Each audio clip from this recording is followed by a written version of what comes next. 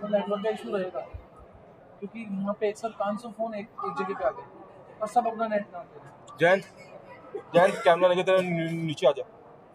हाँ तेरा कैमरा नहीं है ओनली नीचे। और सुन ऊपर नवकेश होगा, नवकेश को बोलना मेरा वाला बैनर सेट करके देखा फटाफट तुझको।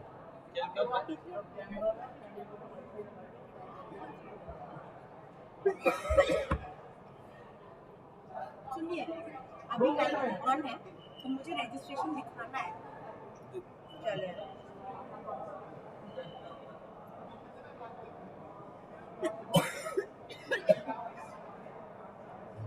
दादा पानी का बॉटल कहाँ मिल रहा है? मैं पानी का बोतल एक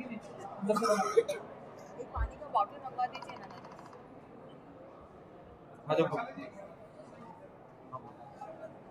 good morning sir. Yes yes yes perfectly okay.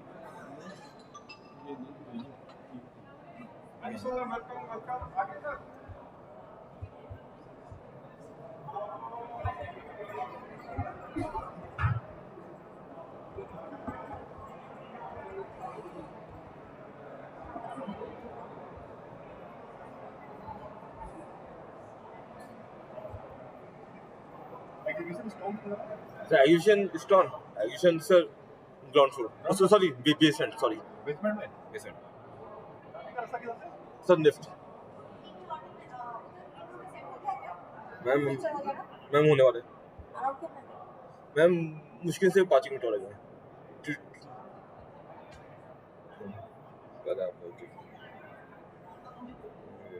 आपके पास आदमी काफी है लेकिन काम करने वाला इंस्ट्रक्शन कोई मैं मतलब बेसिकली क्या हो गया, 3 जो मेन बंदे थे ना, अभी आपको मैसेज दिखाऊंगा। अब बोलिए कि मैं भी कुछ नहीं कर सकता ना आप कुछ कर सकते। एक रात बता दिया 2 बंदे थे वो आने वाले ना, उनकी जगह और कोई बंदे हैं, उनको भी पता ही नहीं कुछ भी। इसलिए कोऑर्डिनेशन का इतना बड़ा इवेंट मंत्री जी मैम वो आपको पता है, मुझे ही पता सब कुछ, मैं मैनेज करूंगा, मगर वो थोड़ा सा है ना, एक बार पहले होगा मंत्री जी का करवा दूं मैं। पहले मंत्री जी में कुछ प्रॉब्लम मंत्री नहीं आना चाहिए। मैं मेन एक मंत्री जी को हो गया ना अपना, उसके बाद तो मैं 3 मिनट में ना पूरा फिक्स कर दूंगा। अभी आपके सामने मैं बोला था प्लीज मैम 2 मिनट मुझे दीजिए। आपको तो केवल इधर की वजह से मैं इधर लगा रहा था सुनिए, और आप सब बुरा मानेगा, एक से बोलते हैं ना तो आउट ऑफ माइंड हो गया मैं। माझे के फेसबुक पे देखो चेक दीदी गोविंद भैया रजिस्ट्रेशन डायरेक्ट और ये सब कुछ हो रहा है ना, कवर सारा। अभी 10 मिनट रुक जाओ, मंत्री जी आ जाए ना, उसके बाद सबकी मैं ड्यूटी बता दूंगा, सब अपनी अपनी जगह रहोगे, कोई किधर नहीं भागेगा। सिर्फ 10 मिनट में मंत्री जी आ जाए, एक बार अंदर घुस जाए। उसके बाद आपको जहाँ जाना है सब आपकी ड्यूटी नीचे है तो आप नीचे ही रहोगे, ऊपर नहीं होगे आप। 2 दिन तक नीचे रहोगे, हमें चाहिए नहीं आप ऊपर। जहाँ मिनिस्टर रहेंगे मिनिस्टर के साथ मैं सबकी ड्यूटी फिक्स है, अपने 6 होने 6 में एक बंद फोटोग्राफर है ना, वो वहीं का वहीं रहेगा। पता क्या होगा, ये इधर भी खींची उधर भी खींची, आपने फोटो मांगी ना मंत्री जी को मुझसे। नहीं हाँ हर जगह में लोग होना चाहिए, लेकिन लाइफ में मुझे यहाँ पे एक आदमी कांस्टेंट चाहिए। জলের বটলটা কোথাও পাওয়া যাচ্ছে না না?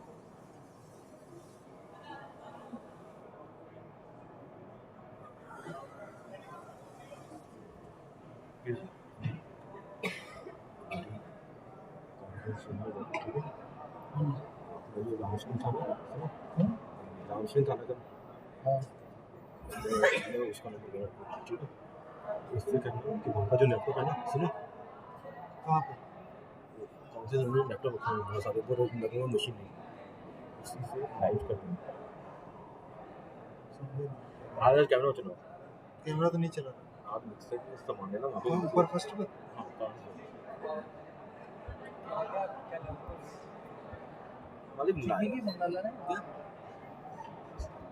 पता क्या लाइव भर गए, वो बंदे कम है, लाइव भर गए बंदे कम है। क्यों बढ़ गई? आपने कितने बोले थे? मैंने 7 बोले थे, जहाँ पे अपने 2 थे ना।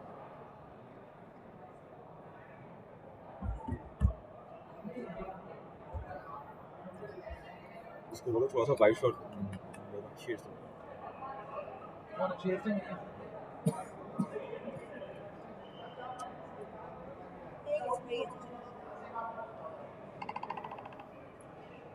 हेलो हेलो हाँ सर यस यस सर।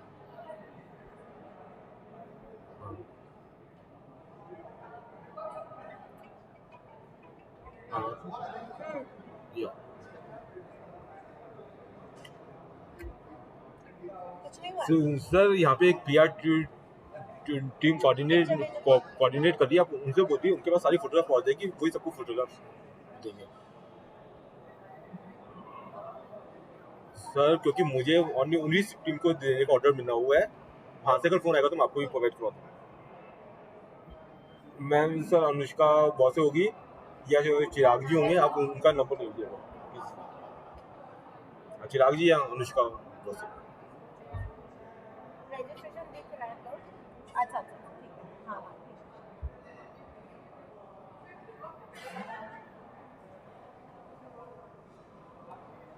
सुनो, मंत्री जी का नाइफ भी बोल दिया इसने, जब मंत्री जी का नाइफ दूं यहाँ पे सेटअप रखना ही नहीं ना, मुझे दिखाना मंत्री जी का, तो दिखाऊंगा आपने बोला था ना साथ में, बोला आपने पहले बोला था कि मंत्री जी का ले लेना।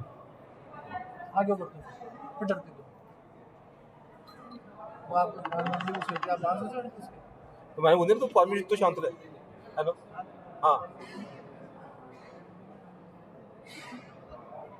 सेटअप उसको बोल, मैं करा रहा हूँ सेटअप। सुन अब हाँ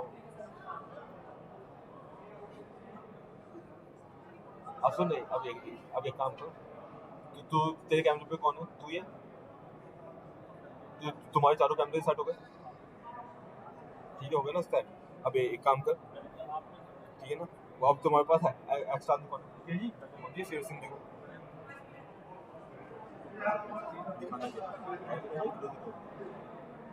मैंने बोला हाँ बकेश। एक तो फोटो लिया आपने अडप्टर ना, और एक कम ना एक तो अडप्टर भेज दे, बैग में रखूंगा सुन, और एक है ना ऊपर किसी से भी बैटरी करना है उनके अपने बैटरी निकल नीचे मेरे पास बैग से जहाँ मैं बैठा था। और सुन हाँ अपना और पुराना रहता है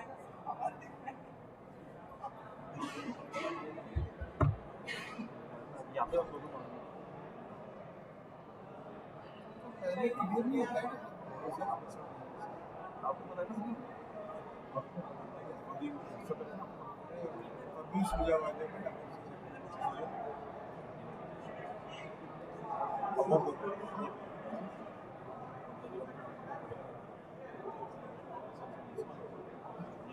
ये चलो आज ठीक है, काम निकालूंगा कि ले जाऊंगा अनिल भैया, अनिल भैया सुनो, एक मिनट सर से पूछे ना मेन कौन है, और सर का है ना अच्छा सा कॉल कर देना, राशि यहीं से मैं अरेंज करवा रहा हूँ, देखो अगर हो गया सर ये मैम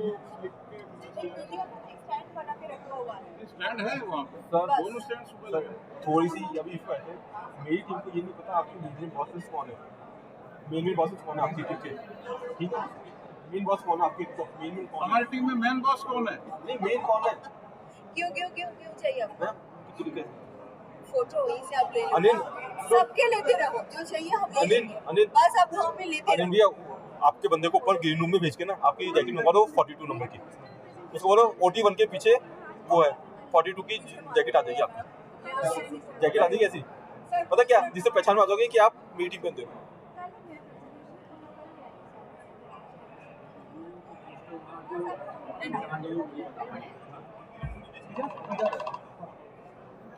हाँ नवनीत भैया, हेलो हाँ हेलो, भाई नवनीत जी को घंटी मार मेरा क्या इधर से ऑडियो आ रहा है कैमरा से नहीं आ रहा आप लोगों का बात सुनाई दे रहा है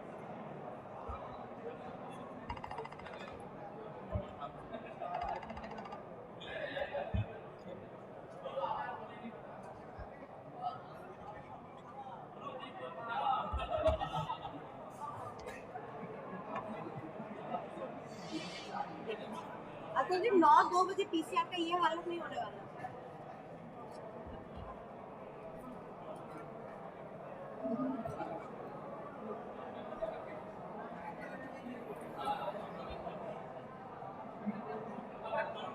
यानी कि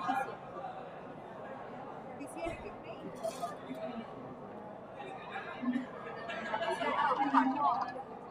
मगर ये क्या वो सेटअप है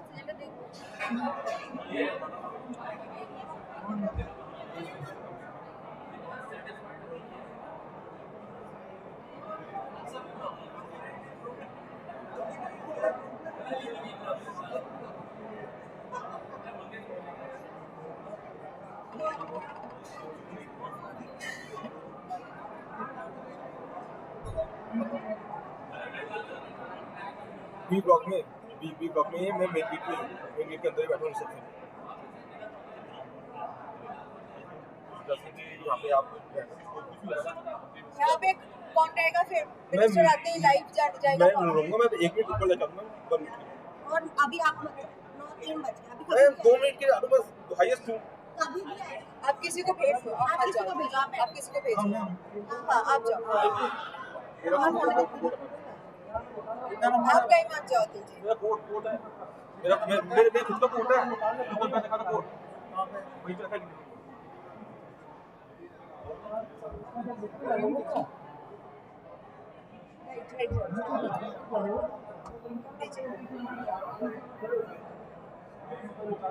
आप कहीं मत जाओ, कभी भी आएंगे। वो आएंगे उससे पहले फिर सारी इन्फॉर्मेशन आ जाएगी यहाँ पे। नेचर में डाल दियो। पीसीआर का क्या सवाल है दादा? क्लाइंट चला गया ना ऊपर कोई देखने चला गया ना चेक तो करने फिर क्या बताएंगे हम? आपका आदमी कहाँ है? वो लोग ऊपर ही है वो आप सर्विस आदमी बोल रहे हो दादा, खाली पूरी 40 मैं आपको 42 पेमेंट पूरी दिलाऊंगा। वो 12 बजे तक आएगा तो मेरा क्या फायदा? आप बोलो 9-10 हो गया है, आपका आदमी अभी तक नहीं आया। आपने जो बताया, अनुष्का ने मुझे जो बताया, मैंने कहा हाँ ठीक है, लेकिन मेरा काम में कुछ दिक्कत नहीं आना चाहिए। क्या हो रहा है दादा? कुछ दिक्कत नहीं आएगी, अभी तो कोई दिक्कत नहीं, आगे दिक्कत आएगा। हम लोग इतना जगह बाहर जाके काम करते हैं दादा, कितना अच्छा टीम रहता है रेडी। ऐसे आपको भी कोई प्रॉब्लम इशू नहीं हो रहा ऐसे खुशबू?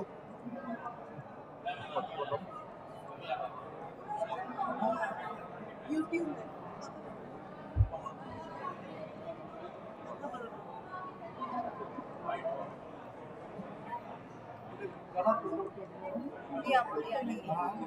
रजिस्ट्रेशन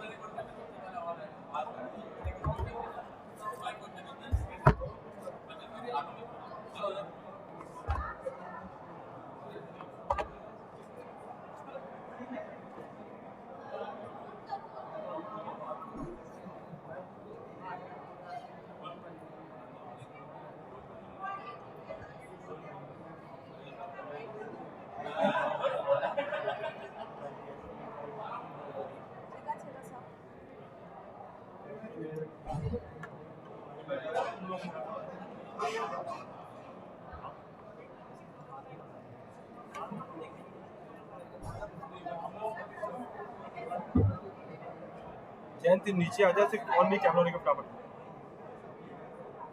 नहीं तो नीचे आ जा, बैठा मेरे पास ही पीछे।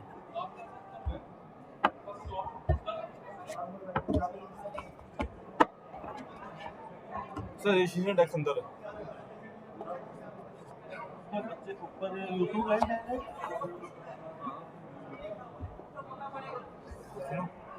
उसको में जाके ना मेरा आई है ऑन कर देगा, कनेक्शन लगा नहीं आप गुलाम जाओ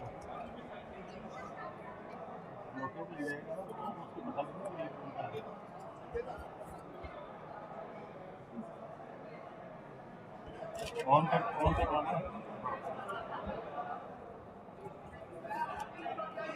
बच्चे को है ना वहाँ पर तो समझे का आई मेक है ना वो ऑन करवाना।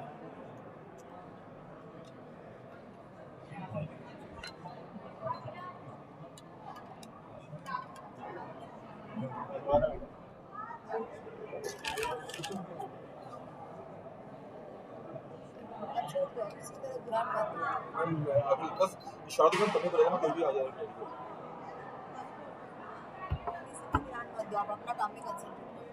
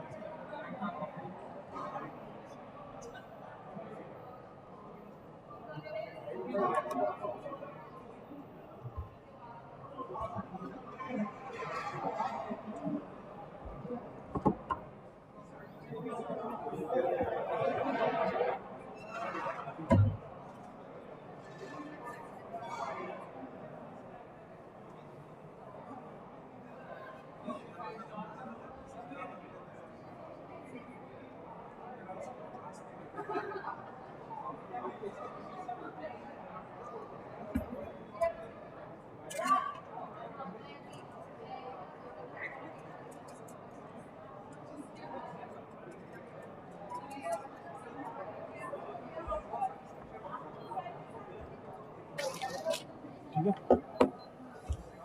1 मिनट में ऑन।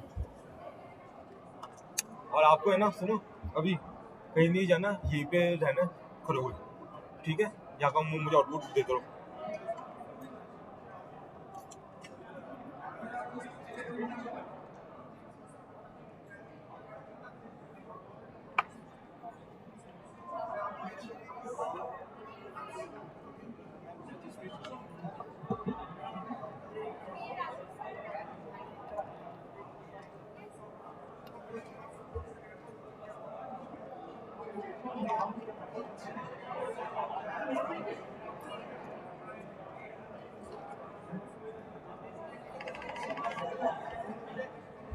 हाँ एंड हाँ क्या क्या एसोसिएशन कोड सर, एक काम कीजिए, किसी को भी ऊपर मेरे ग्रीन रूम में भेज दीजिए, वहाँ पे बोर्ड एक्स्ट्रा रखा हुआ है, वो मंगवा लीजिए आप। हाँ, आप किसी को भी भेज के मंगवा सकते हैं वो, ठीक है?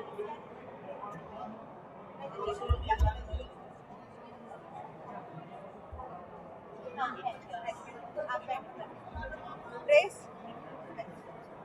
बोल बोल बोल।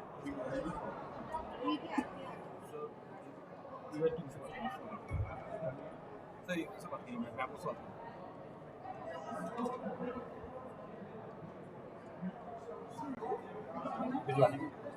चेंज चेंज हो बैठो।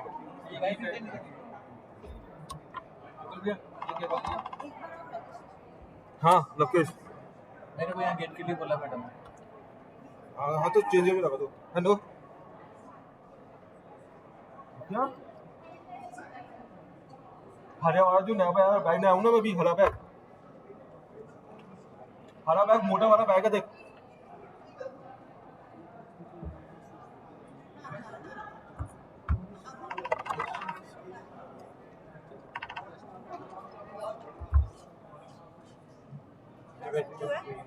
मैम बैटरी की खत्म हो गई, चेंज हो रहा है 1 सेकंड में।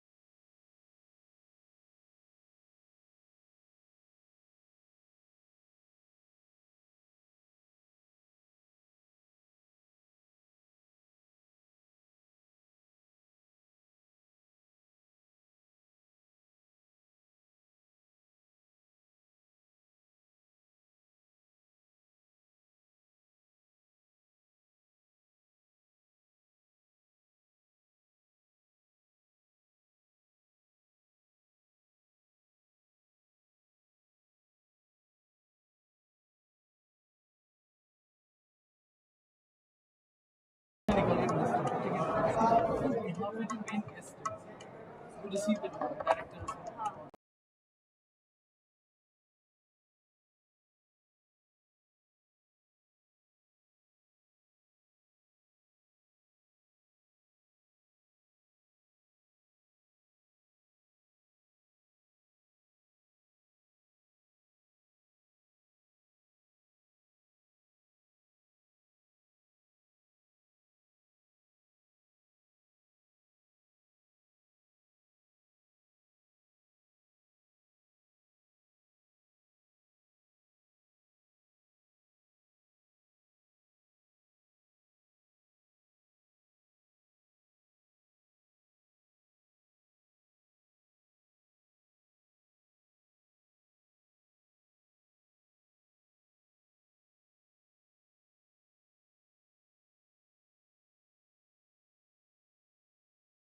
उसी हिसाब से लेना है। आप लोगों ने तो मिनिस्टर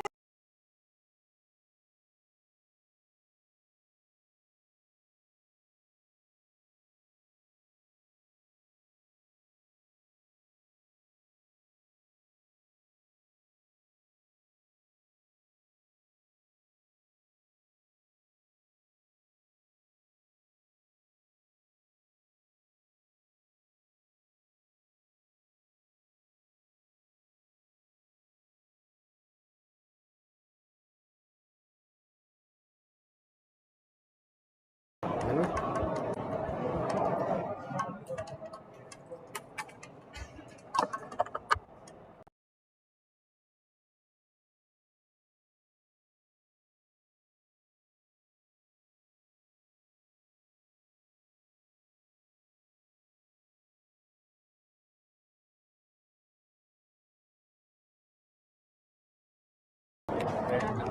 हाँ नहीं वो लाइव के लिए करना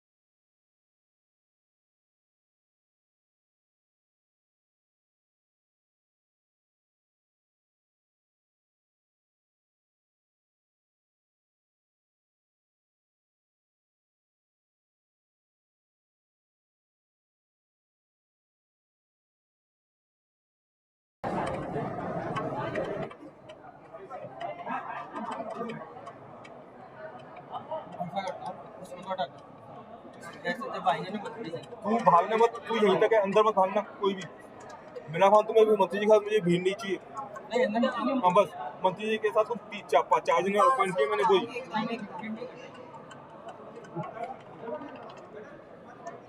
हाँ चिराग सर।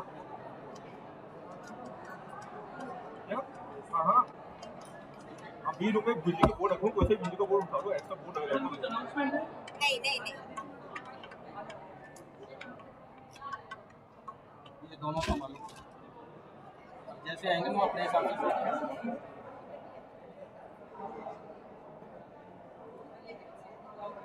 लाइव में वो है ही set. Devendra sir, Devendra sir, Devendra sir, Chandan से कहा मेरी आईडी नहीं आई है। चंदन को बात हुई थी, अभी तक दी नहीं उसने मॉर्निंग में। अब रहने दो, अब रहने दो। सुन एक काम कर,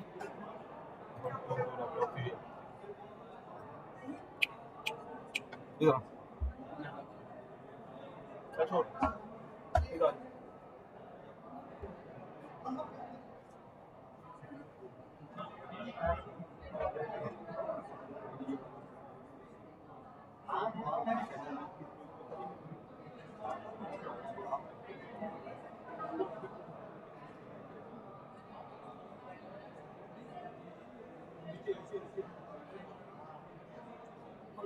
Good morning, sir. Announcement. Let all go inside now. You have no mic? We don't, sir. We don't have any mic. All boys?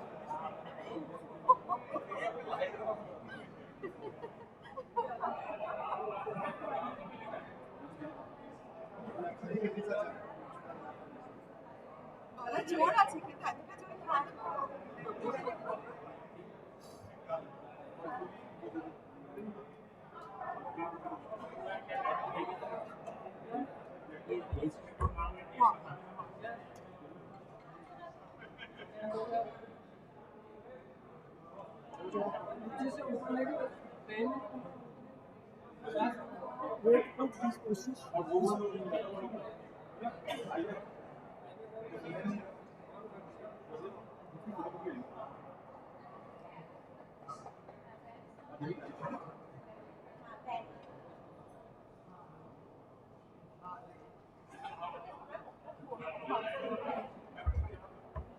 हाँ पानी दे दो भैया। हाँ बस यहीं पे रख लो बस।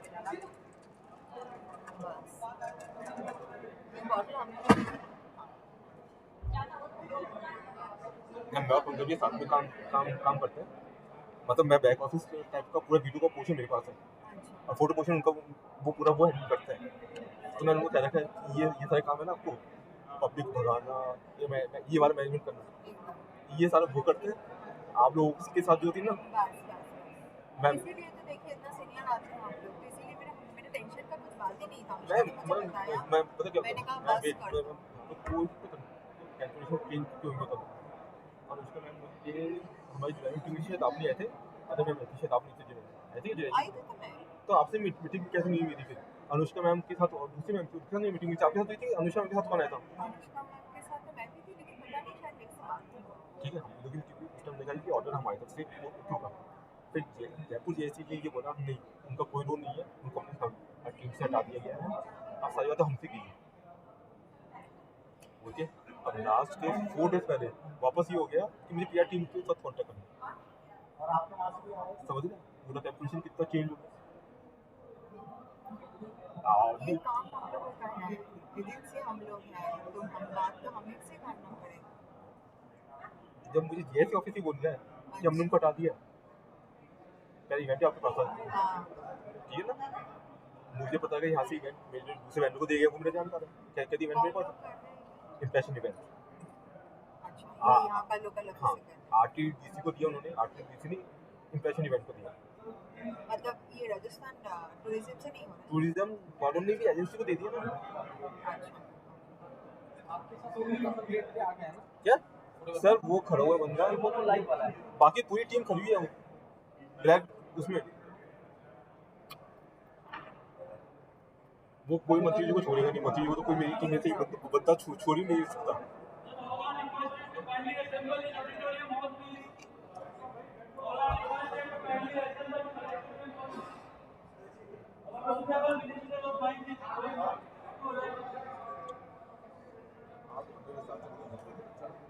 अभी वो आने मंत्री जी, सुनो जयंत, इस सामान के साथ तू यहीं पे रहना, कहीं मत पानी तेज नीचे लाके मैंने रख दे।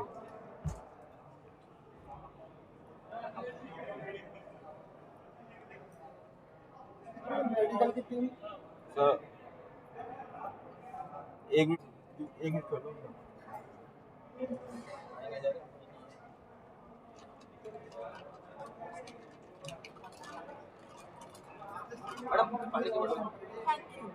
ले लो राइस, हाँ ये राशन अच्छा 2-3 प्रोग्राम। हाँ हाँ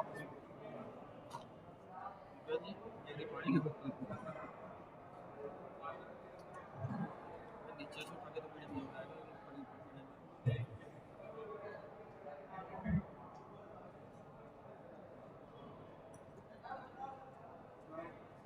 কি হয়েছে সবকিছু মেন এটাই দেখো। हाँ क्या दिख रहा ये दिख रहा है हाँ ऑडिटोरियम है? चिराग को कहाँ से स्विच कर रहे हैं? अतुल जी कहाँ गए? आ गया बारी तो अच्छा मिनिस्टर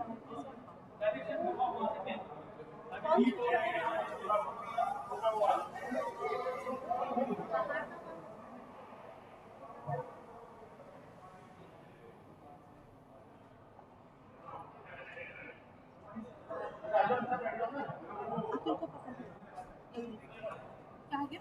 हाँ नहीं मैं बस चेक कर रही थी कहाँ अभी अभी और बताओ हाँ हाँ ना कुछ करने के बाद दो में इसको मंदिर याद से उठा के हाँ ले जाने दे यार। अरे उसमें ना ये रन YouTube पे भी आ रहा है। सब पे जाएगा तो उसी की तो पसंद है। फेसबुक यूट्यूब इंस्टाग्राम और वेबएक्स 4 पे जाता है।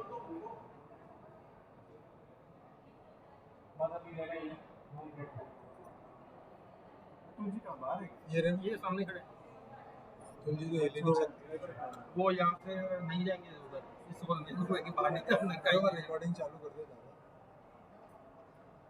सेटिंग को बोल देता हूँ रिकॉर्डिंग बंद मत करो बस। नहीं वो तो आने तो दो, भी आया ही नहीं। आ गया यार, अभी कौन है?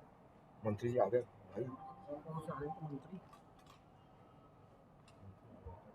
सीएम साहब जाएंगे क्या?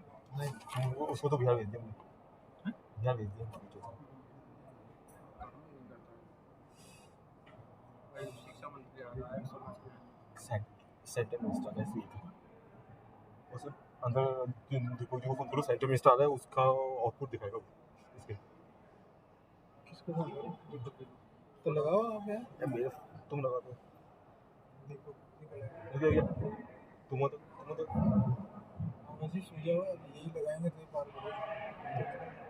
केजू कोई है नहीं अभी मैं करने आया अभी पता अभी मैंने क्या क्या कितनी गलती की। मैंने आधी घंटे तक आगे सुनी, 15 मिनट तक की। इस गेम को यहाँ पे लगा दी है ना, मैं यहाँ पे लगा के चेक करूँ और गाली करूँ और नहीं फोन नहीं आ रहा। ऊपर से केवल अभी दूसरे से कुछ करनी मारेंगे ना होता ना, मतलब बात मैं थोड़ा सा आबूश टीचर आपको मुझको भी 6 घंटे एक साथ सीखेंगे ना तुम आओगे तो पकड़ लोगे। ऐसे ही जितनी बार मैं लाइव करनी तो वापस और नेट बढ़ाओ वो बता देना भाई 26 को कब चलना है। सब आ जाएगा तो पास। और तू 22 को है 22 को फ्री बताओ। हाँ तो डन कर खत्म कर लिख लेना, नोट कर लेना। और घर जाकर अभी तो यहाँ नहीं लिख, व्हाट्सएप पे डालना, व्हाट्सएप पे डाल देना, लोकेशन वगैरह सब ये भेज देंगे। इसको पता मेरी बात कर खाने पीने में एक बार तुम आज पैसा हो गए तुम 2 बजे तक ये तो टाइम एक बार बोलो घंटा ही परेशान नहीं ये तो देखो आज पता क्यों आज इन्होंने कहा था 7 बजे आ जाना, तो मैं था नहीं। और मैं उससे पहले 7 बजे पहले आपको फोन कर देंगे। और मैं बताइए यार ये कोई वजह नहीं है कहना खाना नहीं है नाश्ता नहीं मैं बता रहा हूँ ये काम है काम पहले करो फिर काम कर क्या नाम है उसका? जो भी है 7 बजे 6 बजे आ गया अरे तो कितने बजे आया? उसको बोलना है कि मजदूर जब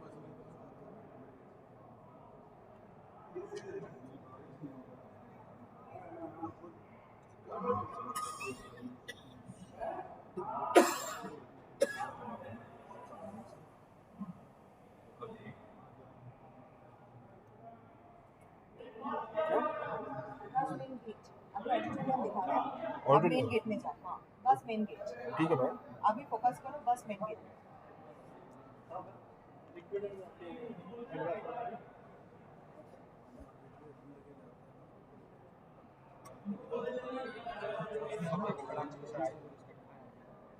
जैसे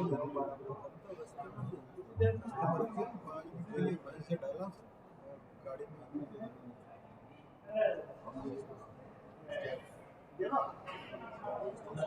अच्छा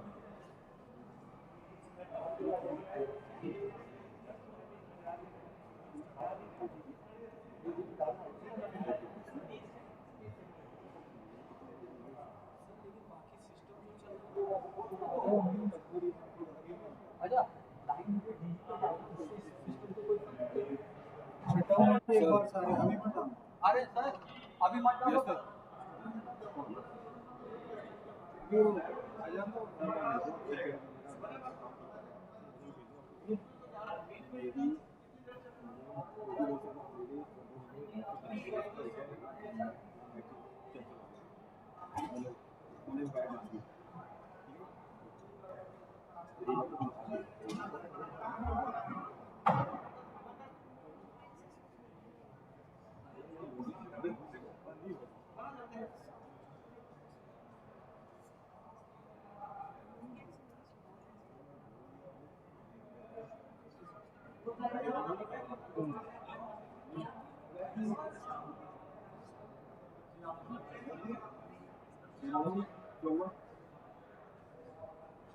अच्छा अभी तक आया नहीं वहाँ पर साउंड है ना वहाँ पे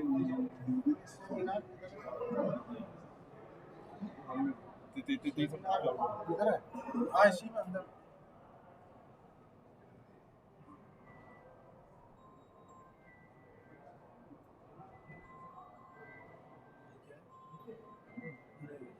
मेरा ये सारा खत्म हो गया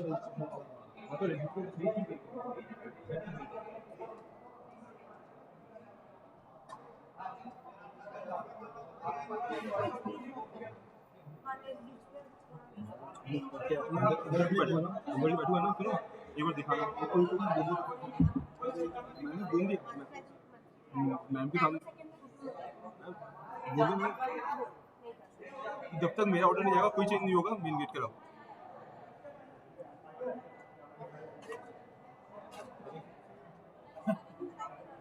तुम्हारा बंद ये दे राम सर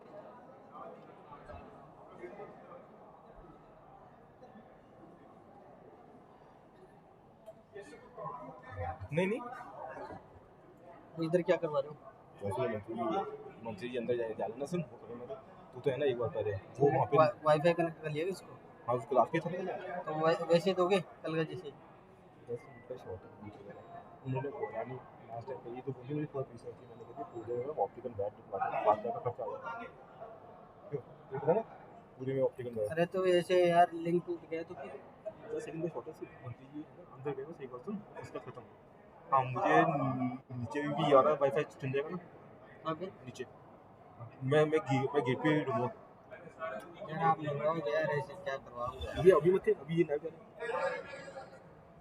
सुन मैं नीचे रहूँगा 10 मिनट बाद तभी ये रहेगा या चेंज होगा रहेगा ये रहेगा कितनी देर में आ रहे हो मंत्री जी 10 मिनट में मैं चेंज नहीं करता ये लाइव जा रहा है वो लाइव लिंक भेजो मैं वहाँ पे लाइव लिंक चल गया नहीं चालू कर दिया ना नहीं वेबकास्ट कर दिया present? Where do we have to go? और इसी को repeat Where do we have to go now? कहाँ पे जाना है मेन उड़ी मेन हॉली कहाँ है?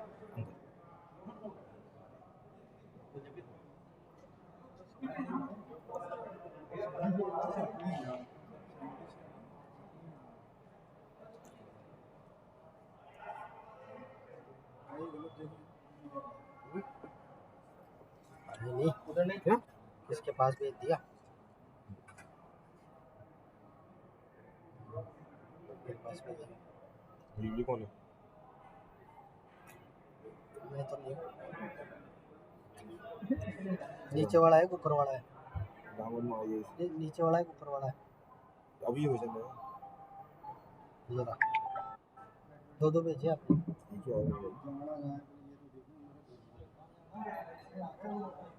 ठीक है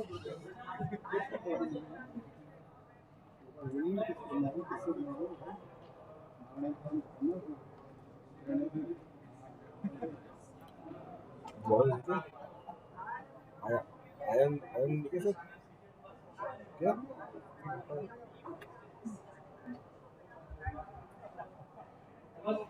ये देखो ये पहले का भेजा हुआ है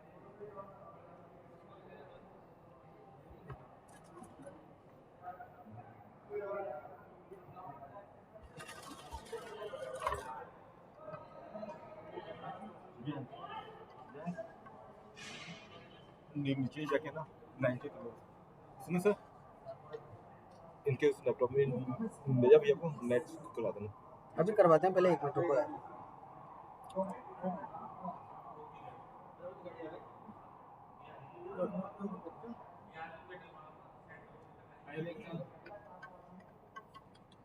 ऊपर कितनी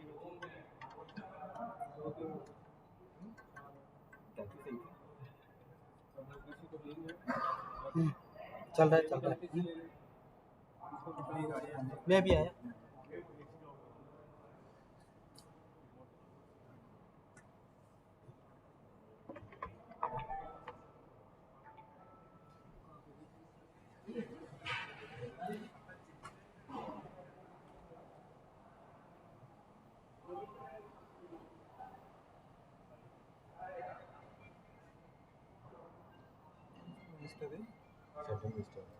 सेंटर मिनिस्टर नहीं सेंट्रल तो है कोई पदवी तो होगा वो है क्या कहता हूँ वो का जो था ना इसका GSI का ये वो है क्या नहीं मतलब इसी का है पर्यावरण मंत्री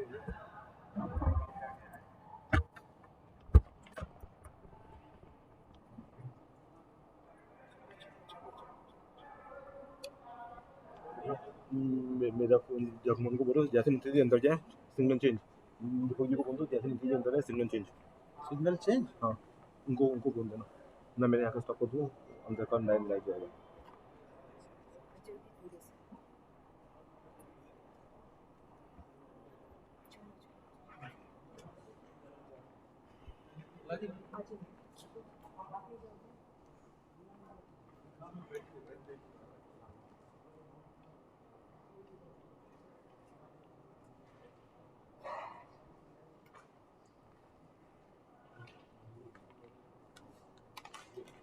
उनको बोलो अंदर से ना तो सिग्नल चेंज कर देंगे फटाफट अंदर से सिग्नल चेंज करने को बोल दो मैम मैं यहाँ का सिग्नल बंद करूँ अंदर का सिग्नल छोड़ दूँ मैम मतलब बैठ गए ना ये तो पर्सन है मैम अभी तो अपन ये थोड़ी दिखाएंगे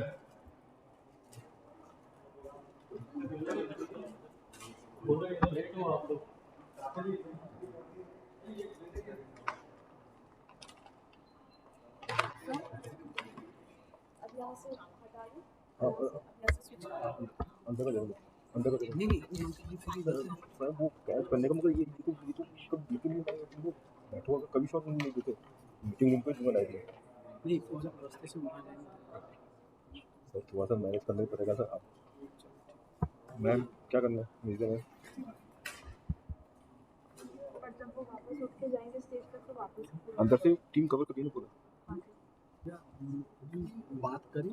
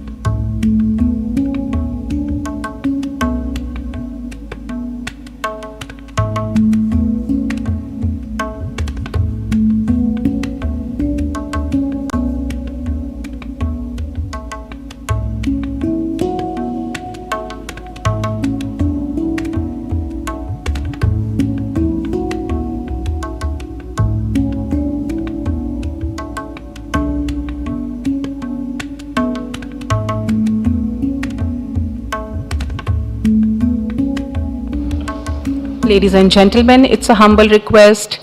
Kindly put your phones on silent mode.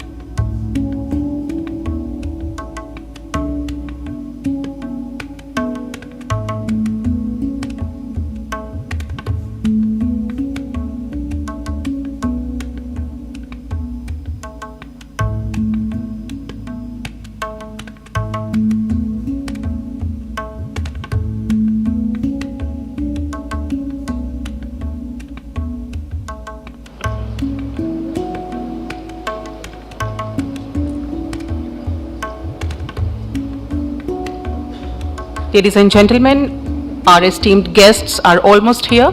We'll begin the show in a while.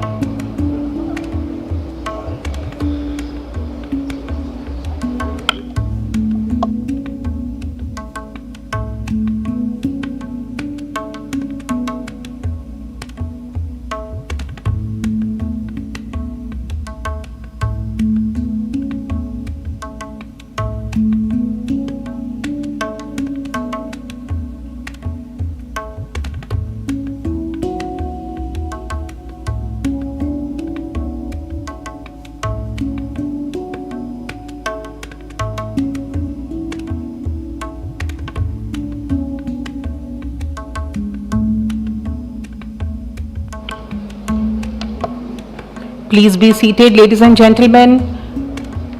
It's our humble request. Kindly be seated. And also, please put your phones on silent mode.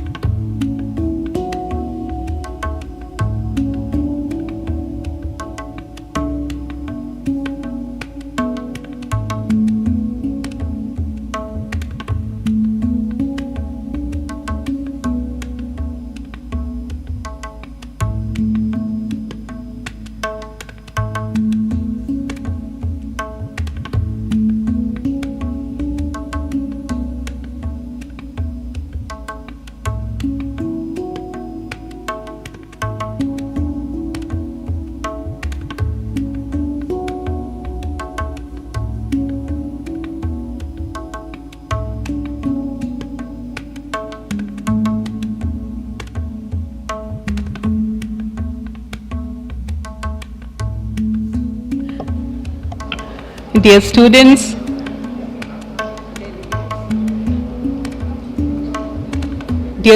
and delegates, you can also take your seats in the first floor, the balcony seats.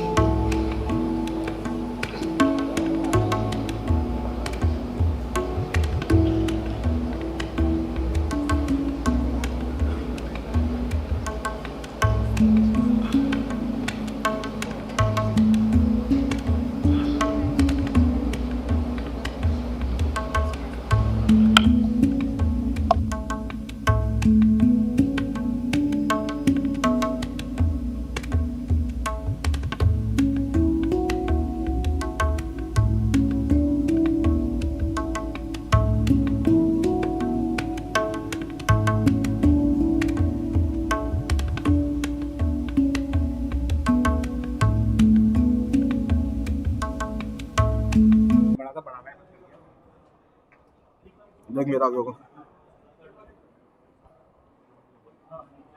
ठीक है, बस आ गया, बस 2 minute के मंत्री जी अंदर गए, बात काम खत्म। ठीक है, फिर तेरा छोड़ दे, तेरा छोड़ दे। ओके, मंत्री जी अंदर गए, मेरा बंद करके आप आइए। वो अंदर गए, उधर से बंद करके, मेरा बंद करके तेरा छोड़ दे दोबारा। अंदर गए, वो अंदर गए। करो मैं बंद, 1 second.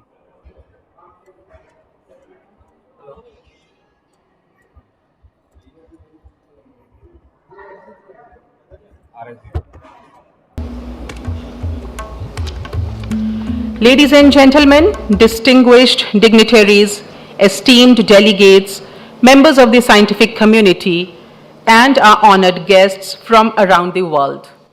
A very good morning, namaskar, adab, khamma ghani. A profoundly warm welcome to you all.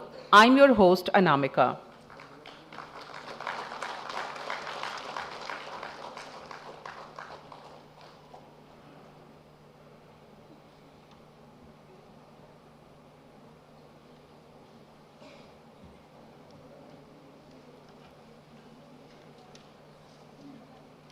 It's a great honor to stand before you at this landmark occasion, the international seminar, Unearthing the Past, Shaping the Future, 175 years of the Geological Survey of India.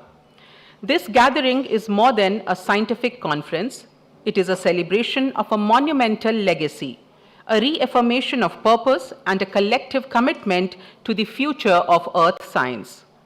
For 175 years, the Geological Survey of India, founded in 1851, has been a cornerstone of geoscientific exploration.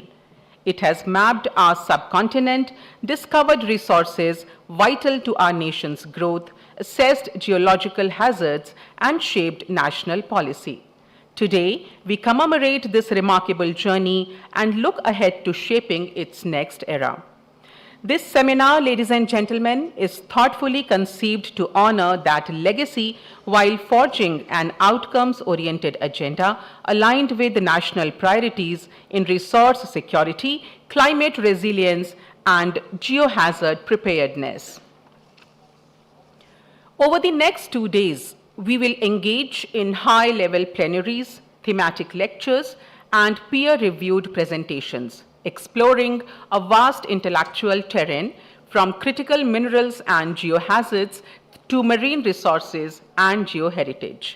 The strength of this seminar lies also in its rich and diverse participation.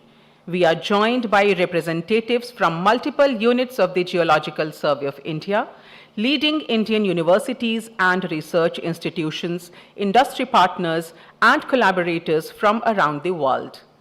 This convergence of expertise promises meaningful dialogue, new partnerships, and a deeper understanding of the challenges and opportunities facing Earth science today. Ladies and gentlemen, as we meet in the magnificent city of Jaipur, a UNESCO World Heritage Site, we are reminded of the deep connections between our heritage and the scientific endeavor that brings us here.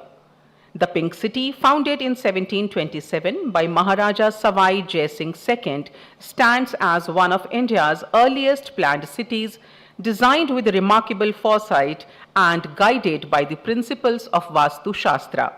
Landmarks such as the Hawa Mahal, City Palace, the astronomical marvel of the Jantar Mantar, and the majestic Amer Fort make Jaipur a celebrated cultural destination.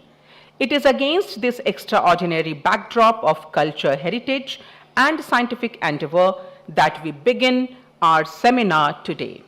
Ladies and gentlemen, once again, welcome to the international seminar celebrating 175 years of the Geological Survey of India. May the next 2 days serve as a catalyst for new ideas, new collaborations, and a renewed commitment to advancing geoscience for national development and global progress. We are delighted to have you with us, and we look forward to a truly enriching and inspiring experience. Ladies and gentlemen, to formally commence our proceeding, it's my privilege to invite our esteemed dignitaries to the dais. Please put your hands together for Shri Vijay V. Mughal, ADG and HOD, GSI Western Region and Chairman Organizing Committee. Shri T. Ravikant, Principal Secretary, Mines and Petroleum, Government of Rajasthan. Shri Asit Saha, Director General, Geological Survey of India and Patron. Shri Piyush Goyal ji, Secretary, Ministry of Mines and our guest of honor. Ladies and gentlemen, please put your hands together for our chief guest, Honorable Shri G. Kishan Reddy Sahab, Union Minister of Coal and Mines. Thank you, esteemed dignitaries, for gracing this stage. A warm welcome to all our distinguished leaders. And now, ladies and gentlemen, we proceed to a very special moment, a moment that resonates in the heart of every Indian. Ours is a nation of breathtaking diversity, united by a common thread, the faith of patriotism. This year, we mark a monumental milestone, the 150th anniversary of our national song, Vande Mataram. Composed by the visionary Bankim Chandra Chatterjee, the poem was first published in the literary journal Bangadarshan on 7th November 1875. It was later immortalized in his iconic novel Anandamath in 1882. The soulful melody we know today was set to music by none other than the great Nobel laureate Gurudev Rabindranath Tagore ji. Commemorating this 150-year journey is a reaffirmation of its timeless message of unity, sacrifice, and devotion. It is a celebration of the idea of India itself. Ladies and gentlemen, let us rise together with respect and pride as we present our national song, Vande Mataram. Vande Mataram.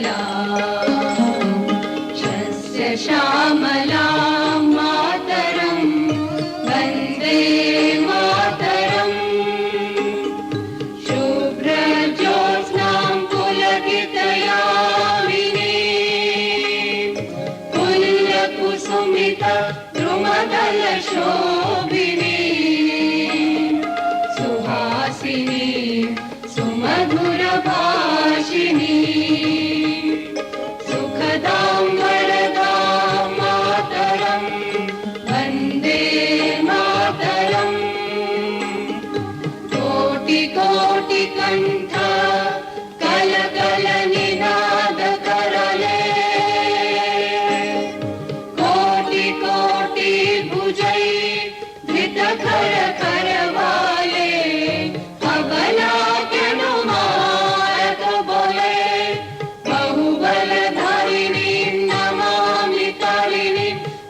दलवारिणी मातरम वंदे मातरम तुम्ही विद्या तुम्ही धर्म तुम्ही रिधी तुम्ही मर्म त्वं हि प्राणाः शरीरे बाहुते तुम्ही मा शक्ति हृदये तुम्ही मा भक्ति तुम्हारी प्रतिमा गढ़ी मंदिरे मंदिरे वंदे मातरम त्वं हि दुर्गा दश प्रहरण धारिणी कमला कमल दल विहारिणी वाणी विद्यादायिनी नमामि त्वां नमामि कमला ममला अतुला सुजला सुफला मातरम Vande Mataram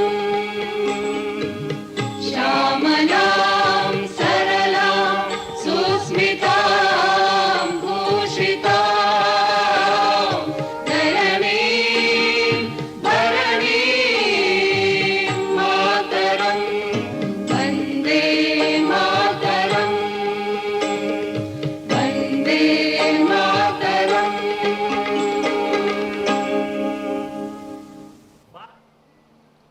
Thank you so much, ladies and gentlemen.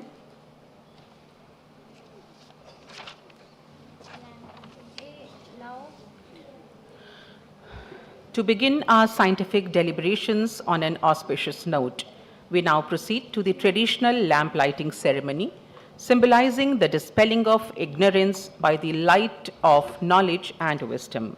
I request all the dignitaries on the dais to kindly join in lighting the ceremonial lamp to invoke the blessings of Ma Saraswati, the goddess of knowledge. I would now like to invite Miss Siniraj, Miss Archana, and Miss Pritha Seth to sing the Saraswati Vandana.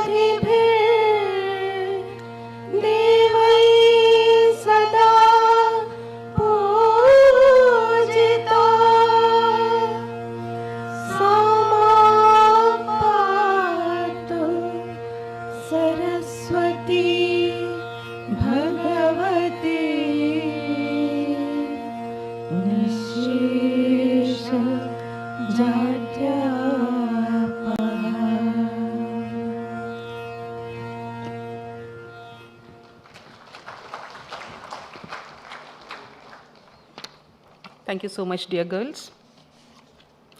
And thank you to our dignitaries and our performers for gracing this sacred moment. With the blessings of Ma Saraswati, we now begin the show. In a tribute to sustainability and environmental stewardship, we shall now welcome our distinguished guests with saplings and mementos, symbols of growth, hope, and a greener future. I will now request the presenters to come forward to honor our dignitaries.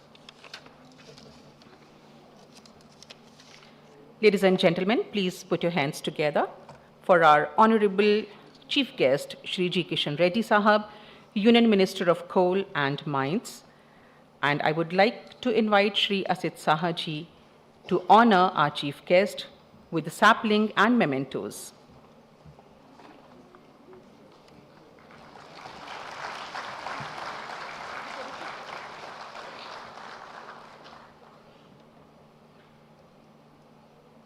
Let's welcome Shri Piyush Goyal Sahab, Secretary, Ministry of Mines and Guest of Honor, with sapling and mementos. To do the honors, I would like to request Shri Asit Sahaji, DG GSI.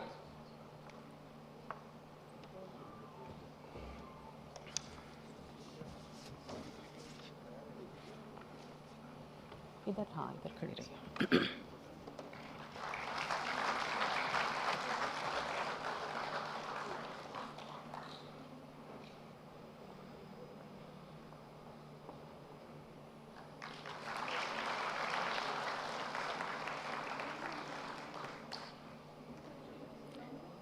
And now let's welcome Shri Asit Sahaji, Director General and Patron, with the sapling and mementos. To do the honors, I would like to request Shri Vijay V. Mughal Sahab, ADG and HOD, GSI WR.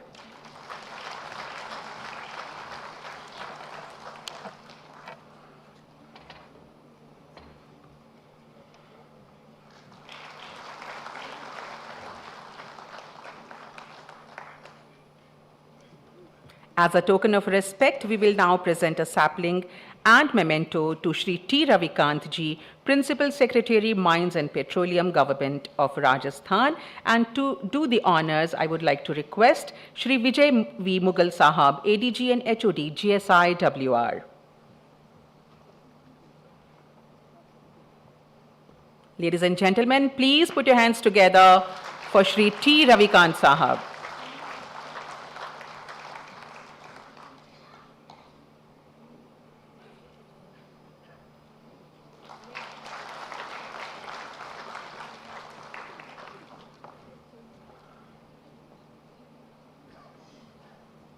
And now to honor Shri Vijay V. Mughal Sahab, ADG and HOD, GSI WR, with sapling and mementos, I invite Shri LMS Mora Sahab, DDG and RMH 2 and convener.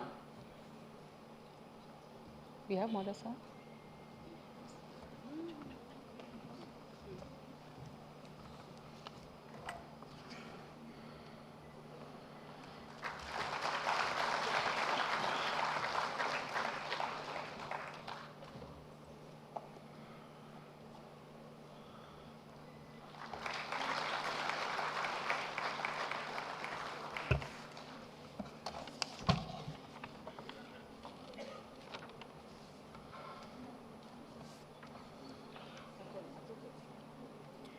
And now, ladies and gentlemen, to express the legendary hospitality of Rajasthan, we now present a soulful welcome song, Kesariya Balam Auni Padharo Mare Des.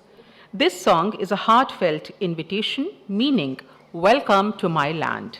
Rendered in the traditional Mand Raga style, it sets the perfect tone for our gathering. Please welcome our talented singers, Rohit Gaur, Pritha Seth and Anushka Shell.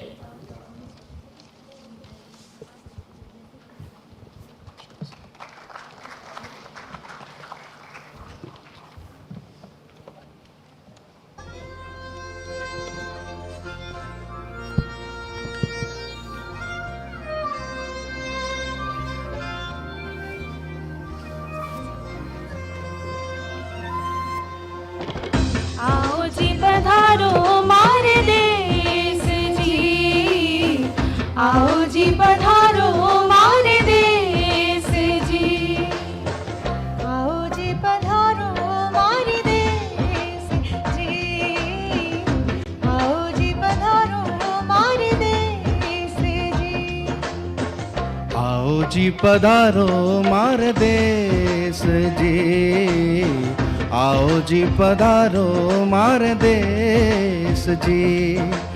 मारू मारे देश रो मैं काई करूं बखान, मारू मारे देश रो मैं काई करूं बखान। धरती सुनहरी लहरियों केसरियों आसमान, हर धरती सुनहरी लहरियों के सरियो आसमान। आओ जी पधारो मारे देश जी, आओ जी पधारो मारे देश जी। तालरिया मगरिया रे मोरू बाइला रे रिया, आयो रे धोरा वालो देश बीरो बनी जारो रे।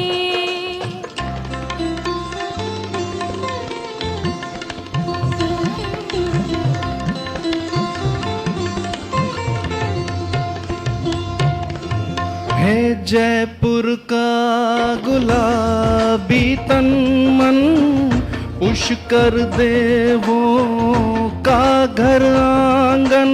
होठों में मीठा मीर है ये मेरा बीकानेर है। जीवन का जश्न मनाते हैं हम, बाटी बांट के खाते हैं। जोधा की नगरी को उगता सूरज करे घनी घनी खम्मा। ओ घड़ी घड़ी खम्मा, आओ जी पधारो मारे देश जी, आओ जी पधारो मारे देश जी। सब धर्मों की है ये धरती, ख्वाजा पिया को सलाम है करती।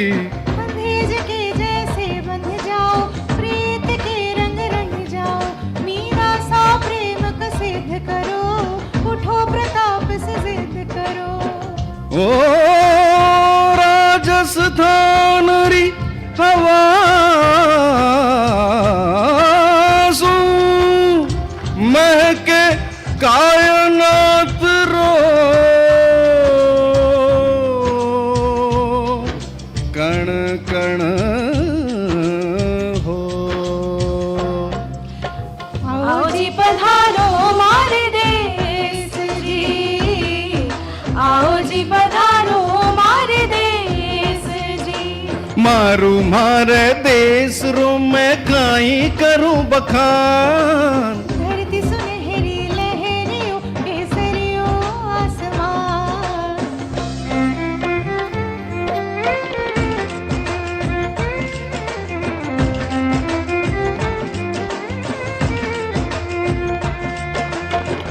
आओ जी पधारो मारे देश जी, आओ जी पधारो मारे देश जी। आओ जी पधारो मारे देश जी, आओ जी पधारो मारे देश जी। आओ जी पधारो मारे देश जी। धन्यवाद।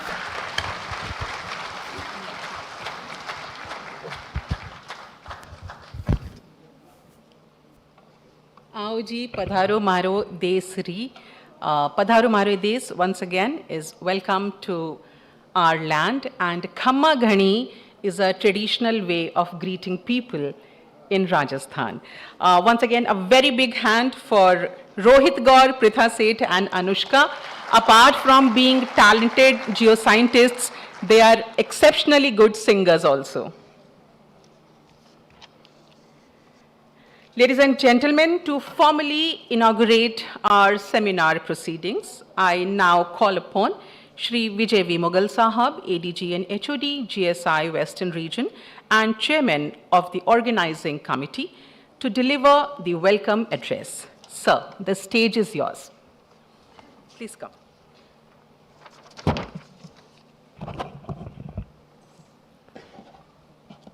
Very good morning and welcome to Jaipur, the Pink City.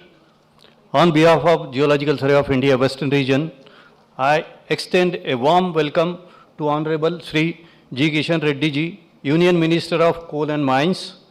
I welcome Sri Piyush Goyal ji, Secretary, Ministry of Mines, Government of India, and a warm welcome to Sri Ashit Saha ji, Director General Geological Survey of India, and Shri T. Ravikant, Principal Secretary, Mines, Petroleum, Government of Rajasthan.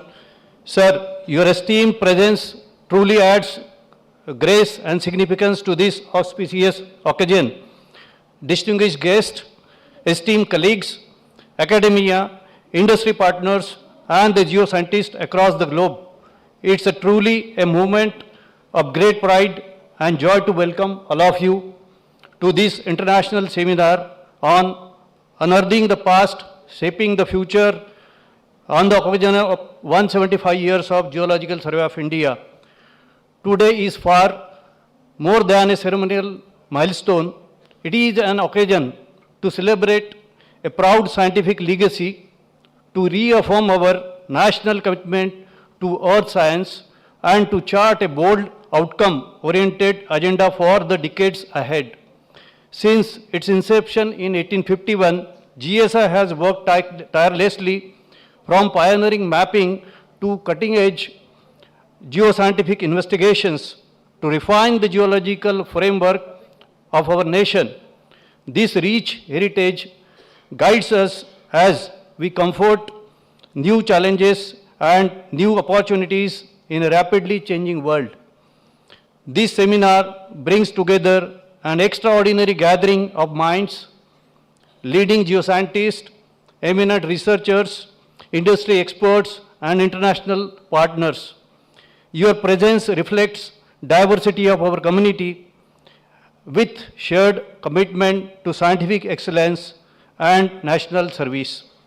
During the seminar, we will engage with a broad yet coherent spectrum of the themes that lies at the heart of earth science priorities today, like search and exploring the critical and strategic minerals, next generation geophysics and subsurface imaging for deep and concealed mineral deposits which are transforming the exploration, ocean processes and marine resources, unlocking new dimensions of the blue economy.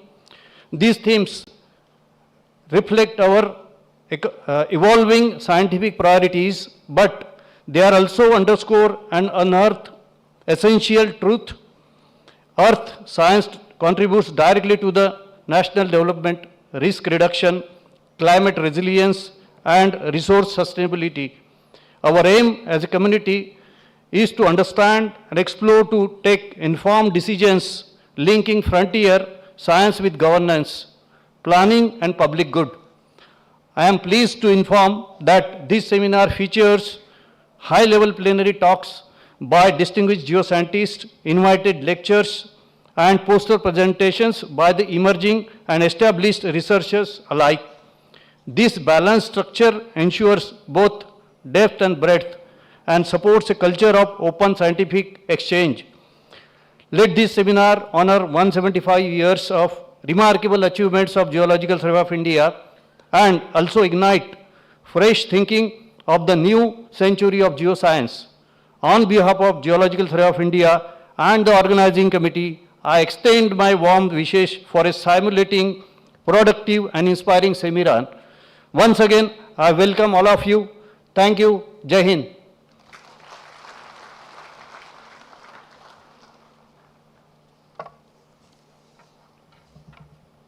Thank you so much, Sri Mughal, for your warm and inspiring words of welcome. It is an honor to hear from you.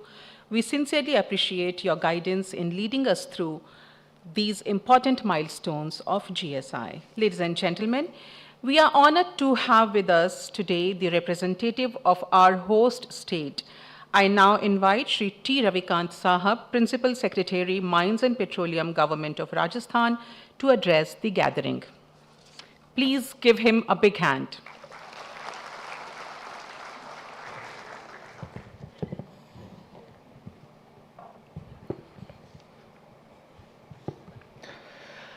Very good morning.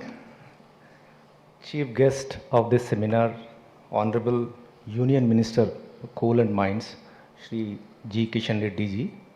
Guest of honor, Shri Piyush Goyal, Secretary, Government of India, Ministry of Mines. Mr. Asit Saha, DG GSI.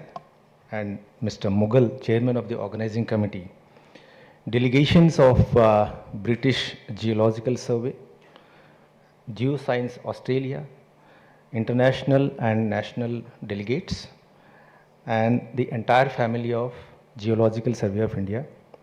I welcome you all to this international seminar. As we all know, Geological Survey of India is the oldest scientific organization in India. It was set up in 1851. So GSI in these last 175 years laid strong foundation for geological mapping and exploration for the entire country. I congratulate the entire team of GSI for organizing this seminar, especially in our state, Rajasthan. Thank you so much for organizing this important seminar in our state, Rajasthan. Rajasthan is known as Museum of Minerals.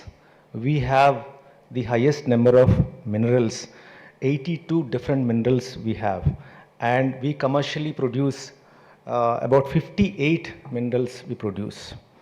So out of these, most valuable minerals like gold, silver, zinc, lead, and the rare earth elements, all these are explored by Geological Survey of India in Rajasthan.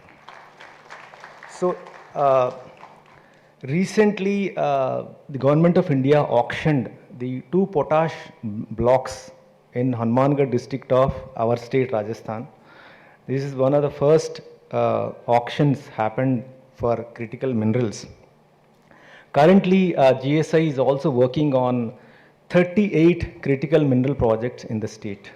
It's very heartening to see GSI is working so much in our state in this critical mineral sector. Thank you once again to the entire family of GSI. In recent years, the landscape of exploration is changing very fast with several policy initiatives by Government of India, be it amendments in MMDR Act, and be it the launch of National Critical Mineral Mission. So things are changing very fast, and adoption of artificial intelligence and machine learning techniques is also on the rise.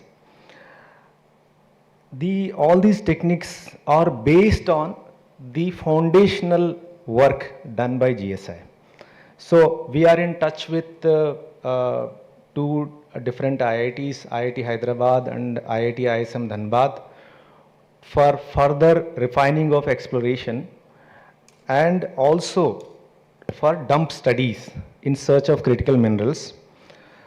I hope this seminar will help in exchange of ideas from across the globe, and new techniques, new ideas will emerge out of this conference.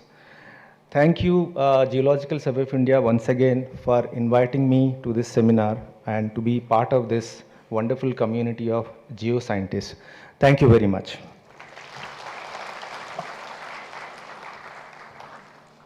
Thank you so much, Shri T. Ravikant Sahab. Thank you for guiding us through the accomplishments of GSI and the incredible work the GSI has been doing for the past 175 years. Thank you, sir, once again. And now I would like to request Shri Asit Sahaji, Director General, Geological Survey of India and patron of this seminar, to share his address and vision. Shri Saha.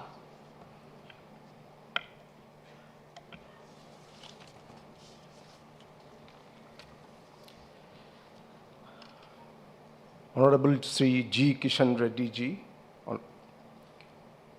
Union Minister of Coal and Mines, Sri Piyush Goyal Ji, Secretary, Ministry of Mines, Dr. B.V. Mughal, Additional Director General, GSI Western Region, Sri T. Ravikant, Principal Secretary, Mines, Government of Rajasthan, distinguished dignitaries, esteemed representatives from the international organizations, heads of sister institutions, eminent geoscientists from India and across the world, respected colleagues, dear friends, a very good morning to all of you.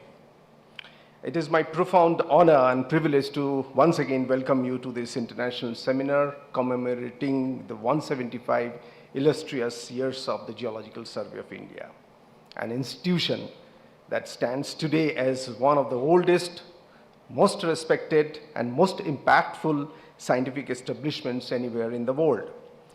This milestone is not merely a celebration of historic endurance, it is a reaffirmation of a mission that continues to evolve, to explore, to understand, and to serve both the nation and the planet. Established in 1851 with the mandate to map geological endowment of the Indian subcontinent, GSI has over the decades played a defining role in shaping the mineral economy, scientific landscape, and environmental stewardship of this country. The discovery of coal in Raniganj, copper in Khetri, iron ore in Bellary Hospet, uranium in Yadugoda, bauxite in Eastern Ghats, Kolar in Gold Kolar, and list is endless, are milestones that strengthened India's industrial and energy independence.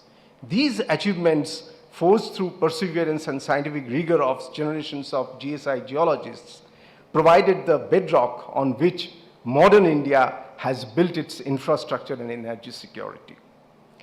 Beyond mineral exploration, GSI has also expanded its horizon into geotechnical, geoenvironmental, and hazard management studies. Our systematic mapping and data generation have delivered an unparalleled understanding of the Indian surface and subsurface, placing GSI among the select few national surveys worldwide to have mapped the entire country at 1:50,000 scale. The global landscape of geoscience is undergoing a paradigm shift. The priorities that now guide geological surveys across the world are sustainable development, critical mineral security, CCUS, deep ocean studies, big data integration, and so on and so forth, which reflect the growing recognition of geoscience, which stands at the forefront of addressing humanity's grand challenges. The mineral exploration environment also has become increasingly complex. Traditional surface expressions of ore deposits are diminishing day by day, and the future lies in finding out deep-seated, concealed deposits within structurally complex domains. Globally, despite significant investment, discovery rates are going down, and success ratios remain daunting. Roughly 1 in 100 for copper, 1 in 1,000 for gold, and maybe we don't know, the ratio is even lower for the critical minerals and PG deposits. These figures are not limitations.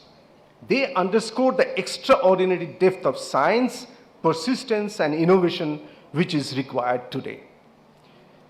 The next generation of discovery will come not from what is visible at the surface, but from our ability to image, model, and interpret what lies beneath. This demands a decisive shift from conventional methods to concept-driven and technology-enabled exploration regime. A transformational opportunity lies in the reinterpretation of our extensive legacy datasets. Hundreds of thousands of maps, reports, logs, samples, analysis accumulated through decades of national effort. And when integrated with modern high-resolution datasets through platforms such as NGTR and Bhukosh, these archives hold immense potential for reducing risk, accelerating discovery, and strengthening industry-academic partnerships.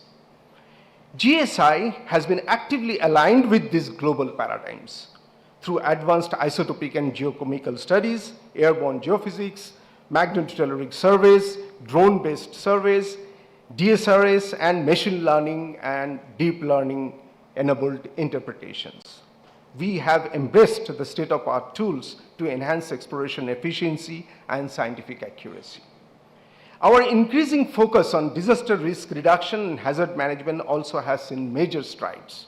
As the nodal agency for landslide studies, we have established the National Landslide Forecasting Center in 2024, expanding early warning coverage from 16 to 21 districts across the 8 states in just 1 year. And we are now working towards a nationwide early warning system by 2030. Similarly, our pioneering studies on glacial lake outburst flood, that is GLOF, in the Himalaya, with detailed inventories for the northern states, Uttarakhand, Himachal Pradesh, and Jammu and Kashmir, are all vital inputs to climate resilience planning.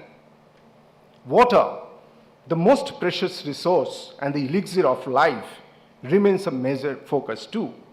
Our collaboration with Central Groundwater Board addressed the geogenic and anthropogenic contamination of groundwater, and this collaboration represents an important step towards ensuring safe water for all. Our legacy in seismology remains globally significant. R.D. Oldham's 1897 study of Great Assam earthquake, leading to the discovery of P, S, and L webs, continue to inspire new generations. Today, the GSI remains committed to advanced research in active tectonics, seismic microzonation, and earthquake hazard assessment. The digital transformation of geoscience marks another historic milestone. The completion of digitization of all legacy datasets positions India among the few nations offering open, high-resolution geoscientific data for policy, research, and industry use. Today, we are also formalizing two landmark partnerships with IIT Bombay and IIT Kharagpur, forging an advanced research alliance to strengthen India's scientific capability in frontier areas of exploration and geoscience innovation. And as I say all these things, we are continuing in collaboration with British Geological Survey of India too. The team is here working with us in this state of Rajasthan itself. As we celebrate this 175th foundation year of GSI, we salute the generations of geoscientists who built these institutions inch by inch with passion, perseverance, and unwavering scientific commitment. Our tools may have progressed from the field hammer to the drone, from hand-drawn maps to AI-driven 3D models, but our mission remains unchanged: to unravel the mysteries of the earth for the benefit of the society. The challenges before us are immense, but the opportunities are greater still. This international seminar brings together some of the brightest minds from India and around the world. It provides a forum to share knowledge, forge partnerships, and reaffirm our collective commitment to geoscience as a driver of sustainable development, resilience, and human progress. As we look ahead, the GSI remains steadfast in its endeavor to serve as the geoscientific backbone of this country and a responsible contributor to the global community of earth scientists. Let us together chart a future where science guides humanity towards harmony with the planet which we call our dear home. Thank you very much. Jai Hind.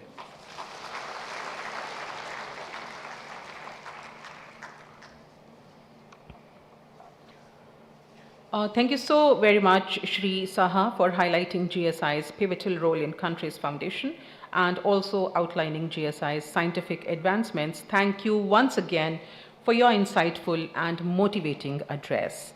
Ladies and gentlemen, now I would like to call upon Shri Piyush Goyal Sahab, Secretary, Ministry of Mines, to share his perspectives with the audience.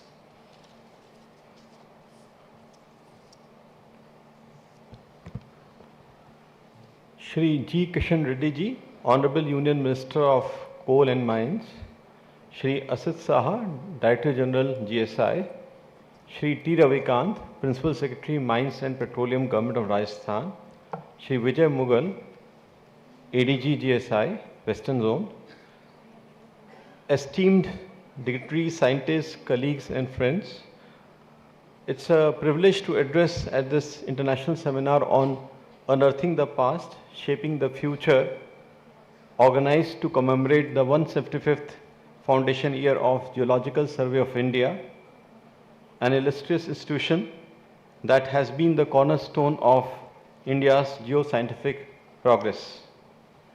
From 1851 till date, GSI's journey mirrors India's evolution from a resource mapping agency to a modern technology-driven knowledge organization.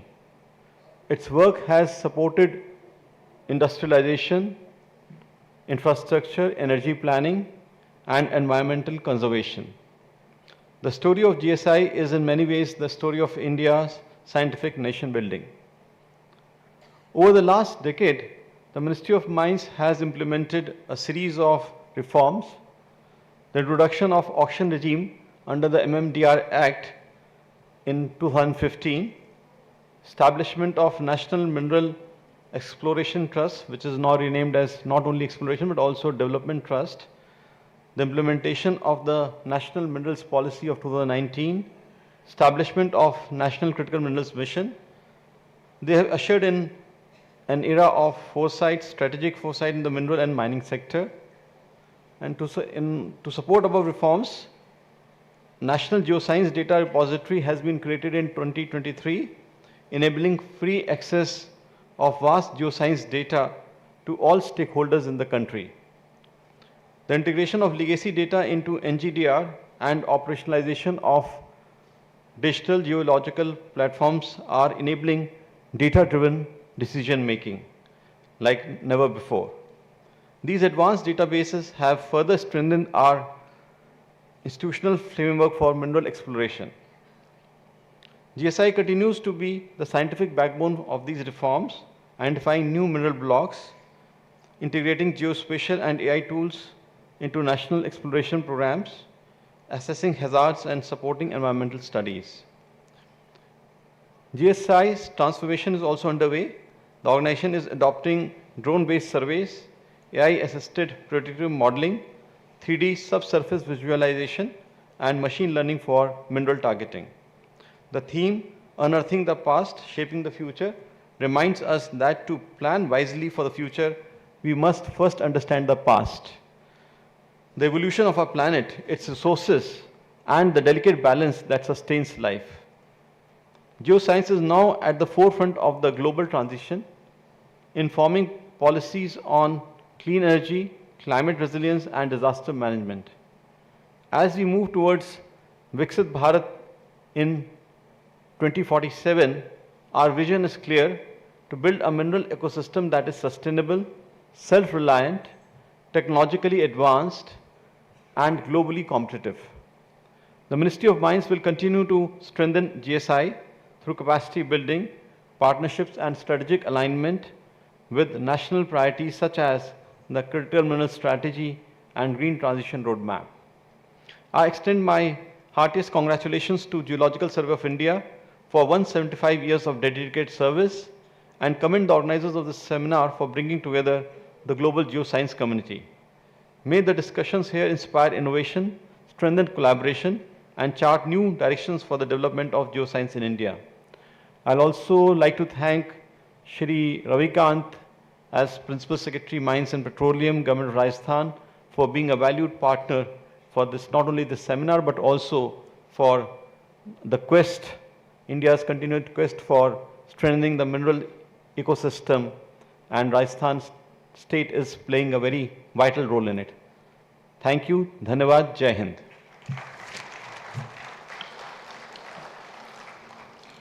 Thank you so very much, Shri Piyush Goyal Sahab. Thank you for your valuable and encouraging words. Ladies and gentlemen, the theme for this year is Unearthing the Past, Shaping the Future. So let's have a big hand for GSI for the glorious 175 years of the Geological Survey of India. We now proceed to a significant moment, ladies and gentlemen, the release of special publications that capture the scientific spirit of this seminar.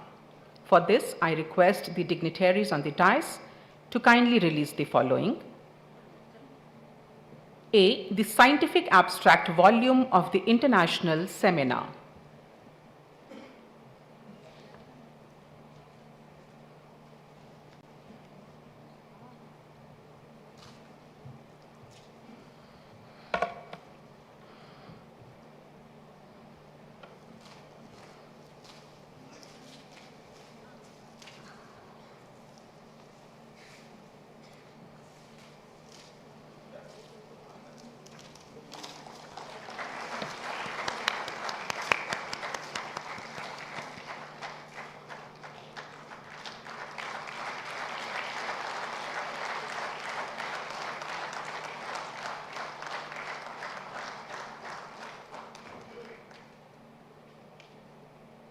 Thank you, sir. And now the seminar souvenir.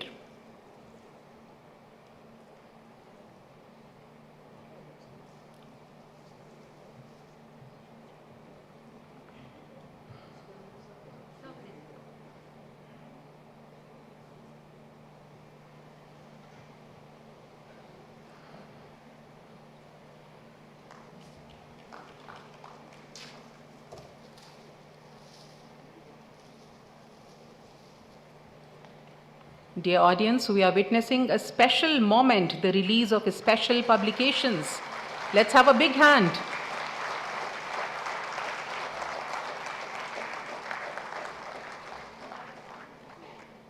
And now, Bulletin Series A, number 83, Phosphorite Deposits of Rajasthan and Gujarat.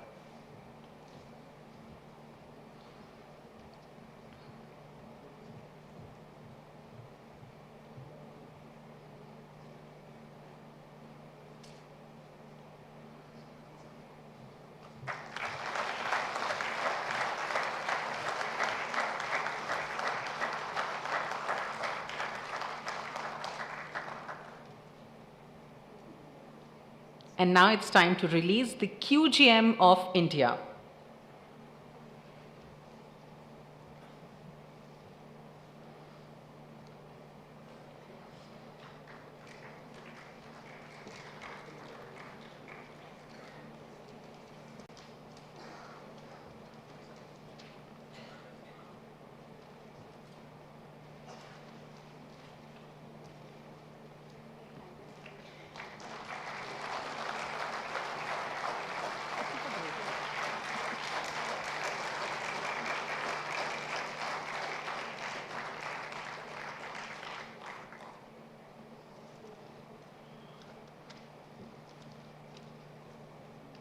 And now let's witness the release of manganese occurrence map of Gujarat.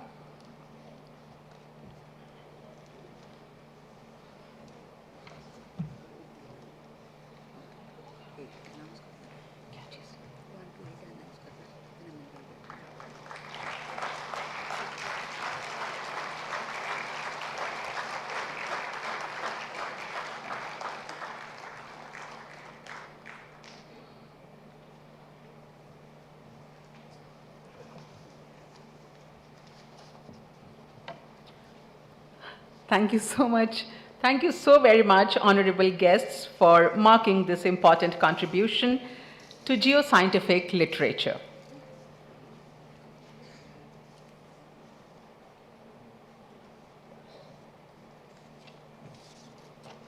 And now, ladies and gentlemen, we witness a significant moment as the Geological Survey of India exchanges MOUs, Memoranda of Understanding, with IIT Bombay, marking a strengthened commitment to geoscience research, innovation, and collaboration.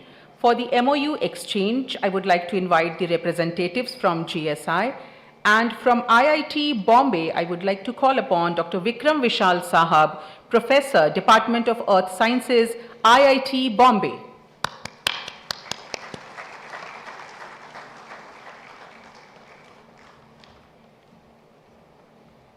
Let's have a big hand for Dr. Vikram Vishal.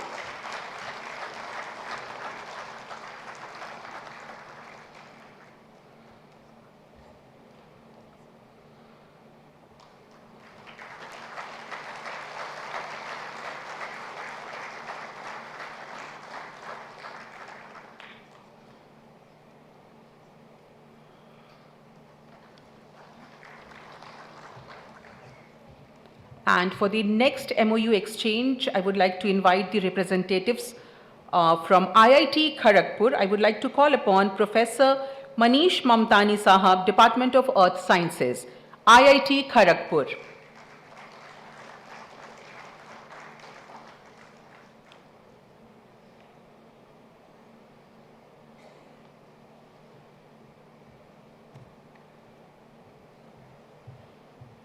Let's have a huge round of applause for Professor Manish Mamtani Sahab.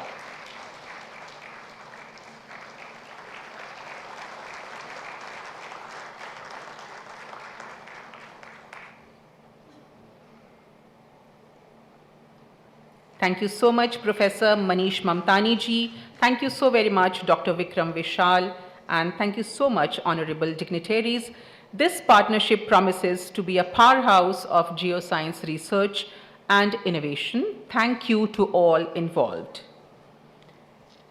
And now, ladies and gentlemen, it's my distinct privilege to invite our chief guest to share his address. Please welcome Honorable Shri G. Kishan Reddy Sahab, Union Minister of Coal and Mines.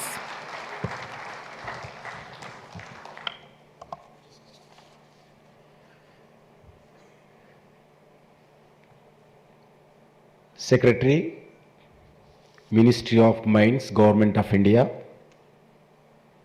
Shri Piyush Goyal ji, Geological Survey of India, Director General, Shri Asit Sahu ji, Secretary Mining, Government of Rajasthan, Shri Ravikant ji, ADG, Geological Survey of India, Western Region, Shri Vijay Mughal ji, esteemed scientists and delegates from different organizations from India and abroad, representatives from academia, industry, and specialized students and friends from media. Good morning to one and all. Namaskar. It is a privilege and a moment of immense pride to be here in this historical Jaipur city.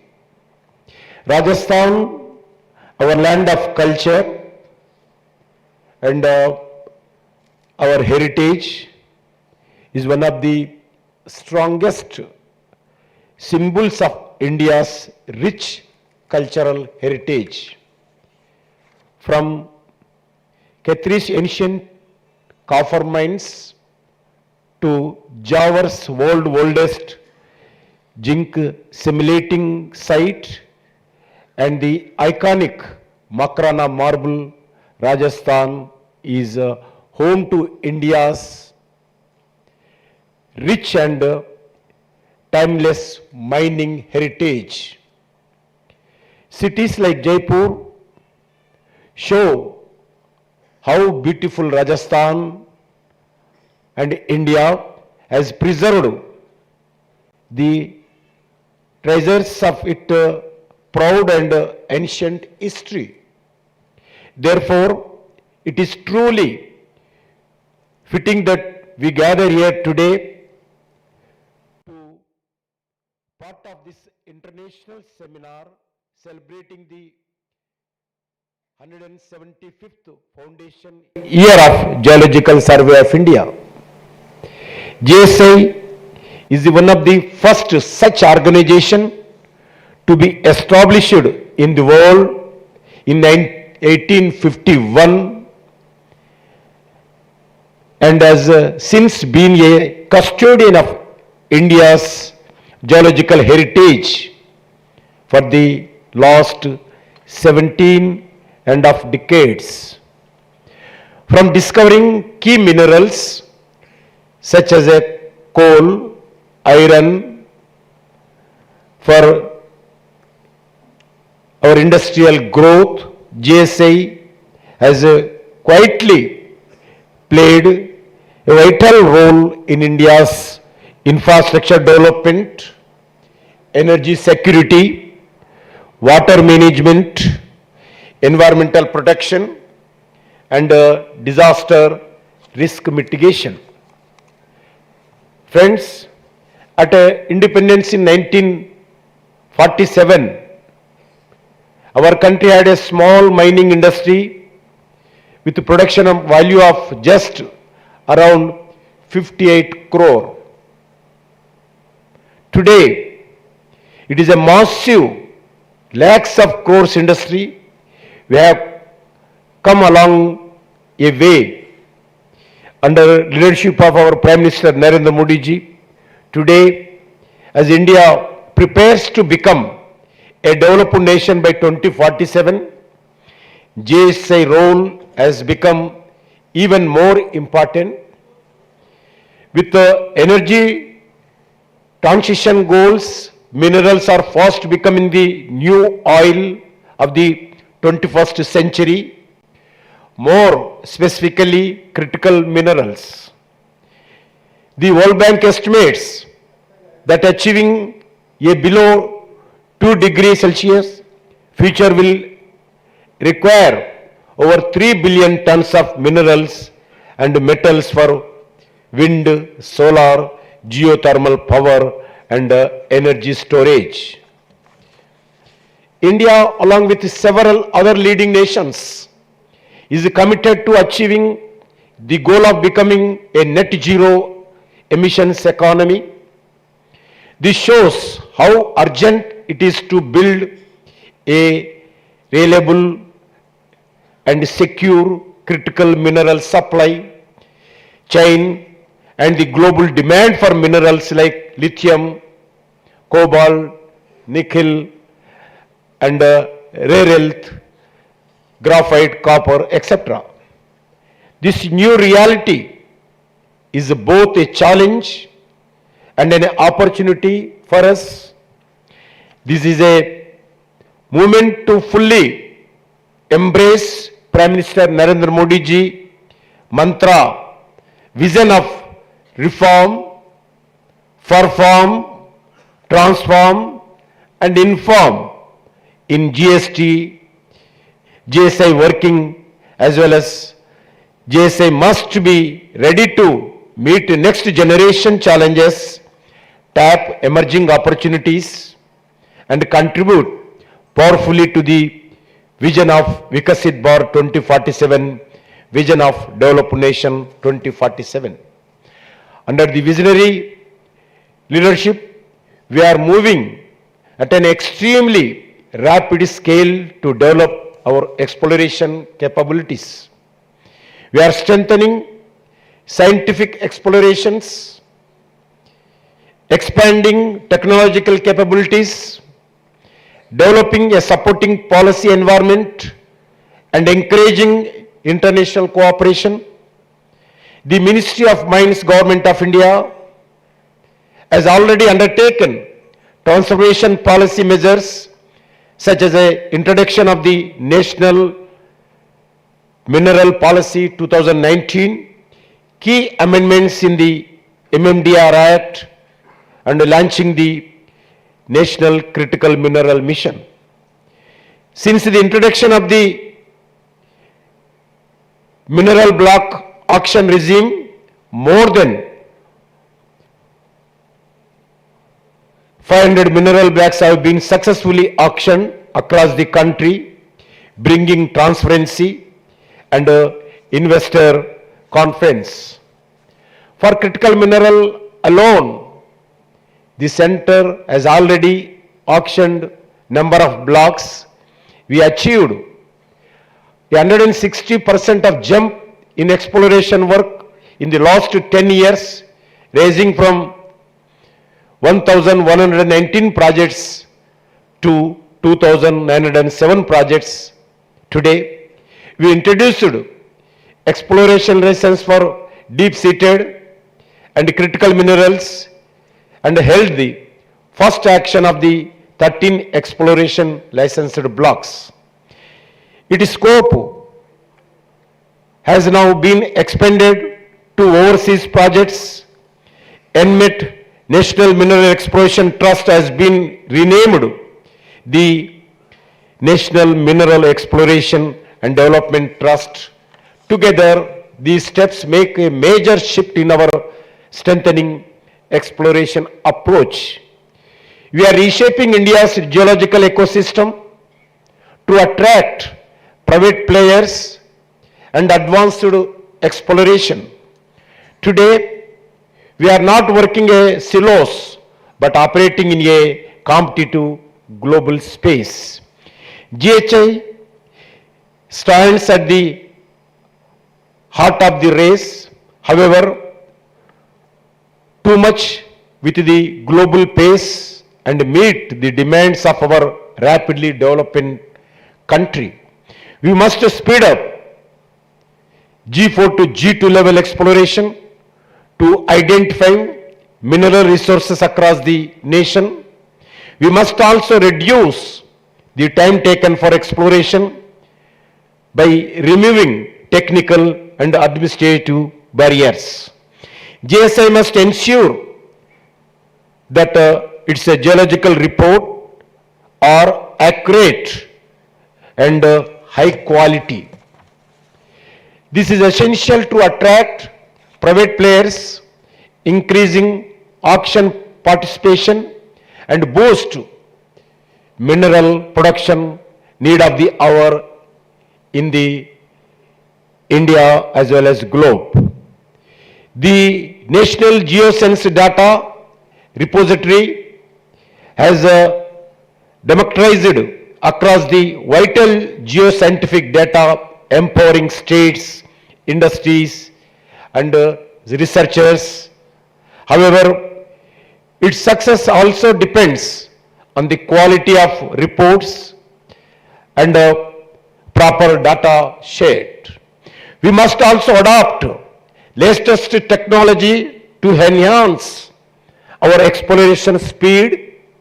Today, India encouraging advanced tools like artificial intelligence and machine learning based targeting, drone mapping, advanced imaging, 3D surface modeling. Our goal is to prepare GSI for next generation opportunities. As the world looks for a stable and trusted partner in critical mineral movement, India has the opportunity to emerge as a global leader, which is reliable, responsible, and resource secure.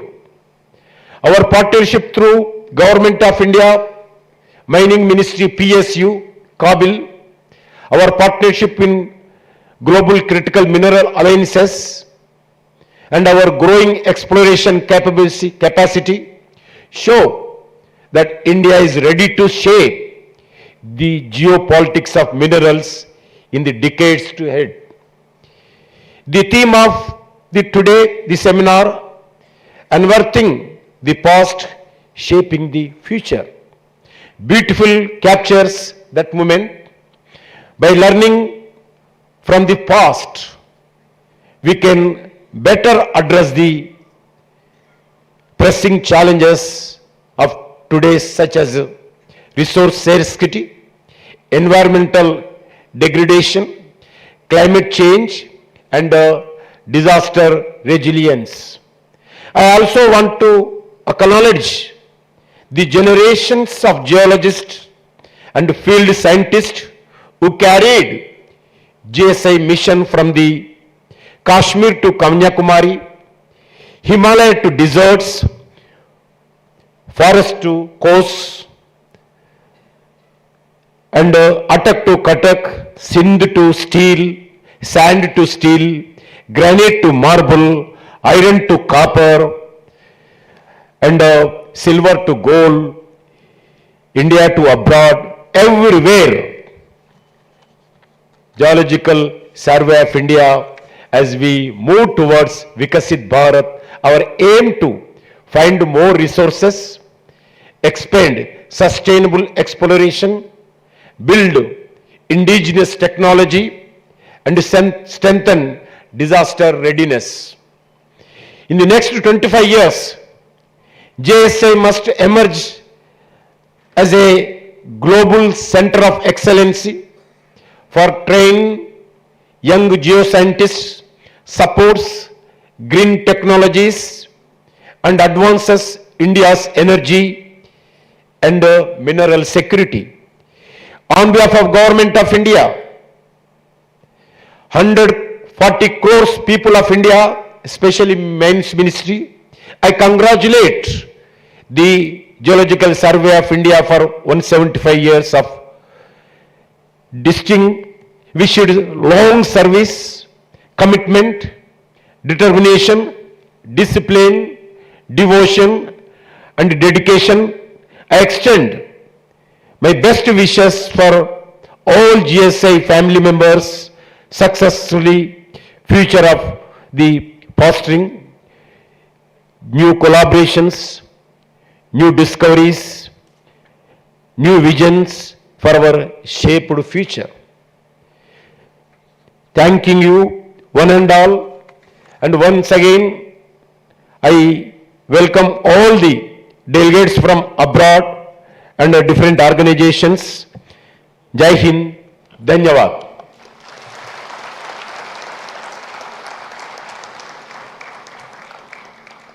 Thank you so much, Honorable Minister Sahab, for your gracious presence and your inspiring words. We are truly humbled and motivated. Thank you so much for highlighting the various and amazing aspects of GSI. Hardik Abhar Aapka, Mantri Mahoday. And now, ladies and gentlemen, to express our gratitude to all who made this event possible, I would now like to invite Shri Harish Mistry ji, Director and Organizing Secretary, to deliver the vote of thanks.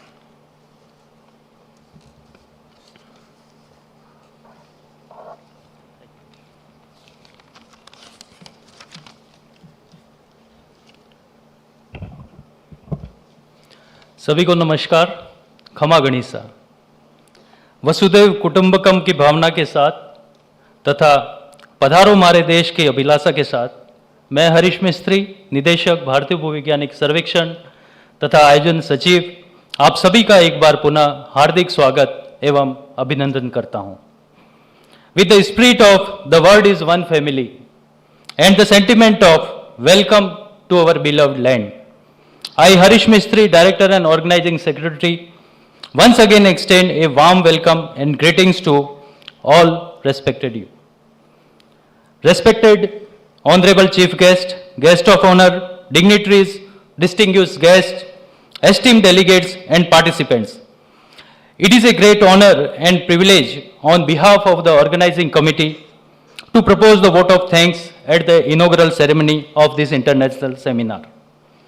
At the outset, we express our deepest sense of gratitude to our Honorable Chief Guest, Honorable Minister of Coal and Mines, Government of India, Shri G. Kishan Reddy Sir, for his valuable presence and enlightening address. Sir, your vision for a progressive mineral sector and your commitment to strengthening exploration and mining policies have greatly motivated all participants. We also wish to express our sincere gratitude to our guest of honor, Shri Piyush Goyal, Secretary Ministry of Mines, Government of India, for his strategic guidance and continuous support in steering national initiatives that foster scientific exploration and international cooperation. We deeply acknowledge our respected Director General Geological Survey of India, Shri Ashish Saha Sir, and the patron of this international seminar for his leadership and proactive role in envisioning and coordinating this seminar and bringing together national and international experts under one platform. We also wish to place on record our deep appreciation for Shri Vijay V. Mughal Sir, our respected Additional Director General and Head of Department, Western Region Geological Survey of India, and Chairman of this organizing committee, for his diligent leadership, meticulous planning, and sustained guidance in the overall coordination and execution of this seminar. We express our sincere thanks to Shri T. Ravikant Sir, Principal Secretary, Ministry, Mines and Petroleum, Government of Rajasthan, for his gracious presence and for highlighting the progressive initiatives being undertaken by the Government of Rajasthan in the field of mineral development and policy reform. Our sincere gratitude to our Shri LMS Mora Sir, Deputy Director General, Regional Mission Head to GSI Western Region, and also the convener of this international seminar, for his tireless efforts dynamic coordination and dedication in execution of this event. We are grateful to the delegation from the British High Commission and the British Geological Survey for their active participation, and we are looking forward for meaningful contribution in reinforcing Indo-UK collaboration in geoscientific research and innovation. A warm word of appreciation goes to our distinguished foreign invitees and researchers from Canada, Denmark, United States of America, United Kingdom, Italy, Australia, Russia, France, Poland, and South Africa for joining the event, and definitely will be sharing knowledge and global perspectives with all of us. We are very thankful to the invited speakers and experts from Indian universities, research institutes, and academic organizations whose thoughtful presentation and scholarly inputs will provide valuable directions to ongoing and future initiatives in the field of earth sciences and mineral exploration.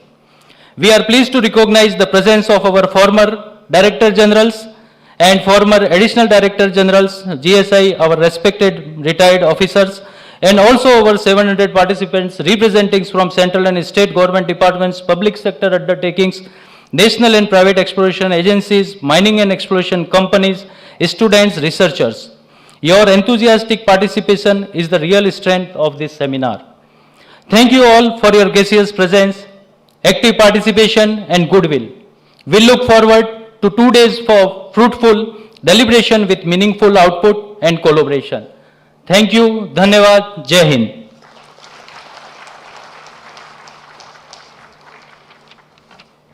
Thank you. Dhanyavad. Jai Hind, Shri Mistry. And now, ladies and gentlemen, before we wind up the inaugural function, I now request everyone to please rise and stand at attention for the national anthem. जनगण मन अधिनायक जय हे भारत भाग्य विधाता पंजाब सिंध गुजरात मराठा द्राविड़ उत्कल बंगा विंध्य हिमाचल यमुना गंगा उच्चल जलधि तरंगा तव शुभ नामे जागे तव शुभ आशीष मांगे गाहे तव जय गाथा जन गण मंगलदायक जय हे भारत भाग्य विधाता जय हे जय हे जय हे जय जय जय जय हे. Thank you so much, everyone. You may please be seated now. And ladies and gentlemen, before we proceed for high tea in the convention hall on first floor, here are a few important announcements. Shortly, our chief guest, Shri G. Kishan Reddy Sahab, Honorable Minister of Coal and Mines, will inaugurate the GSI exhibition showcasing 175 years of scientific legacy in the exhibition hall. The scientific sessions will commence 12 p.m. onwards in the main auditorium and the mini auditorium. A business lounge is also set up for meetings. Our volunteers, identifiable by their badges, will be happy to guide you. We also have a poster presentation at the multi-purpose hall on first floor. And now, ladies and gentlemen, you are cordially invited to join us for high tea in Convention Hall first floor, where you can network and converse in the pleasant Gulabi winters of Jaipur.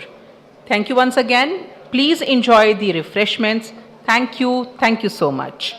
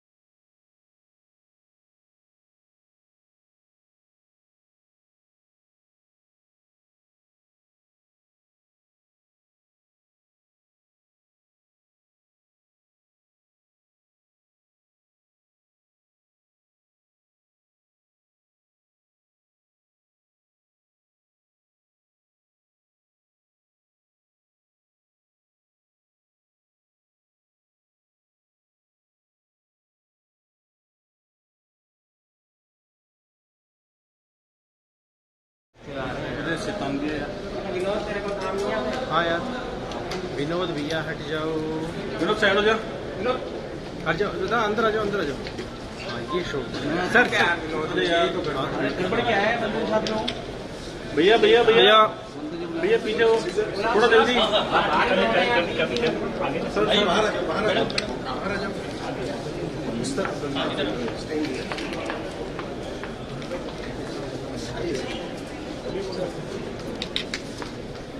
Sir एक minute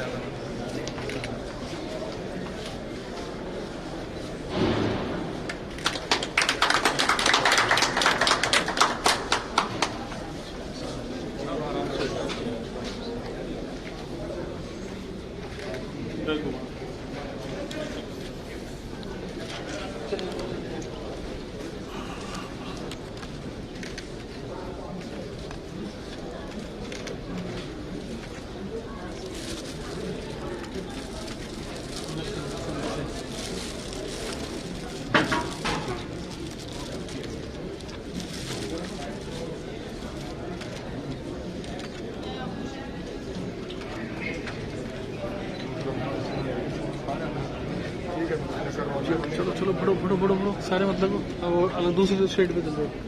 आप लोगों को क्या गया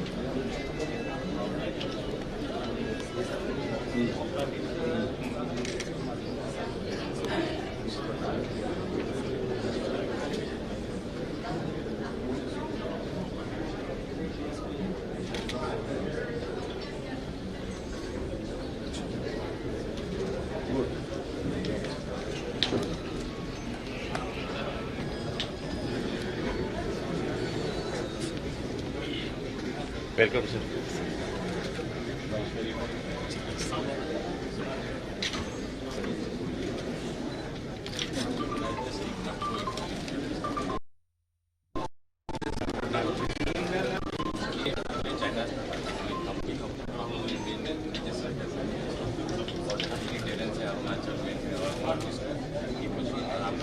carry करने करके आप booking कर सकते हैं 500 मीटर।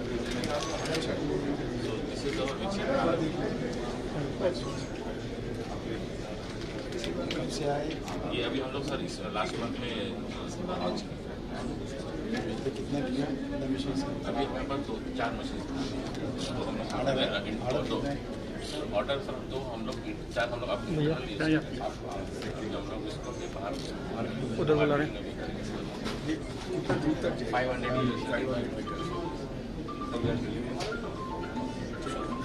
आप तो सर हम लोगों का भी डील करते हैं so they will use it wherever हम लोग डील कर रहे हैं। Maheshwari has been doing our drilling for a long time. So we are more than 50 years. वो तो छोटा होने से इनएक्सेसिबिलिटी जो है वो दूर हो जाता है, माथे पे लेके चले जाएगा वहाँ पे इंस्टॉल करेगा। मिला था GSI से हम लोग इंस्पायर हुए हम बोले थे कि ऐसा पोर्टेबल कुछ बनाओ क्योंकि रास्ता बनाना मुश्किल होता है सर वहाँ पे। Thank you.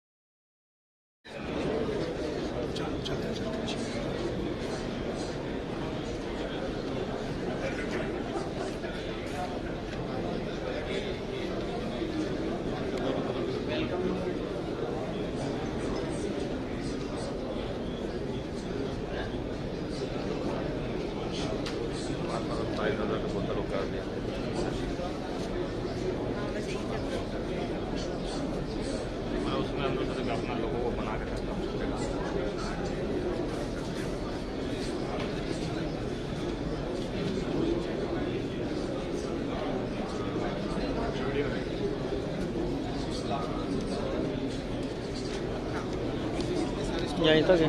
हाँ सर।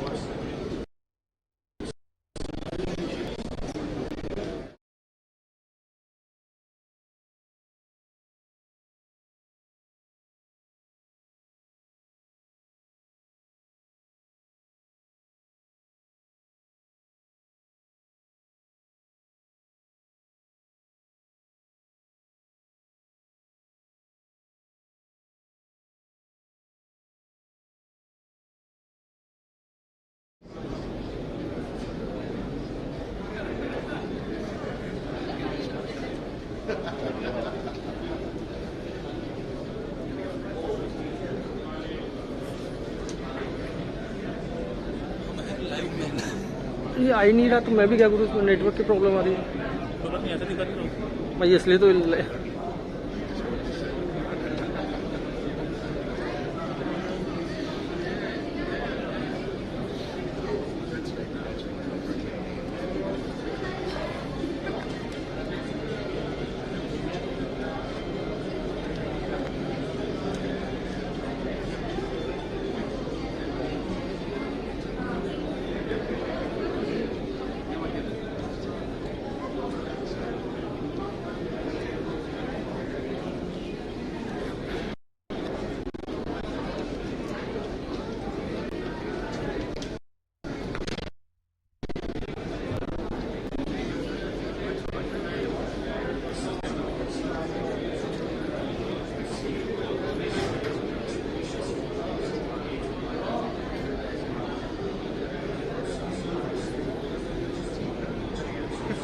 है। अब देखो यार, उसका कुछ नहीं कर सकते।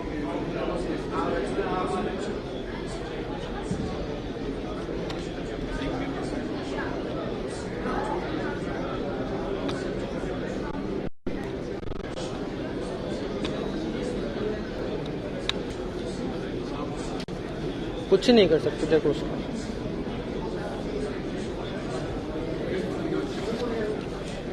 इसीलिए तो ऐसी जगहों पे केबल ही बिछी जाती है। ये अंदर सेटअप लगाते हैं तब अपना सक्सेस होता है।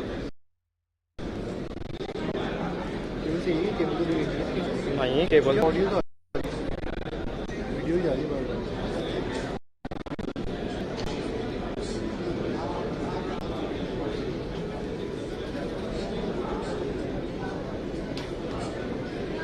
ऐसे सिचुएशन हम लोग पता पहले भी आए थे ना, जब मैं इस गेट पे था।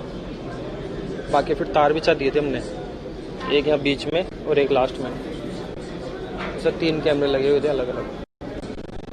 उधर आए तो वो कवर करेगा, उधर आएगा तो वो कवर। मेरे गेट की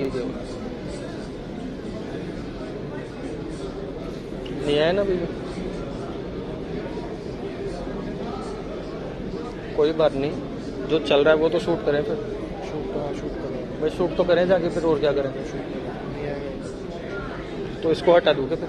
लगा तो अंडे को दिखना तो चाहिए, और वजन हो जाता है वैसे एक। दिखना तो चाहिए, मुझे चल रहा सिस्टम। हाँ ऑडियो तो आएगा ही भाई, शूट तो करें कम से कम।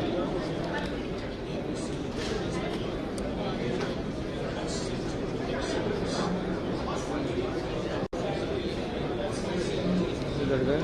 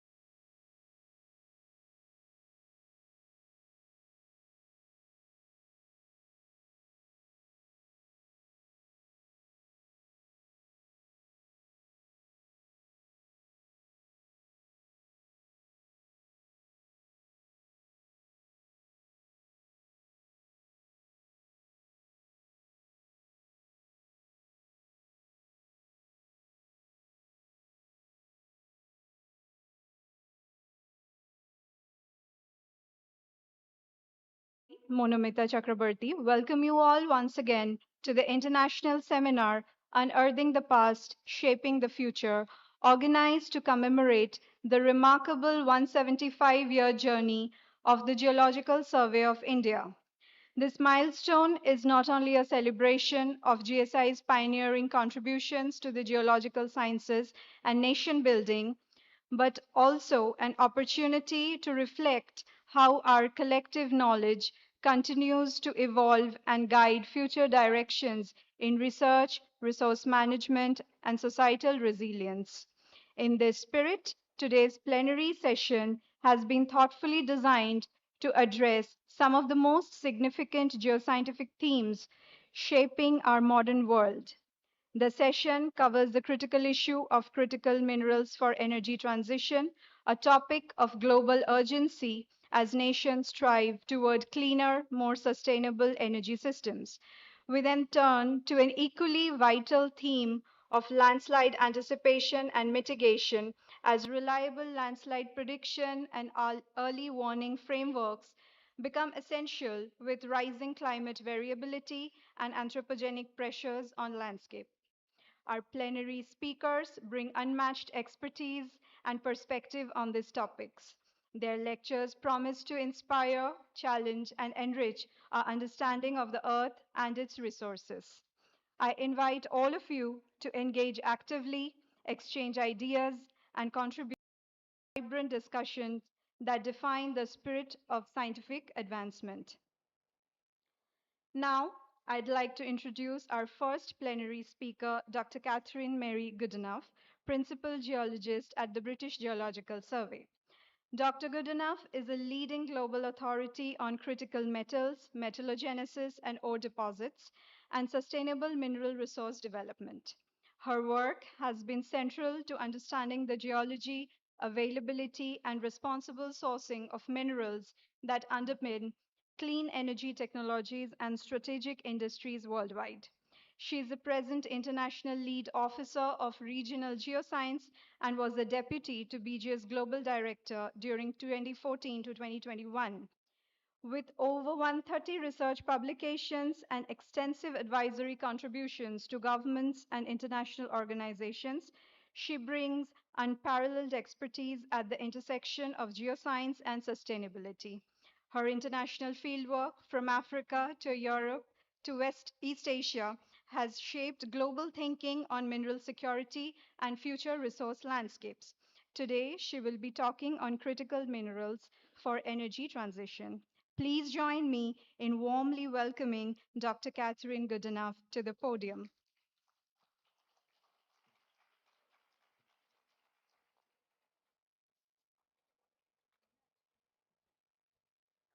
So thank you very much for that introduction and good afternoon, everybody.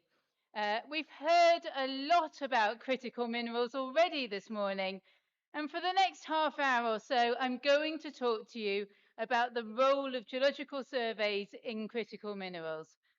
And I should say that I'm representing a big team from the British Geological Survey, BGS, where critical minerals is one of our really key topic areas. But I have to start really by saying many congratulations to the Director General and all of our colleagues here from the Geological Survey of India on the occasion of your 175th anniversary.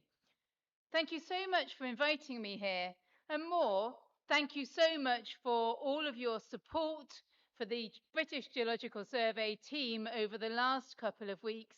We've been here meeting with GSI colleagues, we've been in the field, and we are collaborating on issues around critical minerals. So it's really great to be here and to be talking to you all today. So let's start off with a brief introduction to BGS, the British Geological Survey. We're the UK's national geological survey organisation, and we're essentially the sister organisation to GSI. We've been around since 1835. Not me, obviously. We are, however, much smaller than GSI. We have about 650 staff, spread across offices in the 4 nations of the UK. And our mission is all about providing impartial, independent geoscience advice and data to government and to the wider populace of the UK and far beyond, with the aim of benefiting the economy, the environment and society. And we have a science strategy that focuses on a set of really quite applied priorities. Improving water security, where we work around the world, living with geological hazards, and that includes a fantastic collaboration here with GSI through the Landslide project, and my colleague Nikhil Vasu is here and we'll talk about that later. Then producing maps and models for the 21st century. So we heard earlier on about the importance of geological mapping, but also of 3D modeling and understanding the subsurface. And my colleague Priyanka Paul, who cut her teeth in GSI, is here today representing our mapping area. And then we have a priority on supporting a more secure energy transition. And that covers all aspects of clean energy, but in particular, CCUS, where we have partnerships with the GSI and with IIT Bombay that are ongoing at the moment. And of course, what I'm going to talk about today, the focus on critical minerals. And we have a collaboration with GSI, and my colleague Ima Didi, who is leading that specific collaboration, will also be talking this afternoon. So let's focus in on critical minerals. And just in case any of you are thinking about terminology, I could have said critical metals or critical raw materials, but critical minerals seems to be the term that's now being adopted by governments around the world, and so that is what I'm going to use. And critical minerals are big news. We are seeing them in the headlines all over the world, all the time. All of these news articles are from the last year or so. Now, I've been working on critical minerals for about 30 years, and I never thought when I started looking at the rare earth elements that I would see a US president talking about them. But it has become such an important topic, and ultimately it is all rooted in geology. So geological surveys are hugely important organisations to this topic of critical minerals.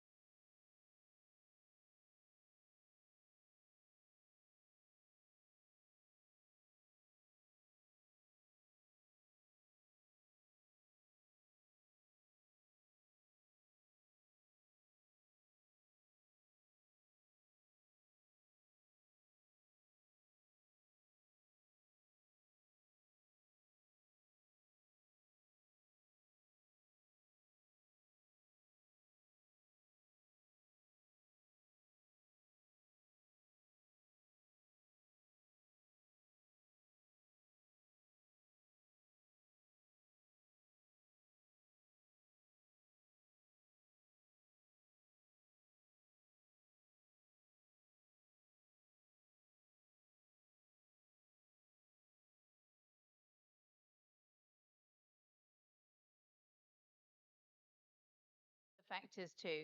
Technical, engineering factors, environmental, social, economic and political. So when we're talking about critical minerals, we are talking about not just geology, but a much wider set of issues that we need to understand. Now, I've said critical minerals, but of course, how do we define those critical minerals? The answer is they're of economic importance to the country or region in which they are being defined, but they have some risk to supply, perhaps because of that geographic concentration of where they are mined or refined. And critical minerals can be different for different countries. For example, the UK and India have slightly different critical mineral lists. So how do geological surveys fit into all of this? Let's talk about the BGS role for critical minerals.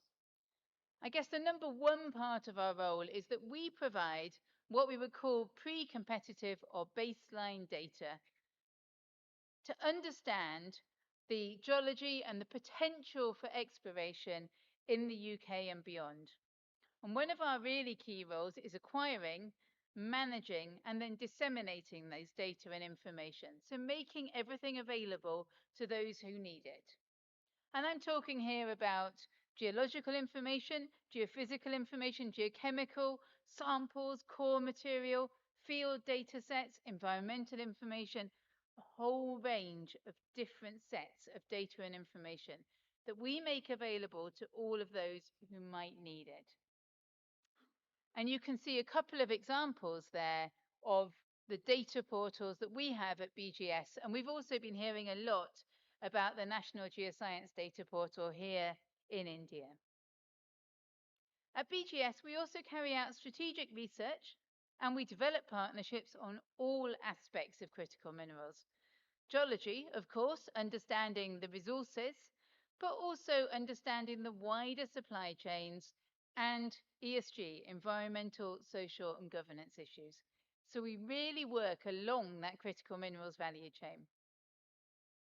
BGS also maintains a data set of mineral statistics around the world, and we have got more than 100 years of data on world mineral production. And if you're interested, I'd urge you to look at the BGS website and see that data set going back over a century. And then we do a lot of work on minerals intelligence. We advise the UK government through our Critical Minerals Intelligence Centre on many different aspects of critical minerals value chains. So there's a really wide-ranging role that BGS has in that issue of critical minerals. What makes us maybe different to some geological surveys around the world is that in the UK, we don't engage in detailed exploration and we don't have a regulatory role. So our focus is all on creating those open national scale data sets. And one of the things that we've done through the Critical Minerals Intelligence Critical Minerals Intelligence Centre is that we've developed the UK's Critical Minerals List. And we did a criticality assessment in 2024. You can look at it on our CMIC website. And this is a really quantitative assessment. We use data sets like global trade data to really understand what's important for the UK and what the risk to supply might be. So this criticality assessment represents absolutely a snapshot in time. It doesn't take account of all those forecasts for growing demand. And through that, we developed a list of 34 critical minerals for the UK. These are the minerals that are really important for the UK's economic prosperity, national security and technological development, but that also have a risk of supply disruption. And if you look at the figure, you can see the two axes, economic importance and supply risk, and that we have plotted all of the different minerals that were assessed on that figure, and that as you go up towards the top right, you get more and more critical. You see the darker red colours are the most critical minerals. So the rare earth elements, for example, considered hugely critical because of that concentration of mining and refining in really one country. An interesting point about this and the distinction between the UK and India in our critical minerals list is that for us, copper is not critical because it has such a wide range of supply across the world. But in India, I know that copper is a critical mineral. In contrast, for the UK, because steel and iron ore products are so important, we have iron as a critical mineral. I think we are the only country in the world that has that. So that really highlights the difference between different countries in terms of critical minerals. And then we've also been looking at the critical mineral prospectivity in the UK. Now, the UK is a historic mining country. I always say to people, when the Romans came to the UK, they did not come for the wine and they did not come for the weather, but they came for the minerals. Yet nowadays we have very few active metal mines, but we have extensive geological potential for critical minerals in many areas in the UK.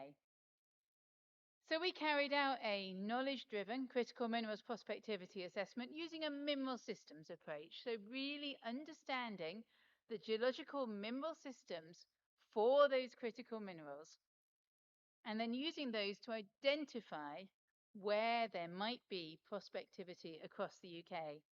And this map is the result of that. And again, you can pick up this report from the link there. And this shows the areas across the UK that we think really would deserve further exploration. Now, the key thing about this, we can achieve this because we have such extensive data holdings and expertise developed by many years of research. And we're following this up now by applying machine learning to do a more data-driven prospectivity study in one of these areas. So really drawing on all our expertise to understand where those critical mineral deposits might be. But I think a really important part, of course, especially as we are here in India, is our international partnerships on critical minerals. And we are supported by the UK government, and it's great to have our colleagues here from the Deputy High Commission, to build partnerships around the world with other organisations, government organisations, research organisations, working on this topic of critical minerals. And indeed, our partnership with GSI is a really important part of that. In some countries in the world, our partnerships are focused on building the capacity of our partner organisations to acquire, manage and disseminate their geoscience data. In other countries, of course, the capacity is already high and we are focusing more on collaborative research. But this is a really key part of what the BGS is doing, working globally. And so we're delighted to be here talking about some of that critical minerals work. So I know some of you would like to hear some more technical geological points, and so I'm going to focus in a little bit on some of the research that we have done recently on lithium mineral systems, and in particular on those areas that we've been discussing with GSI really recently. So we had a project that was called Lithium for Future Technology, a research project funded by the UK's research councils. That's the LIFT project. And we looked at all aspects of the geology of lithium deposits. And there are 4 key types of lithium deposit. Quite a large percentage of the world's lithium comes from lithium-rich brines, so salty waters in the salars or salt flats in South America. And we've studied those extensively. There's also potential to extract lithium from geothermal brines circulating underground in some parts of the world. And then there's the hard rock deposits, so the solid rock that has to be mined. And there's a lot of interest at the moment in lithium in volcano sedimentary systems, in areas where lithium is trapped in clays in basins close to volcanic activity. But what I want to talk about a bit more is the lithium-rich pegmatites and granites, because that's what's really important here in India. And we have studied those. They're a major source of lithium from across the world, whether in Australia, Brazil, Zimbabwe, China. We've been studying those across the world, and recently we've had the chance to look at some in India as well. And this is a map that's quite old now, going back to 2021, but it just shows you that lithium deposits are distributed across the world. The blues and yellows, that's the brines and the volcano sedimentary systems, they are particularly concentrated in areas of active subduction along the western side of the American continent. But elsewhere in the world, in many areas of older rocks, we have lithium-rich pegmatites and granites. And you will see, and I said this map was quite old, that there's a large gap in India and across much, in fact, of Central Asia. And that's because even 4 years ago, when we made this map, there was limited evidence of lithium pegmatites available to us from many countries around the world. So much has developed in the last few years in terms of research and exploration. It's taking us a while to update this map because there is so much to add. But please do rest assured, when we release the next version of this map, India will have its red dots. So let's focus in on the lithium pegmatites. And pegmatites, as the geologists among us will be really aware, are coarse-grained, intrusive igneous rocks formed from very volatile rich magmas. And as undergraduates, many of us as geologists learned that you have to have a magma cooling very slowly to produce very coarse grain sizes. But in the case of pegmatites, that isn't true. These pegmatites are so rich in volatiles that they can actually cool a long way before they start to crystallize. And when they start to crystallize, the crystals grow incredibly fast. So they have really characteristic sets of complex textures. Lithium pegmatites form tabular bodies intruded into the Earth's crust. They can be up to about 100 meters thick. They can be pretty laterally extensive, but 100 meters, that's not really very thick. These are not hugely large ore bodies. And they can contain a variety of different lithium minerals. I've listed some of them there. They can also contain ore minerals of some other critical metals like tantalum, tin, cesium, or beryllium. Now, around the world, we find lithium pegmatites in belts where we have had collisional tectonics, so ancient mountain ranges, if you like. And the reason that they are associated with that type of geology is that lithium essentially recirculates in the crust.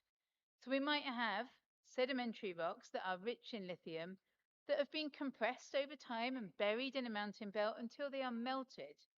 And those melts then become part of a transcrustal magmatic system. And the melts follow a series of complex processes, maybe coalescing into larger granitoids, maybe being fractionally crystallized, maybe being remelted, until they are emplaced at very shallow levels as highly evolved, volatile rich magmas, which can form pegmatites. And there's been a lot of research in recent years on how these lithium pegmatites form. We still don't fully understand it, but one thing we can say for certain is that ideas are evolving really fast, and there's many opportunities to contribute to this understanding of these valuable mineral deposits. And this is what lithium pegmatites look like. The photograph there on the left is from an underground mine in Brazil. And the white rocks are lithium pegmatites intruding into dark grey mica schists. And you can see that really characteristic sharp contact. Lithium pegmatites are often seen sharply cross-cutting their host rocks. It may be a little hard to see, but that pegmatite also contains crystals of spodumene, that's the lithium ore mineral, that are as tall as the person in the picture. And it's much easier to see in the bottom right picture here, which is a very weathered pegmatite. All those white crystals now are just clay. But once upon a time, they were spodumene. So you can see the size of the crystals in these pegmatites. And at the top, and an example there, which is from Ghana, you can see all the yellowish crystals of spodumene all oriented parallel to each other. These are the features of a really economic lithium pegmatite deposit. Now, I'd like to make a couple of points around lithium exploration. We've heard quite a lot this morning about the importance of the high technologies, about geophysics, about using drones, about artificial intelligence and machine learning, and all of those are valuable. But one of the points I really want to make to all of you, and especially perhaps to any students in the audience, is that classic geological approaches are also vital in understanding your lithium pegmatite systems. For example, the emplacement of lithium pegmatites in the crust is controlled by structural pathways. And so structural geology and the understanding of the regional geology and the regional structures are all critically important. So field mapping and structural analysis is still really essential in exploration for these lithium pegmatites. And geophysical data and remote sensing are really key, but really not for seeing the pegmatites directly, for identifying those structural pathways. And this diagram comes from a really nice paper by some collaborators of ours in Canada, which highlights exactly that.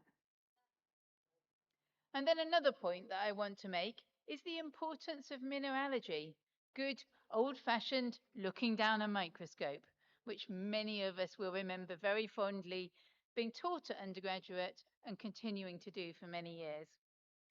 And the reason for that is that when you mine, you will get an ore, but of course you have to beneficiate that ore to produce a mineral concentrate, and then you have to process that ore to get out the elements that you need.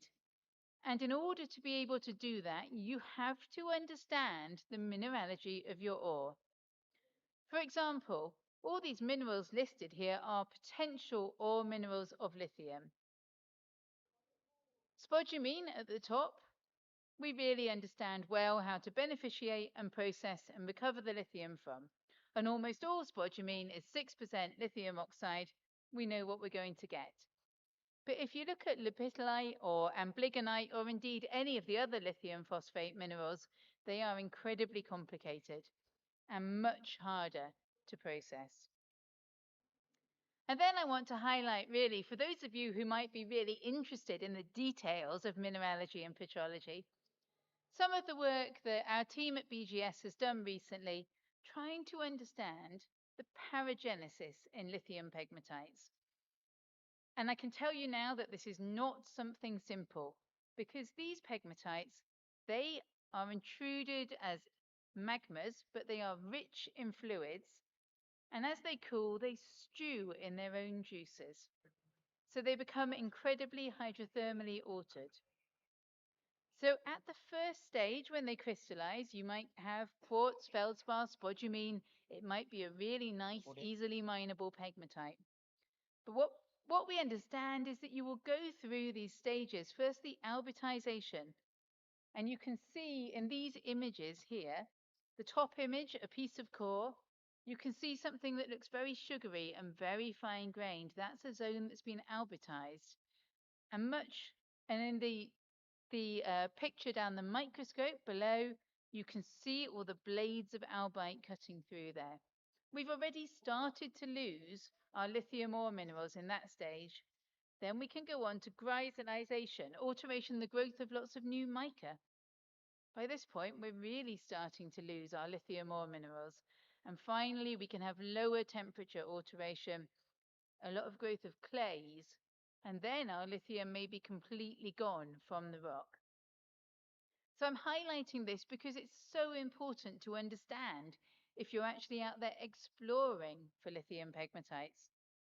Because if you don't understand this, you may think, oh, well, I've got this sample, the grade isn't very high, it's not very interesting, but this can be very patchy, this alteration, and you may just be looking at an area that is very highly altered.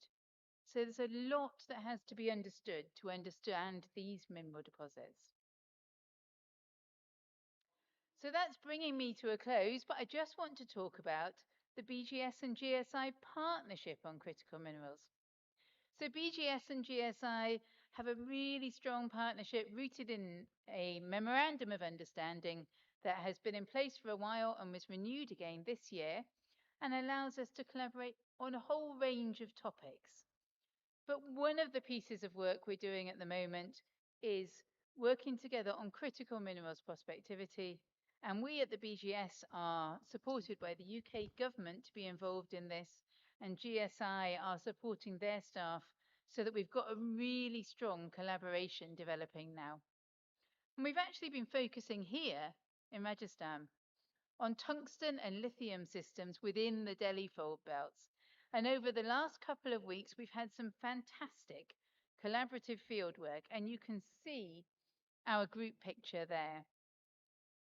And we're going to apply machine learning tools to identify prospective areas for these mineral systems in this area. And during our fieldwork, I just want to highlight a point. The top picture there that you see is a spodumene pegmatite from Ghana. I hope you can see the really classic texture with the tabular crystals of spodumene all oriented parallel to each other. Now, the geologists among you won't be surprised when I tell you that on the last outcrop we visited before coming back to Jaipur, when we only had about half an hour, we discovered the texture you can see in the bottom image here in Rajasthan.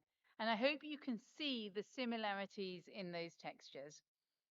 The mineralogy may not have been quite the same because in this case, the spodumene was really extensively replaced following that paragenesis I just showed you. But it really clearly demonstrated that there is potential here in Rajasthan to identify those lithium pegmatite systems. And we're really looking forward to working more on that in the coming months. So just to sum up, critical minerals are something that governments all around the world really care about. It's become a really hot topic. And geological surveys like BGS and like GSI have a really important role to play. We provide those geological, geochemical, geophysical, and other data sets that enable investment in mineral exploration and eventually mining. We also provide minerals intelligence and advice to governments. And we see the importance of undertaking regional geological studies, tying together structural geology, mineralogy and petrology, mineral deposits research, so many different aspects of geoscience work in order to support that understanding of critical mineral deposits. And at BGS, we work further along the wider critical minerals value chain, all the way to ESG and the circular economy. But I think the really important point that I want to end on is the importance of collaboration between the world's geological surveys, which is really going to benefit all of us on delivering our work on critical minerals. And so I'd like to say finally again, thank you so much to our colleagues from GSI for supporting us, for working with us, and we really hope that this is going to be a long and fruitful collaboration. Thank you.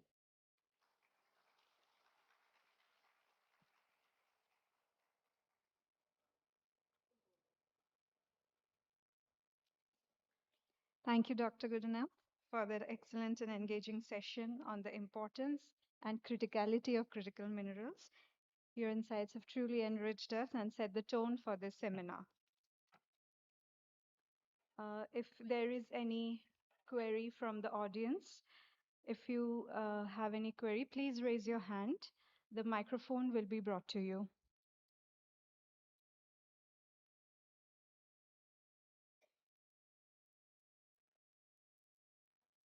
Sir, I'd request you to please introduce yourself first and then ask your question. I am P.R. Golani. I've been working with GSI. And now I keep on reading critical minerals and other things. Firstly, a very good lecture by you and very good exposition of the things related to lithium particularly. There are few questions I have. I think in one of your slide you have shown lithium spodumene containing lithium is 3 point something. It is actually 7 or something. You can correct it. Secondly, did you see lithium in Rajasthan while your visit in Delhi Fold Belt? Thank you for those questions. So the first question, of course, spodumene is 7% lithium oxide.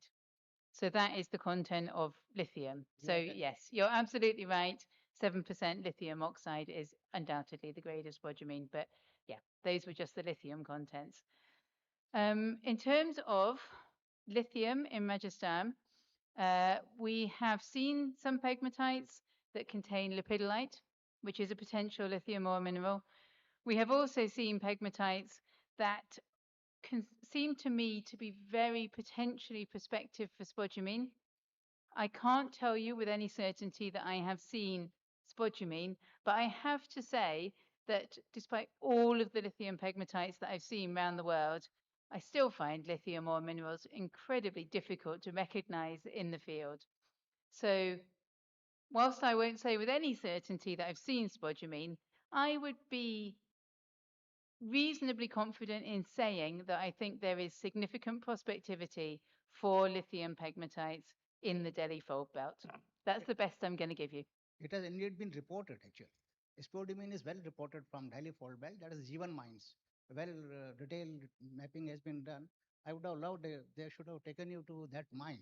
Maybe because the situation now going to field is not good. Otherwise, it is a reported one. And one of the reason why GSI has not been finding spodumene is more of the fact that it was never a part of routine analysis, lithium. So that's why, despite the great work done in Bhirwala mica belt, we do not have incidences of a report of lithium, except for Dr. Datta, who reported as long as 1972 spodumene, and we have mapped it on 1 to 1000 scale. Maybe next time when you come, you may visit some of the mines which have been very significant from the point of view of lithium potential. Thank you very much. So actually, you're absolutely right, of course. We did visit that mine, and unfortunately, the exposures where spodumene occur weren't available to us. So it was really unfortunate that we couldn't see it. But your point, of course, about lithium not being analyzed is a really important one, and that's true around the world. ICP-MS analysis using the correct fusions to allow you to analyze lithium is relatively rare. So most of the time, lithium data are not available. That is one of the reasons why mineralogy is so important. Just relying on geochemical data doesn't always give you the whole story. And so that's why I talk so much about the importance of mineralogy and petrology. Good afternoon. I'm Dr. Dinesh Gupta, formerly from GSI. Did you visit Degana during this visit? And Degana is already put by auction by Government of India, quite a big area, where in addition to tungsten, cobalt, lithium has also been reported by GSI. So what is your plans for Degana? Because area is already under auction. A big area is already under auction by.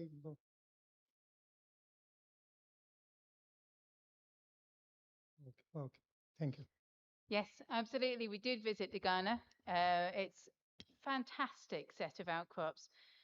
Really, really interesting. We saw a lot that was really fascinating geology. Obviously, the main lithium mineral that is reported there is zimwaldite, and it's quite difficult, as I'm sure you know, to identify zimwaldite in the field. There are also challenges around processing zimwaldite, which we are also coming up against in the UK, where our main lithium potential deposits have zimwaldite as the main prospective mineral. So very interesting for lithium, but perhaps not as simple to process as a spodumene pegmatite. Right, thank you, madam. In fact, yes, you have visited some of the areas in Rajasthan. I am L.S. Shekhawat, now retired, formerly with Geological Survey of India only. My, in fact, query is regarding Degana only, since you have visited there. It's there, it is already put on auction, but still, there is a review in Ore Geology in 2022, where you listed 4 stages. I think they have also listed 4 stages. So broadly, you must have seen that there are vein types and there are so very thin Grison veins and this hydrofracturing or hydrothermal breccia. So how do you in fact see that vein type mineralization has come up? It shears how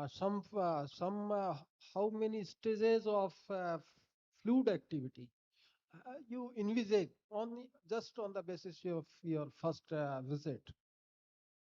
So I'm afraid that I am going to duck this question because I am going to ask you all to go to the talk to be given by my colleague Ema just after lunch, because she is going to talk about a very similar deposit that we have in the UK, which really provides excellent information relating to Degana as well.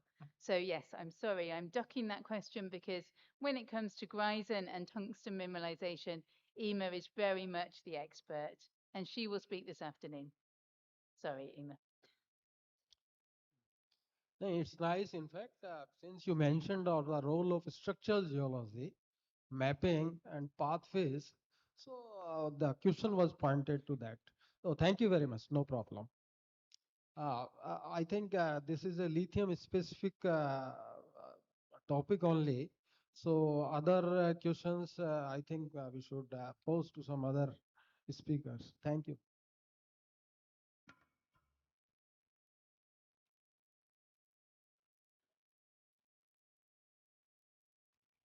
Well, I'm MK, just in short for you. I teach at IIT Kharagpur. Of course, I have many questions. Number one is that the prospectivity map that you showed on UK. So what are the input layers? That's question number one. Question number two is a little bit more general for the audience, that we know about 4 decades back, China initiated their regional geochemical survey, and they boast to have and discovered a lot of deposits. So has the British Geological Survey in the past sometime has planned to or has carried out any kind of such regional geochemical mapping program?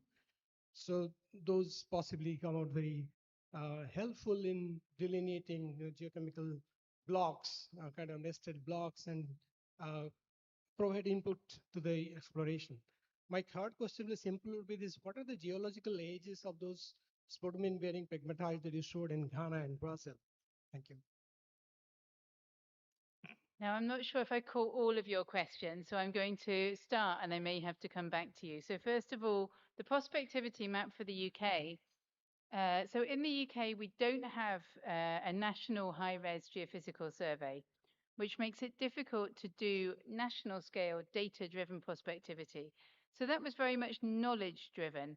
So we started out by looking at the mineral systems we thought there was potential for in the UK, identifying the key factors, the key targeting factors in those mineral systems, and then looking at ways in which we could map them. And we used our geological maps, which of course are extensive. We used our geochemical maps. So the UK has a national high-res stream sediment geochemical survey that we used. And then we used the information from all of our different reports going back over many decades, indeed centuries. And we applied that mineral systems kind of process to generate that map there. We are now working on a more specific regional data-driven piece of prospectivity mapping. And one of the things we've done there is to try and draw down all that information in the old reports, of which there is much. And we can talk more about that in detail if you like. Then you mentioned geochemical surveys. Of course, those were really, really important input. They are vital for any prospectivity work, as indeed are geophysical surveys, ideally, and certainly in areas where you have extensive cover. And that's the data sets that we will be making use of in our work with GSI, focusing along the Delhi Fold Belt. But I think the really key thing to remember is even if you're using machine learning, you still have to focus on certain mineral systems. You can't just feed in all your data sets and expect the information to come back out. So you still have to know what it is that you're looking for and you're targeting, hence the targeting of tungsten and lithium systems. Have I answered your questions, or do we need to go back to something else? I think, sorry, I'm afraid you need to have the microphone back. The third question on the age of the pegmatites in Brazil and Ghana. Sorry, yeah, I can happily answer this one. So in Brazil, the pegmatites are Neoproterozoic. They're essentially associated with the Pan-African. In Ghana, they are about 2 billion years old. But one thing that I think is really important and happy to talk about more is that we have published a paper very recently in Economic Geology on lithium pegmatites in Africa. And it's my view that each kind of orogenic belt has its own fingerprint of lithium pegmatites that is related to the sedimentary material that was available to melt, indeed even the climate, the environment at the time those sediments formed. So for me, I think it's really important to understand how, for example, the Delhi Fold Belts fit into that kind of context. So looking at them as a whole regional system, I think is really important. Thank you. Would you like me to go away? Just right. Thank you all. May I now invite Dr. Joyesh Bagchi, Additional Director General, GSI CHQ, to the stage to felicitate our plenary speaker with a token of our gratitude and appreciation.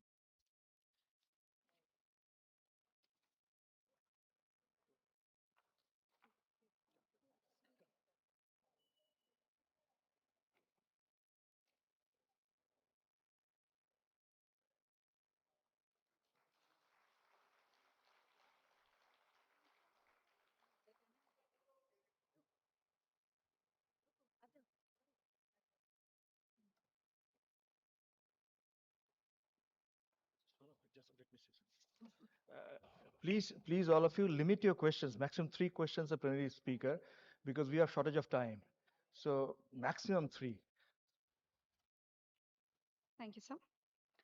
Moving on to the second plenary talk. It is on the topic Capabilities and Challenges of Landslide Anticipation. And to deliver it, we have with us Dr. Fausto Guzzetti, an internationally respected geologist whose work has profoundly shaped our understanding of natural hazards, risk, and geohydrological processes. Dr. Guzzetti has recently joined the Institute of Hazard, Risk, and Resilience at Durham University, bringing with him decades of experience at the interface of scientific research, risk governance, and public safety. Ladies and gentlemen, please join me in warmly welcoming Dr. Fausto Guzzetti.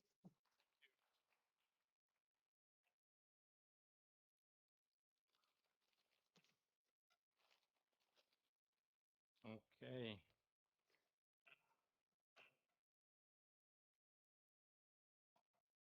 So, good afternoon, everyone.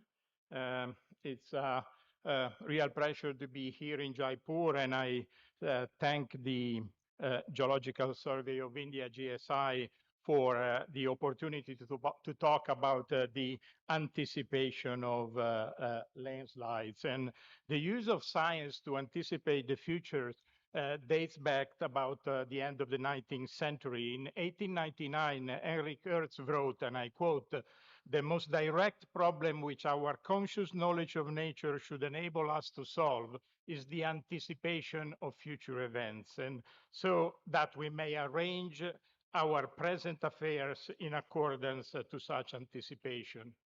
And I argue today that the ability to anticipate, meaning forecast, predict, project, whatever, landslide over time scales from minutes to centuries is a challenge of scientific interest and societal relevance. And for that, I have organized the talk in 5 main parts. First, a few words about landslides and their mapping, followed by our ability to anticipate landslides, and some thoughts on developments that I think are needed to improve our prediction skills, and then the conclusions. Let's see the landslide then. This is a landslide, but what is a landslide exactly? Well, it is the movement of rocks, soil, or debris down a slope. Simple, except that landslides occur in very different forms. They can fall, topple, expand, slide, or flow, or be a combination of these movements. And landslides are really diverse.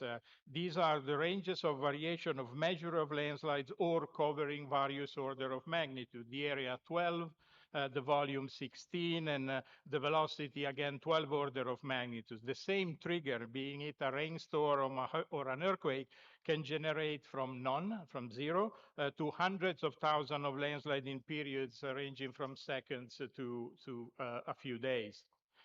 Let's see some example. We are in Taiwan, it's raining, and look what happens. Okay, you are not always this lucky, huh? And this landslide was smaller, but there are much bigger ones. On the left, a landslide in Iran of about 200 square kilometers. On the right, a landslide on Mars of 1,300 square kilometers. But perhaps the biggest landslide are submarine on Earth, and the largest is the Storegga landslide complex in the North Sea. Formed about 8,000 years ago, it covers almost 100,000 square kilometers. Landslides can occur individually, such as the Vajont landslides in October 1963 in Italy. This is perhaps the most destructive failures in Europe's recorded history, with nearly 2,000 fatalities.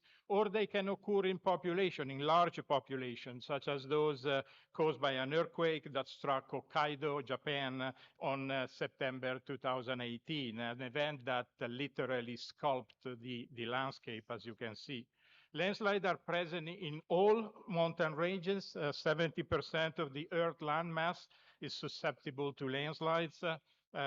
This is an area where 600 million people about live.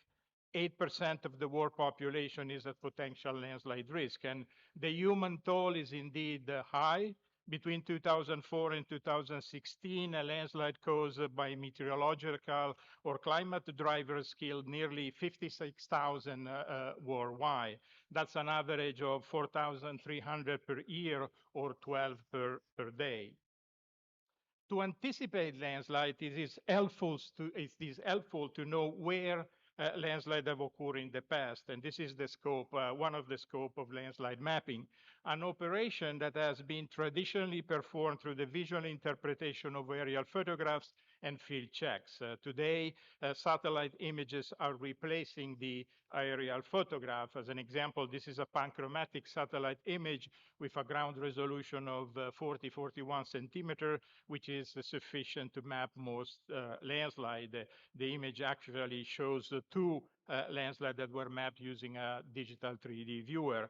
However, the process remains time-consuming, and this is why computer techniques were developed and tested to map landslide automatically. And the map here shows landslides in red mapped from a multispectral satellite image. And this other map was obtained through the visual interpretation of aerial photographs taken about the same time. And as you can see, the two maps are very similar. However, optical sensors cannot see below the clouds, cannot penetrate the clouds that can persist for long periods. And this is a serious problem, particularly for rapid response.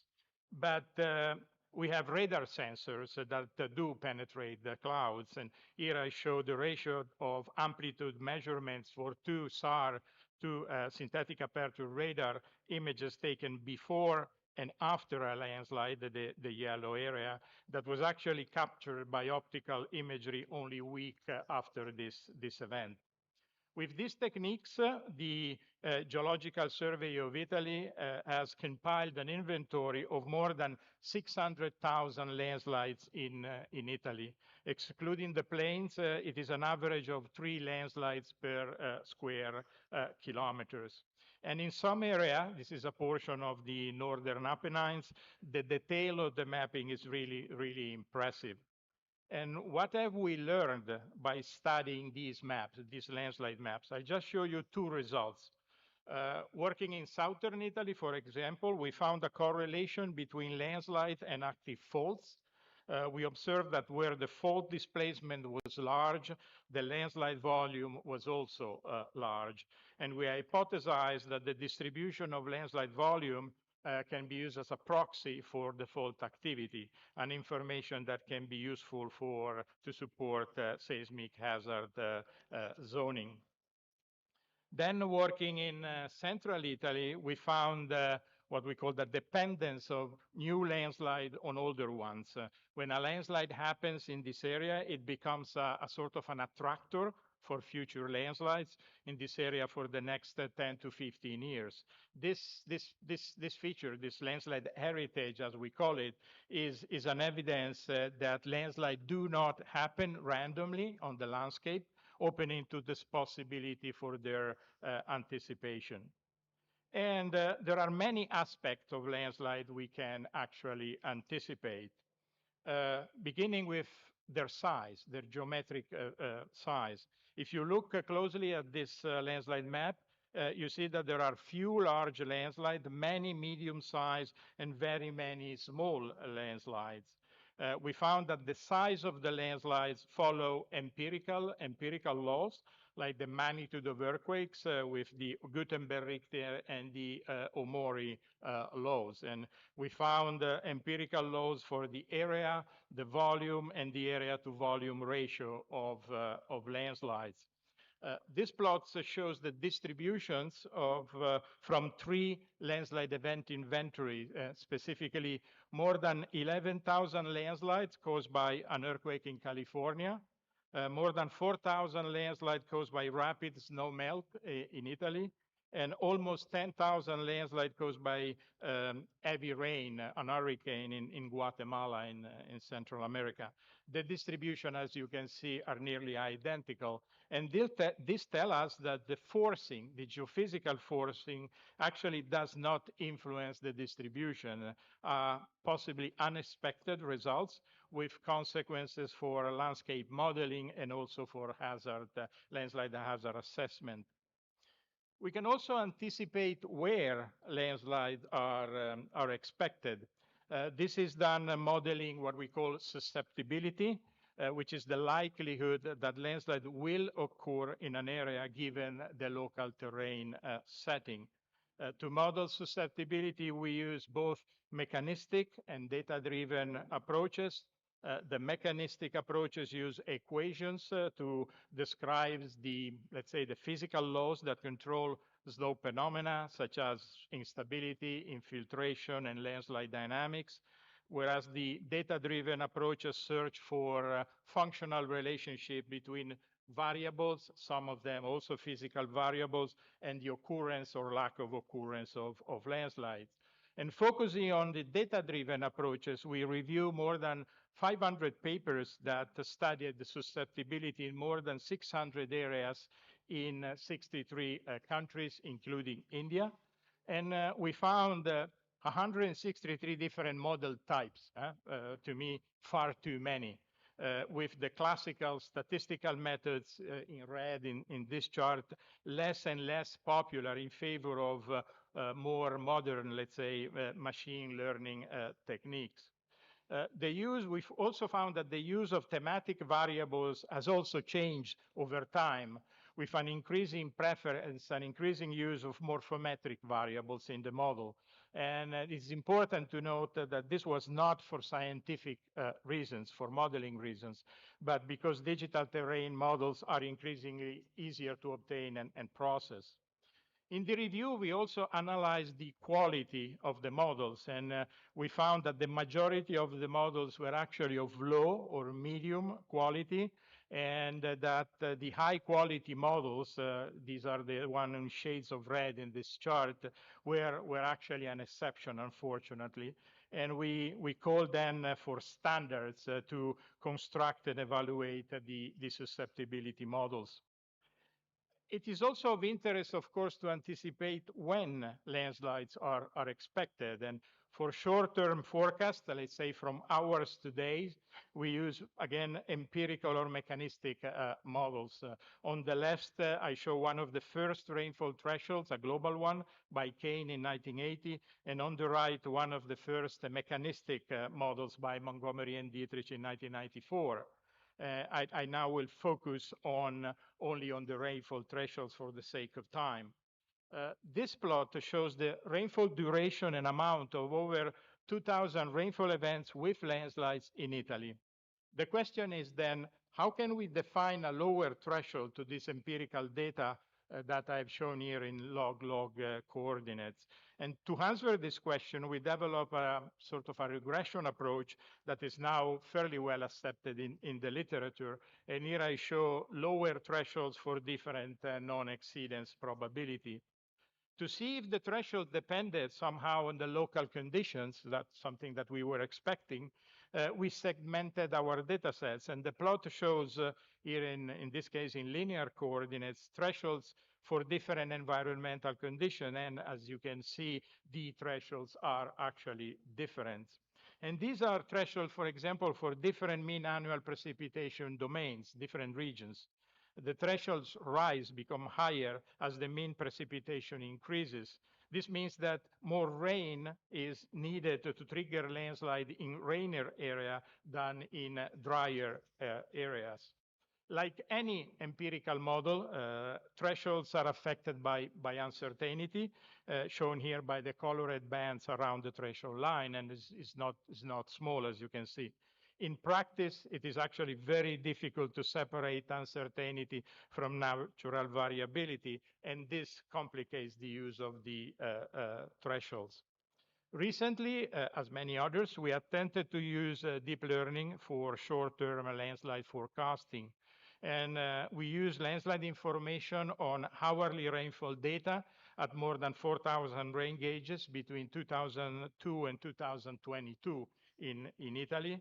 And we use this information to inform, in the end, a rather simple neural network. To cope with the uncertainty inherent in the landslide and the rainfall data, we prepared 35 different models, each representing an independent landslide forecaster. And this is what the kind of results we obtained. The animation shows 480 hourly forecasts from 10 to 13 November 2019. We just picked a period. The colors show the number of forecasters, meaning the number of models anticipating landslide occurrence, and that this number varies in time and space depending on the rainfall input.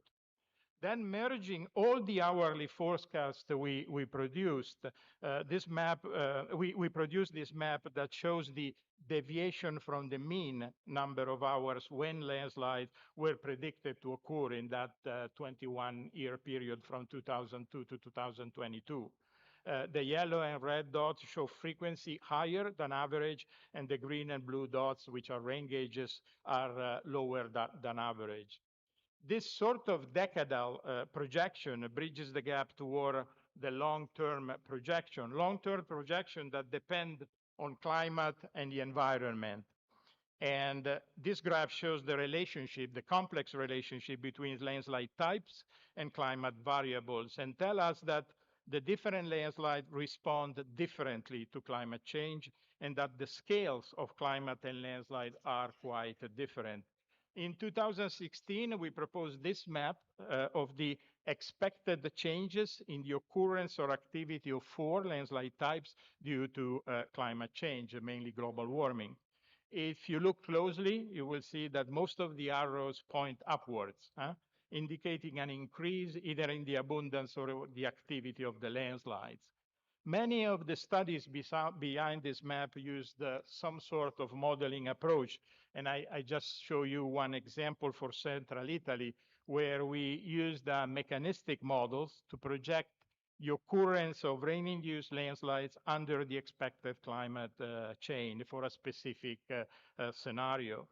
To do this, we fed a distributed slope stability model with measurements and projection of rainfall, and we obtained two main results. The first is that the distribution of the size of the geometric area of the projected landslides given by the colored lines and their uncertainty bands around them will not change, or better, the statistics of the landslide areas are not expected to change in this catchment, a result that has implication for landscape modeling and for landslide hazard and risk assessment. The second result is that the rainfall conditions that can result in landslides, expressed in this case by rainfall thresholds, again, the colored lines and their uncertainty bands, are expected to change in this area from 2030 onwards, so basically from tomorrow. And this is relevant for landslide early warning, or at least for threshold-based landslide early warning and for landscape modeling. Let me move to the consequences of the landslides. These are the temporal and the geographical distributions of more than 1,000 landslides that killed more than 5,800 people in Italy between 1861 and 2015. Okay, with this information, what is the risk? Well, it really depends. These maps in shades of red shows the maximum number of fatalities caused by a single landslide in Italy from 1861 to 2015. These other maps in shades of green shows the number of landslides with fatalities in the same period, regardless of the number of the fatalities. And this third map in shades of blue shows the proportion of landslide with few, many, and very many fatalities. Three different maps from the same data set. And what is the risk then? Well, by simply overlapping the maps like in our RGB, red, green, blue image in a computer, we obtain a map showing the distribution of what we call societal landslide risk in Italy for my country. And there is a lot of information in the map that we must learn to use to reduce landslide risk. Knowing, for example, that landslides are not gender neutral, sorry, landslides have killed more males than females, suggesting that males are or have been in this period more vulnerable than females. And age also matters. The highest number of deaths occurs between 30 and 39 years old for males and between 60 and 69 for females. Let me now focus on what we should do, in my opinion, to improve our ability to anticipate landslides. Well, first we need more and better information on where landslides are. We should map landslide consistently, producing systematic and homogeneous inventories and catalogs. And we should prepare event inventories immediately landslide have occurred and multi-temporal maps to document the evolution of landscape affected by landslides. This will allow us to find laws or dependencies between the magnitude of the triggering events and the number of the triggered landslides, an information that will be very valuable for early response. Today, short-term forecasts are limited mainly by the lack of information on when landslides occur, a result of the absence of automatic detection systems. We need more information on the timing of landslides. And a source of information on the timing of landslide is the seismic signal they produce. The image shows the signals produced by a rock slide and subsequent flash flood here in India, in Uttarakhand in 2021. We should also extend the short-term forecast, now in the range, let's say, from hours to a few days.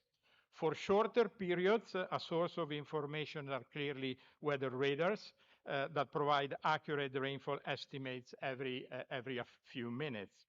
We should also extend ahead in time the predictions, preparing monthly or seasonal projections, like the seasonal river flood projection prepared by the European Flood Awareness System. We should have something similar for landslides. Landslide projections covering years to a few decades are probably the most challenging, but are also those that are probably more useful for land planning and long-term decision making, and we should really invest on them. But again, we lack the data to prepare these models. In Italy, of the more than 600,000 known landslide, less than 0.2% are monitored. This is clearly not enough, and I'm afraid the same is in other countries, unfortunately. Today, I don't think there is any justification for the lack of systematic landslide monitoring. Satellite and ground-based technologies exist, work well, and cover a wide range of phenomena from slow to rapid moving.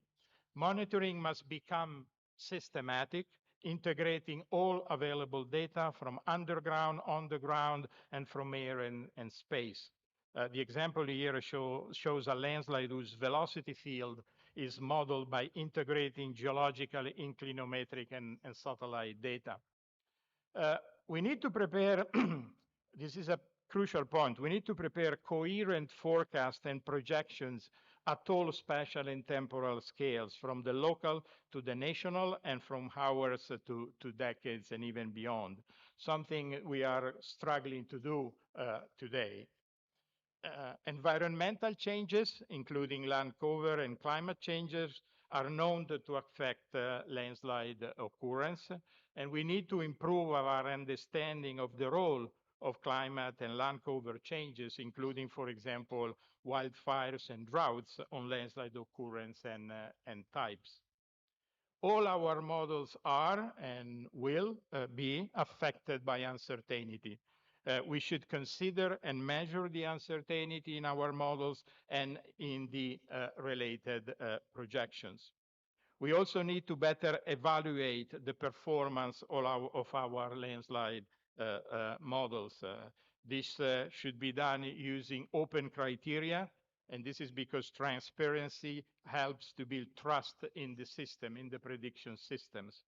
And to further increase the trust, we should invest in communication. We must inform the stakeholders, politicians, decision makers, other scientists, the general public, of our ability to anticipate landslides.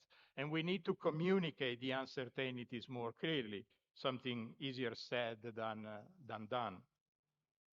I began the talk with Earth's positivistic view of the future that had to face reality over the years. And an economist, Peter Drucker, wrote, "Trying to predict the future is like trying to drive down a country road at night with no lights while looking out the back window." Having been involved in predicting landslide, I had this feeling.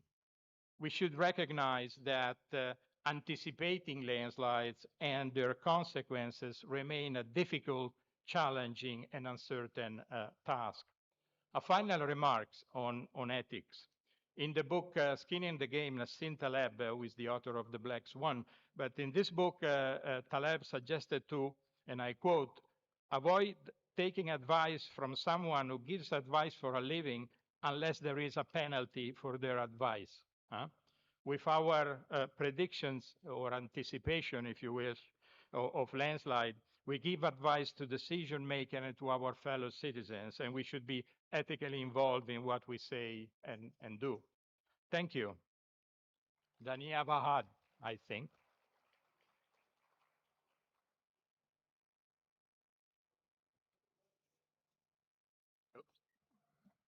Thank you, Dr. Guzzetti. It was a very informative and thought-provoking address. We would now request the audience to put forward their queries if they have any. However, we will be taking a maximum of 3 questions due to time constraint. Yes. Please bring the microphone to Dr. Goodenough.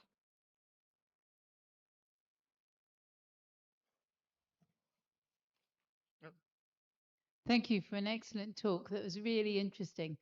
You gave some tantalizing statistics about age and gender affected by landslides. Do you have an understanding of why that is? Some of it, yes. Females and not only in Italy, are much less risk takers than men. So they tend to avoid taking chances. Men's don't, and we see the consequences. This is the main reasons.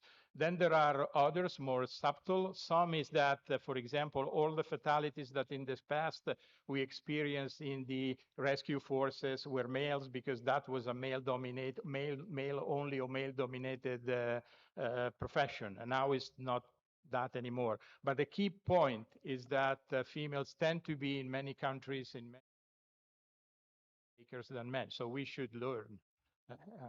We boys, we should learn.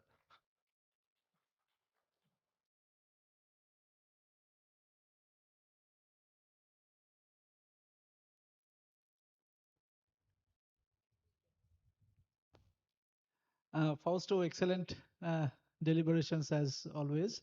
My question is that in Italy, very good landslide forecasting systems where you have also done some ground testing and experimentation. Then also you have gone to the operational stage. So what type of KPIs you have kept for that when you have taken a decision that it will go from the experimental to the operational bulletins? Because in India, we are now currently going through that stage. So we are under tremendous pressures from the community and also from the government to start the operational bulletins in all the landslide prone districts, and you know that it is not possible. So what type of minimum KPIs or key performance indicators we should keep for the experimental so that we can take it for the operation? It's a very difficult question to answer because it really depends on, let me say, your clients, the stakeholders. There may be situations where, for example, companies are willing to take less chances or more chances. So I don't think there will be a single decision, and the decision is not really from the scientific perspective. It's more from a political decision-making perspective, although, as you know, the two blends. It's also a matter of, it boils down also a matter of how do you understand probabilities. I mean, it's very easy to forecast landslides if tomorrow someone tells me that we will experience 500 millimeter of rain. Okay, no wonder we have landslides. But if it's 10 millimeter, 20 millimeter, maybe 20 millimeter in 2 hours, then it's more tricky, and it's a question of what is at stakes. If there are trains, roads, schools, the local population, and it should be a decision that in the end, those that benefit from the early warning system will have to make.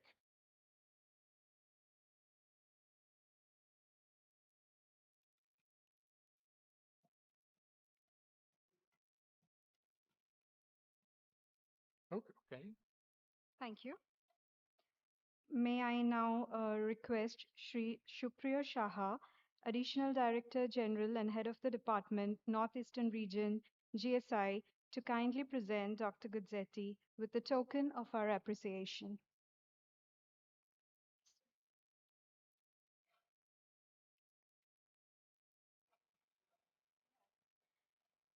Dr. Guzzetti's exceptional service and scientific contributions have earned him major honors, including the EGU Union Service Award, the Solovev Medal, and most recently, the Vance Medal of the International Consortium on Landslides.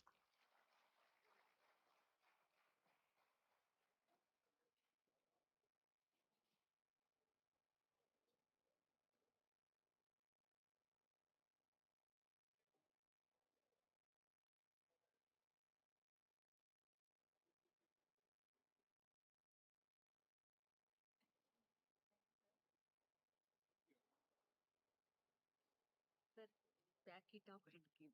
Okay, thank you. Thank you. We are immensely grateful to all our distinguished guests for accepting our invitation and gracing the occasion. With this, we have come to the end of the plenary session. We will break for lunch at this time. Lunch has been organized in the convention hall. The first technical session on the theme Sustaining Our Planet, Critical Minerals, Energy and Mineral Resources will commence in this auditorium at 2:30 p.m. Delegates and participants interested in the session may reassemble here. Please note that simultaneous technical sessions on other themes are also being conducted in Mini Auditorium 1, Mini Auditorium 2, and the conference hall. Thank you, and we look forward to your active participation after the break.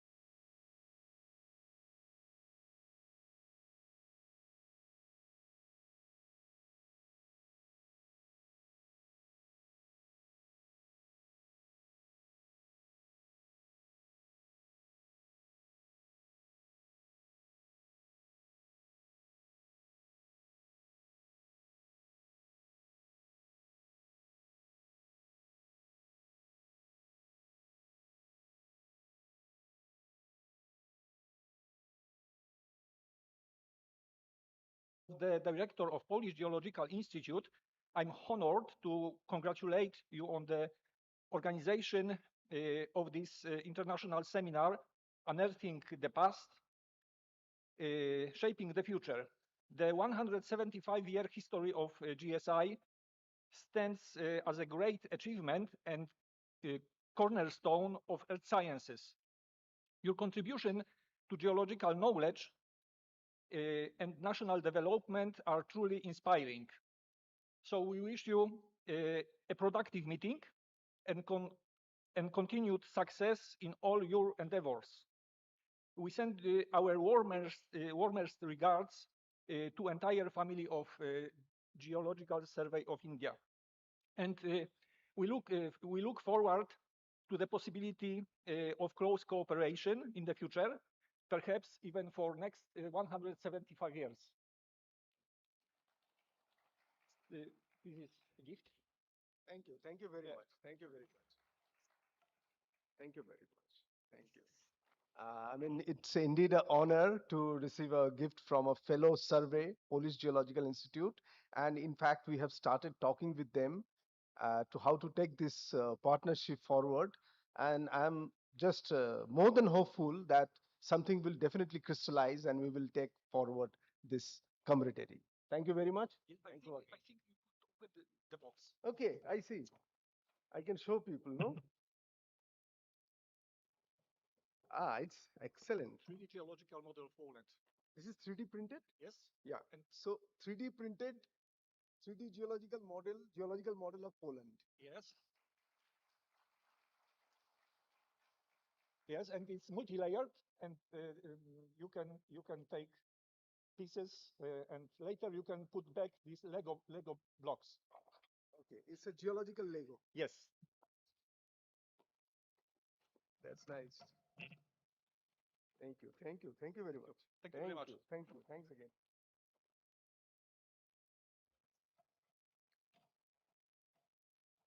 We will now begin the first technical session centered on the theme Sustaining Our Planet, Critical Minerals, Energy and Mineral Resources. The session will address advancements in critical mineral studies and insights into ore forming processes across key geological provinces of India.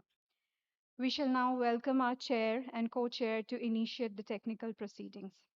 I'm honored to invite our session chair, Shri Dinesh V. Ganvir, Additional Director General and Head of the Department, Geological Survey of India, Central Region, to kindly come to the podium and take the chair. Shri Ganvir has had a distinguished career in mineral exploration. He has been closely involved in several diamond exploration initiatives and brings additional expertise in engineering and earthquake geology. His expertise across diverse geological domains strengthens the rigor of this session.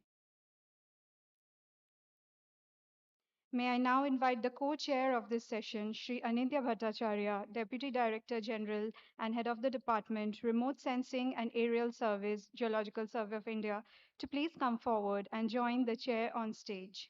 Shri Bhattacharya specializes in geological mapping, petrological, geochemical studies, and cobalt exploration.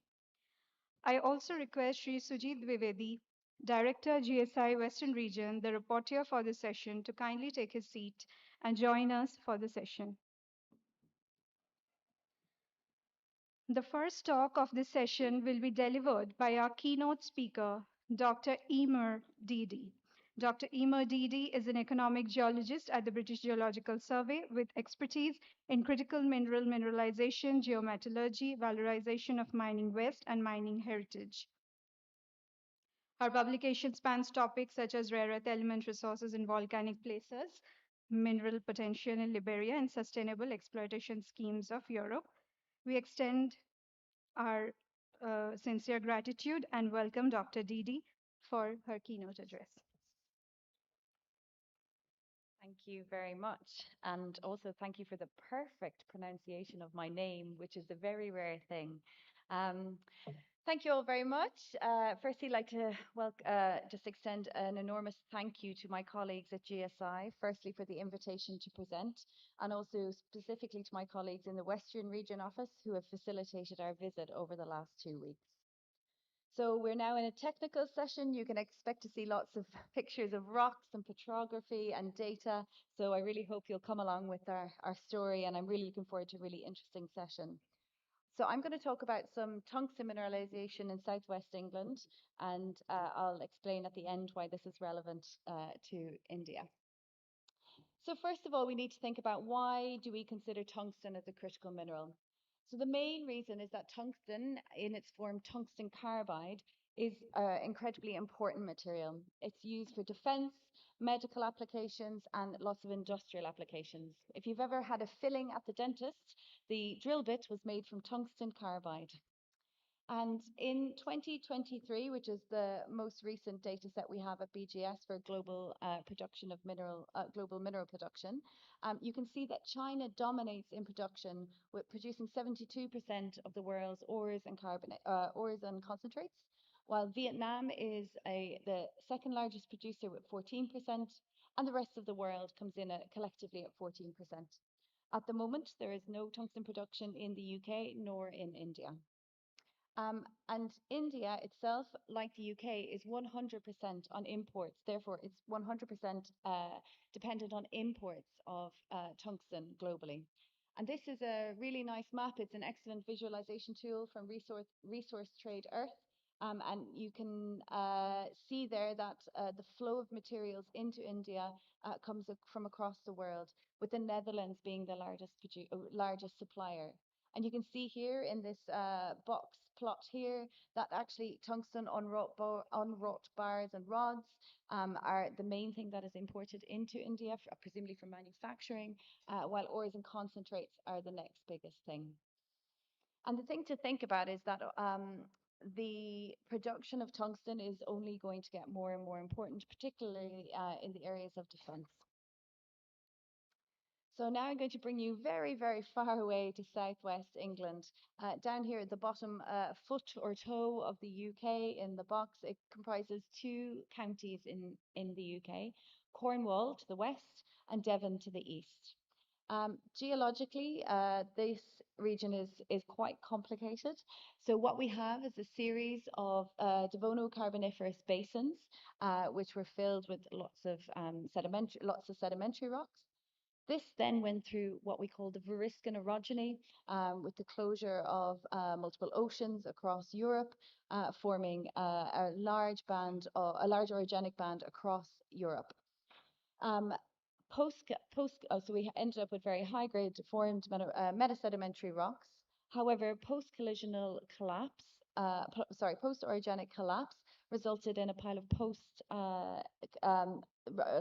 resulted in a lot of S-type granites being emplaced across the region, and this is collectively known as the Cornubian batholith. Now, these granites are all S-type granites. I don't think the pointer works, but they extend, they are all linked underneath across this enormous batholith, which actually extends quite a lot away to the northwest as well. So why these granites are really very important is because they have a lot of magmatic hydrothermal mineralization associated with them. So these are typically tin, tungsten, copper, arsenic, iron, and lead and zinc in some places as well. The mineralization is in cupulas, roofs, the margins of the major plutons, buried ridges, and satellite strocks across the whole batholith. The lode mineralization is tin copper, and we see that the main geyser mineralization, which is our main host for tungsten in the region, is typically tungsten, and in some places is also tin enriched. So the images on your bottom left-hand side, this is a picture of our lode ore, and actually there's a lot of iron staining because there's also a lot of pyrite in this. But the dark, kind of what looks almost purple on the screen, minerals are cassiterite, which is our main tin ore in the region. But my real focus is the tungsten mineralization. So here on the right-hand side, you can see a whole suite of different geysers that we have in the region. So we have what we call exogranitic occurrences of tungsten and endogranitic occurrences of tungsten, so both in and out of the granites. So within the granites, they're typically in these grisons. We see very altered and weathered granites with beautiful cross-cutting series of tungsten or wolframite-bearing mineralization, typically in quartz veins. And then depending on the granite you're in, depending on what they've intruded, there's a variety of accessory minerals that occur. We also have what are called sheeted vein deposits, which are when your tungsten-bearing quartz veins are actually end up, the fluids leave your granites and they essentially follow, well, regional structures typically, and mineralize within quartz veins in your host rocks. And those are sheeted vein deposits. Now, in these ones, you can see in the top one, we actually have a grison-free deposit. So there's no grison in this particular deposit at the top, but some are called Castle and Dinas. But in the second one, you can see that, well, you can't actually see in this, but there is quite a lot of grison associated with this Redmoor deposit. We can also see that it's very polymetallic. So we get a lot of base metal mineralization associated as well. So they're really varied across the region. And so there are two main tungsten deposits that we have JORC compliant resource and reserve data. So at Redmoor, which is this sheeted vein deposit, there's 11 million tons with a variety of values for tungsten, tin, and copper. While Hemerden, or the Drakelands mine as it's sometimes known as, is essentially the fourth largest tungsten deposit in the world. So this is an enormous, huge tonnage, but not particularly high grade deposit. And this has a very recent update to its JORC resource reserve data in 2024. So you can see that the total reserve is 70 million tons and the total resource is 397 million tons. There's a MM there. And where we are within the system here in this bottom right picture, so Hemerden is in your bottom left box, so more this kind of granite, between your granites and your host rock, which in this case is our metasedimentary rocks, while Redmoor is very much in our sheeted vein deposit that is well outside our granite. If you just cast your eye to the map on the left-hand side, you can see that there's a couple of stars, and I just wanted to flag that there's quite a lot of exploration for other commodities in the region that are associated with these granites. So particularly lithium. Apologies, my pointer doesn't work, but if you look at the granite almost in the middle of the peninsula, there are two stars, and those are both lithium, where they're focusing on lithium and zinnwaldite in these granites. While if you go down all the way down to the west, where there's these other two stars, and that's two occurrences or deposits where they're actually looking for tin, one of which closed in 1998, and they're looking to reopen, called South Crofty.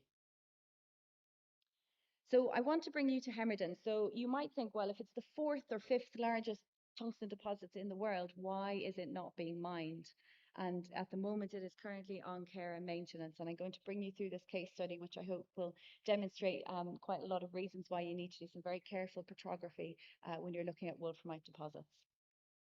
So the Hemerden deposit itself, this is a picture from the pit. I'm just going to stand here so I can see the slides. It's a moderately to steeply dipping northwest grison-bordered quartz wolframite plus or minus cassiterite and plenty arsenopyrite as well in this deposit. It's one of the largest, if not the largest, CRISCO-compliant tungsten resource globally with an active advancement plan. Essentially, if they could get all of their permissions in place, they could open this mine. It was mined on and off between 2015 and 2018, but as you'll see, I'll explain why it was closed at that time and has been intermittently opened ever since. When it does come online, which is expected in 2026, it will produce approximately 20% of the global supply from outside of China. So this is a really significant body of ore. So back in 2014, so what we're talking 11 years ago now, there was work started at the Hemerden mine. In 2018, it's suspended and the mine was shut down on very short notice, mostly because they had a significant amount of processing challenges, which I'm going to run through. Then in 2019, it got rebought with a new owner called Tungsten West. And then in 2024, they were hoping for it to be in action by 26 because they got granted their environmental permit. But then, unfortunately, the tungsten price dropped. And so it became very tricky for them to economically reopen the mine. However, just very recently, the US is currently in the process of a very aggressive, I guess, look at expanding their or diversifying their supply chains as well. And so they've actually invested £70 million into this deposit, which is a really very significant investment. So as I said, we had a mine, it was open, it was all going very, very well until really the processing issues became such that their recovery was sub 70, sub 60% recovery for tungsten, which is obviously makes it very unviable. So if we want to look at just a bit more closely at the geology, so Hemerden is this kind of triangular shaped Hemerden, it's called the Hemerden Ball intrusion. And then to the north of that is Crown Hill and the very large Dartmoor granite again to the north. If we look a bit more closely, we can see there's actually 3 different granites at this site. We have the porphyritic granite, which is unmineralized. We have G10, which is the main host of the mineralization. We have some large structures, north-south structures that run through, which are crustal scale structures that are very important for fluid flow for other deposit types in the region. And then G20, which is to the east of the deposit. If we look a bit more closely here, where you have the whole granite itself is incredibly weathered and altered. So we have rhyzonization, limonization, hematization, and also kaolinization. So it's been through an awful lot of processes and of alteration. The tungsten typically sits in the southwest part of the deposit, while in the northwest we see much stronger occurrences of cassiterite. So the vein, so one of the things I should say that, so this was all part of my PhD research, which I finished relatively recently, and this was one of my important case studies. So I had quite a lot of time to really get my teeth into this deposit. And on the left-hand side is a 1 meter piece of core. And you can see from that there's 6, maybe even 7 different vein types that occur within this. So this is an incredibly complex deposit with multiple stages of fluid going through. As part of this, I pulled apart the different veins that we have, and it seems that we have this early stage of tungsten mineralization, which is decoupled from tin, which is what we expect in these systems, where your tungsten or your wolframite typically precipitates earlier, and your cassiterite precipitates a bit later. And then a later stage, another late stage of cassiterite tourmaline mineralization, which is quite different to the early cassiterite. And this is just a schematic to show the relative relationships of all these veins, which are very, very difficult to pull apart and require quite a lot of work and time. So this is some pictures. This, I hope, will begin to explain why they had processing challenges at Hemerden. So on the on the left-hand side, we have type 2A. That doesn't matter, but these are the early wolframite veins, and you can see from those that although there's quite a lot of zonation and maybe you'll see some interesting crystallization patterns, really the ore itself is actually pretty good. And these, so did quite a lot of fluid inclusion work as well, and these precipitated kind of between 300 and 440 degrees, which is what we would expect for a deposit of this type. However, there is also a very other large suite of veins which look completely different. Now, the main thing to take away from this is that when Hemerden planned their processing plant, they assumed all of their ore looked like what was on the left-hand side, but in fact it is a combination of both the wolframite and this much more altered mineral, which actually ended up being the iron-rich end member of wolframite called ferberite. And so in order to actually process these, it ended up being totally different. The specific gravity of wolframite is different to that of ferberite. The grindability of them is different, and the magnetism is different. All of which are the parameters that they actually built their processing plant upon. So this was the real issue. They hadn't really done their petrography very well. So for me as a scientist, I found this fascinating. So this, you can see cores of original hubnerite, which is the manganese-rich end member of wolframite, but you can see rims of ferberite. You see dissolution reprecipitation patterns. You see an awful lot of secondary minerals coming in, and you can see some very, very altered minerals. And so that was the main issue with their mineralization, main issue with their processing. So a lot of the questions are around why this has happened. But I'd like to first show you what our cassiterite mineralization looks like. So on the left-hand side, very straightforward, cassiterite, arsenopyrite, lovely quartz veins with lovely grisons, and you get occasional little bits of tourmaline. So this, and the temperature was 340 to 450, very similar temperature range to what we had of our early wolframite mineralization. However, this is not the only tin mineralization that occurs, particularly in the northwestern part, if you recall from the map of the deposit. And what we see there is cassiterite with enormous amounts of pervasive terminalization. We see some grisonization, but boron-rich fluids are really what is absolutely pushing their way through this. And so one of the big questions really is, what is the relationship between these? And then also the temperature of this is hotter. So, but these are paragenetically later in the deposit. So obviously this provides a bit of a conundrum. And so the hypothesis is that actually, there have been quite a lot of work, and they thought that the ferberite veins were different to the wolframite veins, but actually I interpreted it as an alteration of the early veins to a later vein, and that the type 4 veins, so these cassiterite, the early cassiterite is related to this, but just a decoupled fluid, which is what we expect. However, these late type 6 veins, which are tourmaline-rich cassiterite veins, are really distinct. And so what I really try to do is understand how these relate to the earlier stages of mineralization. And so this is true. Well, there was a lot of other things, but I'm just going to talk about the isotopic data for this talk. So don't be scared. So this is some plots of some oxygen isotope data. So what you can do when you have your temperature of mineralization and you get oxygen isotopic values, you can actually plot. There's a whole pile of equations you can use to plot to understand how these formed. So if you look on the left-hand side, you can see that the type 4 and the type 2, so these are our early wolframite or early cassiterite veins, they have very, very similar values for the oxygen isotopes. They fall within the expected range for Cornubian magmatic fluids and other data from other tin tungsten deposits in the region. So we understand that this is very much associated with our early granite mineralization. We have a decoupled fluid. We're very happy. And then when you look at the type 2A and the type 2B, so your early wolframite and your late altered wolframite, you can see that there's a real big difference between these. So on the left-hand side of this lower plot, you can see that the altered wolframite is actually sitting here down very near the present-day meteoric water oxygen isotope values.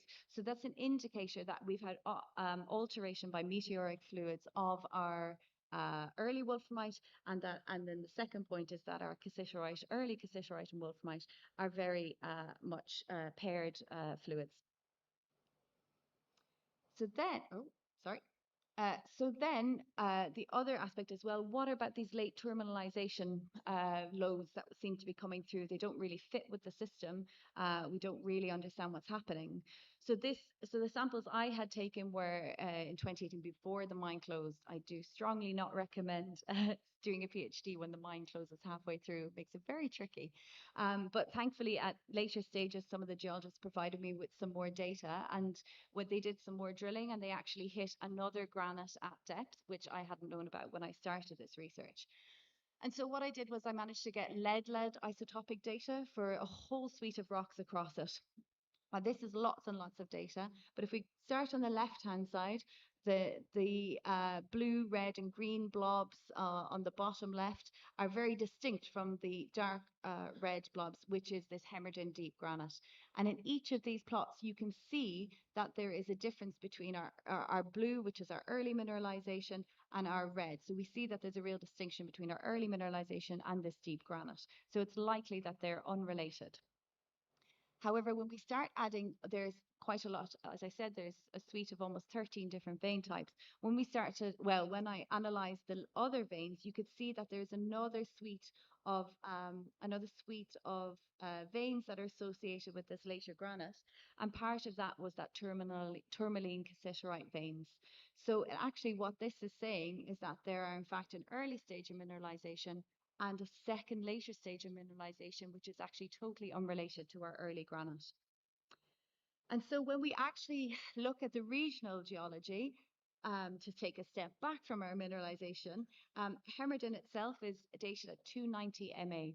But then there is just to the north of it this Crown Hill granite, which everyone presumed was of a similar age, but actually is 277 MA. So there is a large granite body that has intruded and is intercepted at depth at Hemerton that is almost 20 million years young, or sorry, 13 million years younger. So what this really meant is that although we have multi-episodic magmatic hydrothermal fluids in our original deposit, which we see this decoupled tin tungsten and lots of tin mineralization as well, we don't really understand the time gap between those, but we know they are all part of the same system. And then we have this altered wolframite, but what we don't understand is what really was the driver. We have a signature of meteoric water, so we know that there's some alteration there, but we don't know what really was the driver. Was it just cooling circulation systems that some vein structures were a bit more susceptible to than others? Or was it this late stage boron-rich boron tin fluids that formed these later cassiterite veins that actually drove those convection currents and altered the earlier wolframite? We don't quite know, I think is the true answer. I'm not sure we will, but the really important takeaway from all of this is that even when you found your wolframite deposit, you really need to take a step back and think about the regional geology and think about what that might have impacted on your deposit, and that your petrographic assessment is absolutely key to do that across the suite of veins that are available to you. And that really is key to determine your economic viability. I would also like to say that the sheeted vein deposit that I pointed out has the most beautiful wolframite you've ever seen and has obviously not been altered in any way. So you may have perfect wolframite deposits here, but it's always worth putting some under a microscope. So a very final point is just on this project that Catherine mentioned. I can't say a huge amount about it because we started approximately 3 weeks ago. So we're in our very, very early days. But it is a UK-India collaborative project, and that's supported by the UK Gov on our side and GSI on the other side. We have a project with, particularly with the GSI colleagues in the Western Region office here in Rajasthan, and we're developing machine learning methodologies for critical mineral prospectivity. So we have a model that we've been working in a region in the UK called the North Pennines, and we are adapting that to work here in Rajasthan. We're focusing on the Delhi Full Belt because that seems to be incredibly prospective for a huge range of minerals, but we're going to be looking at tungsten and lithium initially. And we were very lucky that our colleagues at GSI took us out last week. We did go to Degana, although I will absolutely not claim to be an expert, and I know the next talk is about Degana, so I'm sure they will be able to provide you with many answers. But we saw some really beautiful Greisen-hosted wolframite mineralization. We visited the old adit, and of course we had loads and loads of discussions. And just to say that what is so important about this, although we're using machine learning, geology is the main part of that. You have to still keep your mineral system approach as the basis of your talk. So I will stop there. Thank you again very much for the opportunity, and if you have any questions.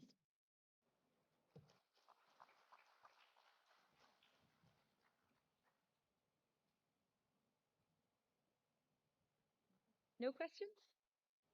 Wow, you know everything there is to know about tungsten. One from my side. Please. Thank you for a very good presentation. Thank you. Giving the geological setup of the southwest England into almost 6 basins. And with that, the mineralization occurrence in the 13 vein types, out of which 2 for, I think it is for tungsten, and rest is for, tungsten, you are given for tin. Yeah, it was for tin. One question, while giving the resources, as per the JORC, the resource was 37 point something million tons, as well as the reserves were 70 million tons. So the resource is less, as well as the reserves are given almost doubled. So the resource was 390 million tons. There were 2 M's. It was 39.7 mm tons. So it's 390 million tons. It is one of the biggest tungsten deposits in the world, but it has a very low tungsten grade. But if they could process it properly, then I think they would be in. That's why it's able to produce 20%. So yes, 390 million tons, and the reserve is 70 million tons. Okay, okay. Thank you, thank you. No problem. And your good knowledge, good presentation, definitely the collaborative project which GSI is going to take with at South Delhi Fold Belt or Yes. not Delhi, not Delhi Fold Belt. Yes. Yeah, definitely it will be very much with the input of AI and the data sets which we are having and the understanding which the British Geological Survey is having. Yes. Yeah. It will be a good one. Yes, and your colleagues, our colleagues at GSI here in Rajasthan are preparing data, and we've had some really excellent discussions about how we will really make the project work. Thank you. Thank you. Oh, there's just a question in the front. One question. Please give the mic.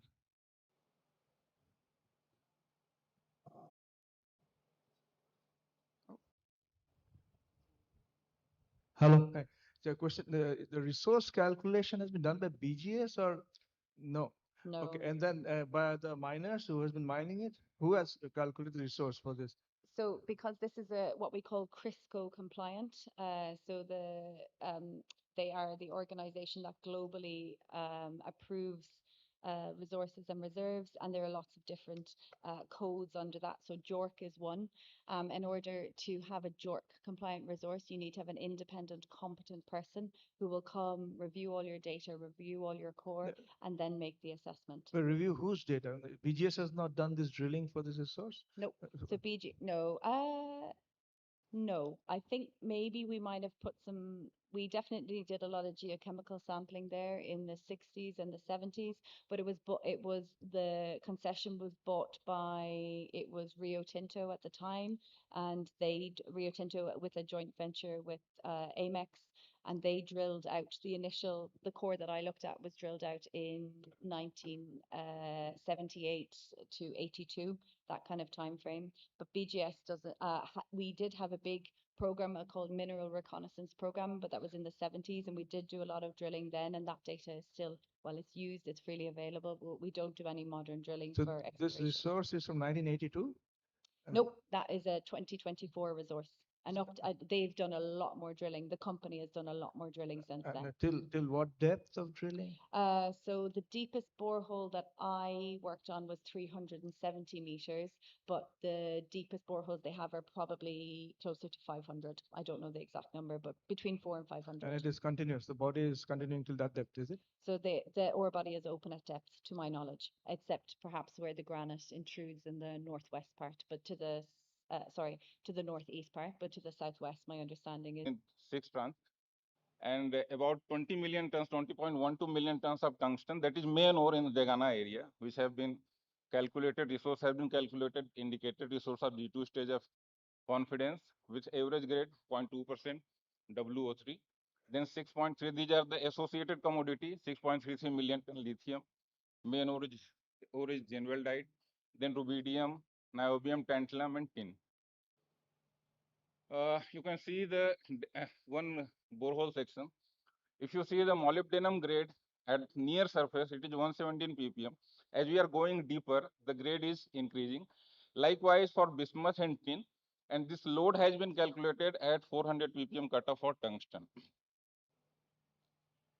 If you see globally, similar type of deposits have been reported in China, and such type of deposits, the grade of different commodity other than tungsten, like in figure E, if you see, the grade of molybdenite is getting increased, and they have drilled up to 800 meter of depth. These veins are going up to 800 meter, and we have drilled up to 500 meter and 300 meter vertical inclined borehole up to 500 meter, and ore vein we have intersected up to 300 meter vertical depth. So these are some of the world's known deposits where mining is being done, and we have correlated our Degana tungsten deposit, and it is mostly likely to Peniscoria in Portugal, Europe.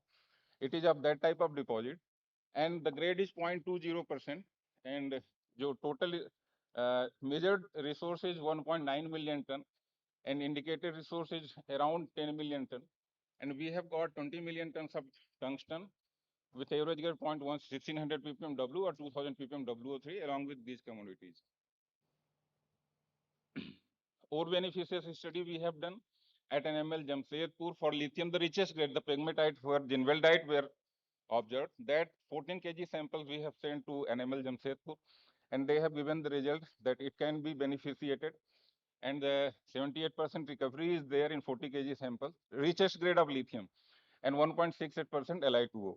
Then in IBM we have sent 218 kgs of tungsten ore samples along with all these loads, and these are the recovery of different concentrate floats, and recovery is for tungsten is up to 48% at different concentrate. Then the float for lithium recovery, the float composite float, last line, the composite float asset 2732 ppm Li2 with recovery of 65.9%, along with tungsten, lithium, recovery of molybdenum, bismuth, cesium, niobium. They have been reported by IBM. So this is the concluding remark that Degana rare metal deposit in northeast India is one of the largest deposit, biggest rare metal deposit, not only for tungsten. It is having rubidium, lithium, niobium, tantalum, tin, molybdenum, bismuth. And the recent drilling program had outlined significant indicated resource of these commodities. And ore beneficiation study has revealed that this can be recoverable. Tungsten, lithium, rubidium, molybdenum, bismuth, and cesium can be recoverable. So that's all from my side. This is the one of the field photo, underground mine photograph, right side, Peniscoria tungsten mine in Portugal. If you see the ore body and left hand side from Degana, they are almost similar vein type of deposit, gradient type of deposit, and they are mining since last 130 years. They have been operating their mine, and this is from mine audit of Degana. Similar type of deposit it is. It is having very potential in Degana. It is placed in 6 tons. I hope it will get auction. So thank you. Thank you, Mr. Suresh. Any questions from the audience?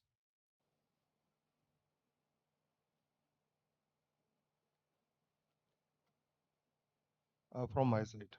Yes, sir. You had given those 3 hills, the earlier old workings in the hills. You had moved away from those existing old workings to the area which is totally soil covered. Yes, How? sir. On what basis? Sir, actually lots of structural analysis we have to do. We have to project this load in soil cover area based on the structural features available there. There are different 2 sets of main regions are there. Northeast, southwest, almost north-south and northwest, southeast. And there are parallel fault, northwest, southeast trending parallel fault in that area. And if you see the regional picture of that North Delhi and South Delhi fault belt, this northwest southeast fault are the youngest fault related to youngest deformation, that is D3. In northeast southwest, they are parallel to D2 deformation. So mineralization is occurring in 2 states. If you see the No, my question is, since the area is totally soil covered, we have simply projected the mineralized vein along this strike, which have been mined out in the soil cover area and gone for drilling. and gone for drilling. Yes. Okay. Any geophysical methods At you had that applied? time, ground geophysics was not done, but the whole area is coming in low gravity and have been seen. Second, you had given the beneficiation studies, 40 kg sample to NML. You had got the beneficiation studies for molybdenum, lithium, as well as tungsten. In a single 40 kg, they had given the beneficiation studies for all these Sir. 3 commodities? Actually, they have asked sample for lithium beneficiation. Okay. So they have beneficiated only lithium in NML. Hmm. Rest of the recovery which I have found, that is from IBM Nagpur. Yeah. Okay. For that, how much samples you had given to IBM? IBM 218 kg, nearly 218 kg. Okay. Okay. One last question. You had told that you had gone up to the depth of 5th level, 500 meters plus. Inclined borehole maximum up to 500 meter we have drilled, but ore body we have intersected up to 300 meter vertical depth. Because you had given the example of China, till that depth they had gone for drilling and identified that deposit. And likewise, I was there because there was a request for drilling up to 5th level, I think, more than 500 meters. But we had stopped somewhere else, means at some point.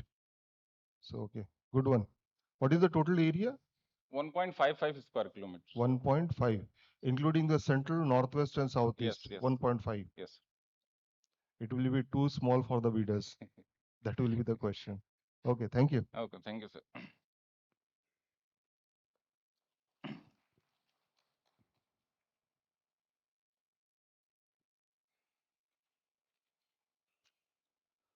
Now the second presentation on metallogenic potential of volatile, rich and orogenic Darcy granite, Andhra Pradesh. You are there. Your good name? Devottam Sarkar. Dev.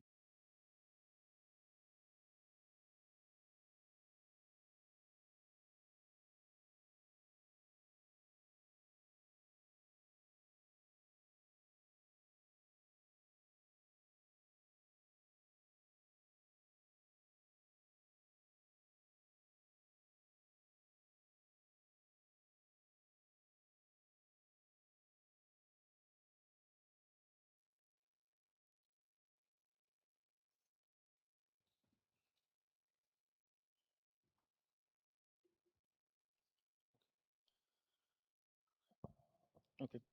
Good afternoon, respected delegates. Good afternoon, everyone.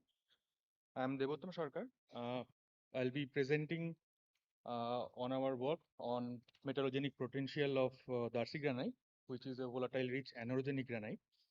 And the area of our study is in the middle part of Andhra Pradesh, that is this red square kind of thing below. So let's first look at the regional geological setup. That is, our study area is situated at the northern part of Nellore belt. And all along the northern part of Nellore belt, there is a granitic intrusion, almost around 100 to 150 kilometer length in north-northeast, south-southwest direction. Our study area is in part of that. So towards the east, we have Eastern Ghats Mobile Belt, and towards west, we have the Kadapa. So this is our STM map, overlain on a hillshade map. So the main lithology of that area is actually migmatite gneiss of PGC2, and our main focus will be on this hornblende granite gneiss, which is the main anorogenic type of granite. Some discrete shear zones are there, not continuous, and other than that, we have chlorite schist and quartzite of Nellore belt in that area. So chemical analysis have given us a total RE value of almost 3,800 ppm, with almost 80% of it covered by LRE. Other than that, we have this zirconium, rubidium, niobium, and thorium values. So almost 15 total of BRDs are 15 samples, and for R and C horizon, there are well-developed soil profiles over these granites. So I've taken samples from them also. So although the BRS samples have shown overall enrichment of almost up to 3,800, but if you see the median values, so the R horizon is actually the most enriched part, that is up to almost 2000 ppm. So let's look at the main phases that are contributing to these RE values.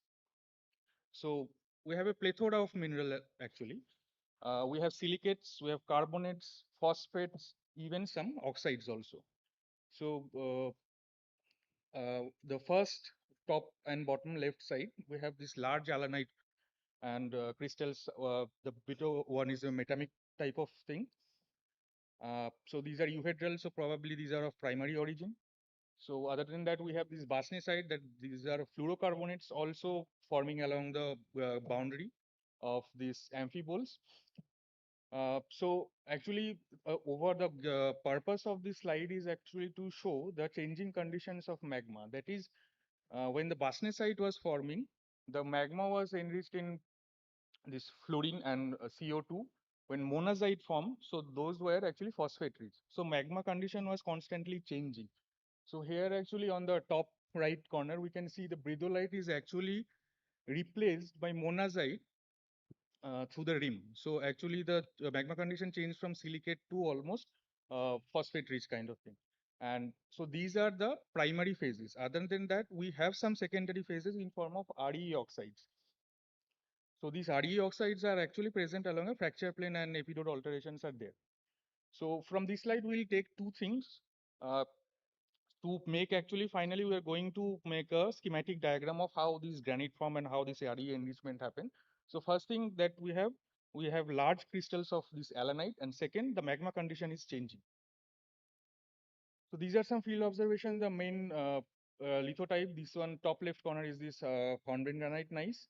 So in some places these are sheared also.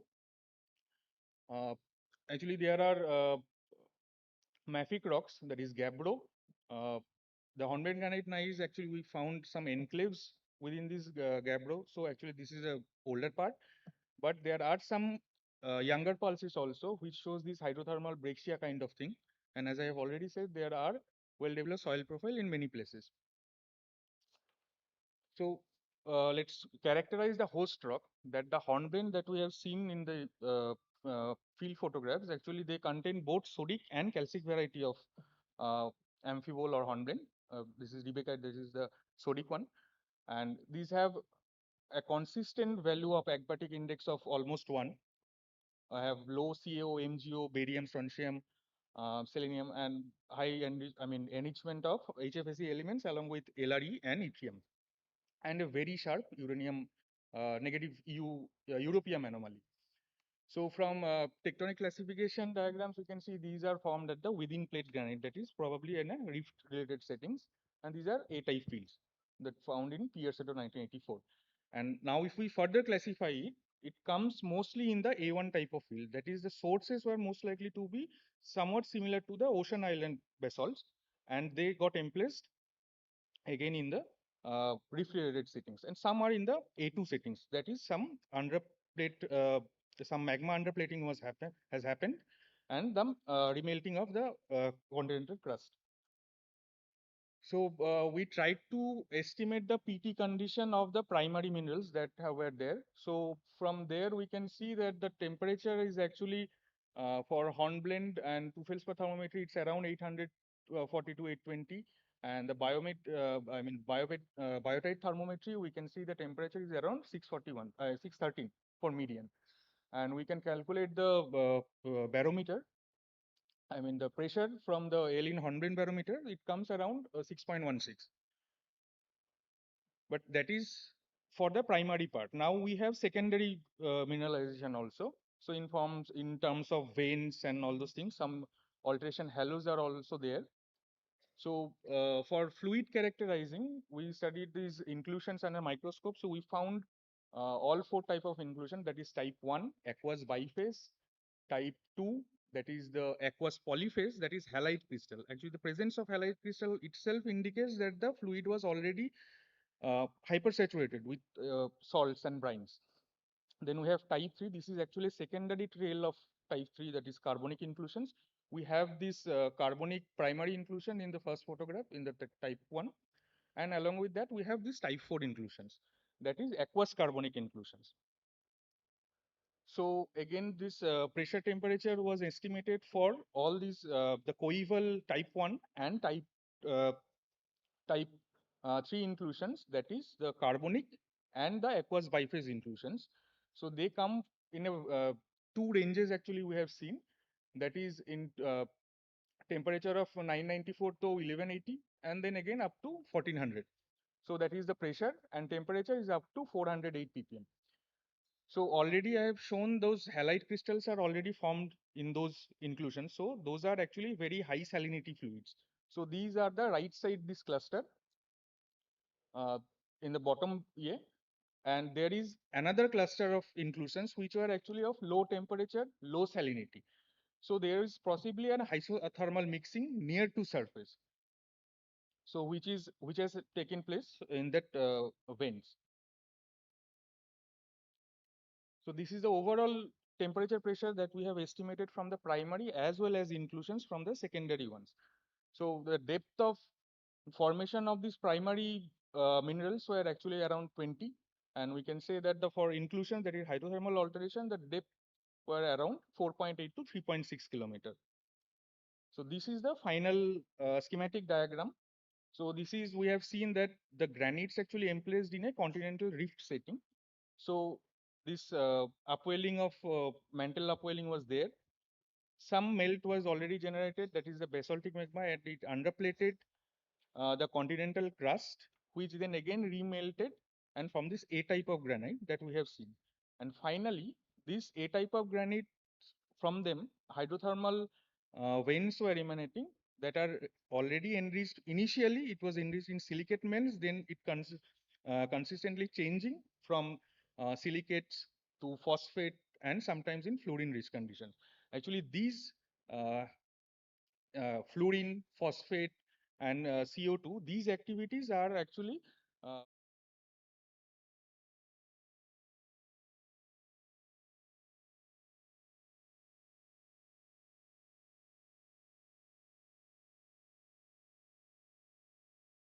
in north to Kanigiri in the south. So, and it has a age of approximately 1.5 to 1.3 GA. So this entire area is a prospective in terms of that entire area has an anorogenic granite emplacement, which is relatively enriched in RE, and even the R horizon, it also shows enrichment along with the C horizon. So that is all, and this is the overall landscape of that area. This is the left side, this is the Nelosis belt part, and on the right side, that is the hill or the part of Pluton, that is the Hornblende granite gneiss, and in between them,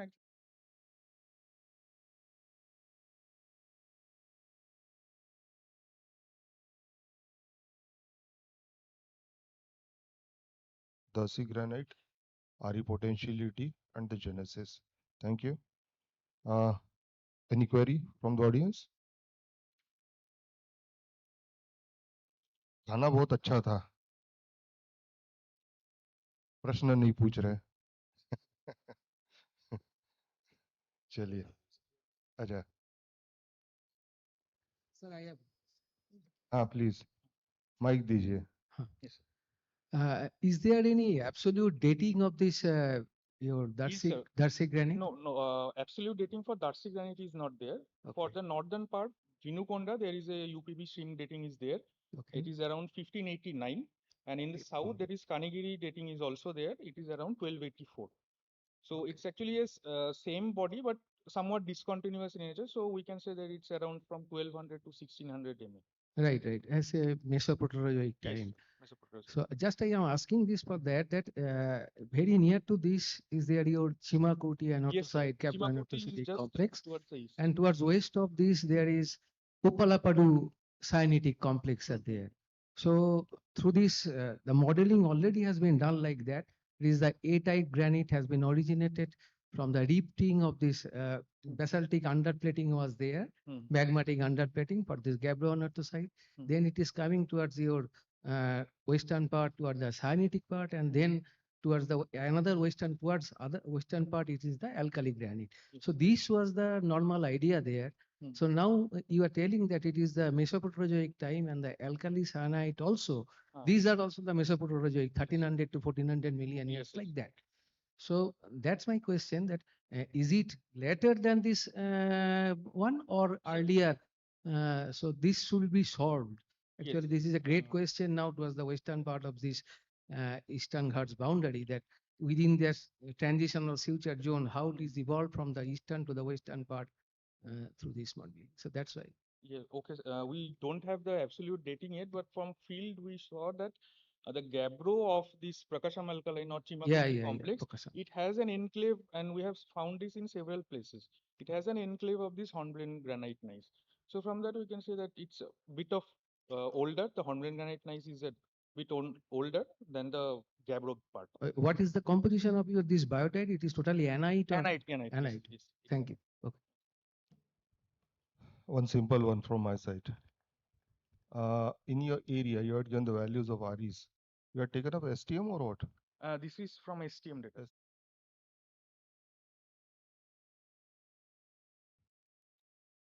The contributing phase is bastnasite, two modes. One is magmatic and other is hydrothermal. Yes. Right? Yes. At the same time, the magma source was likely hybrid, mantle or crustal source already enriched in RE. Actually, sir, actually the initial primary magmatic source was there. Then during ascension, the presence of thorite, euhedral thorite, and some this replacement monazite actually, they possibly indicate a crustal assimilation kind of thing. So that's why I have used the term as the hybrid magma system. Okay, thank you. Thank you. Sir.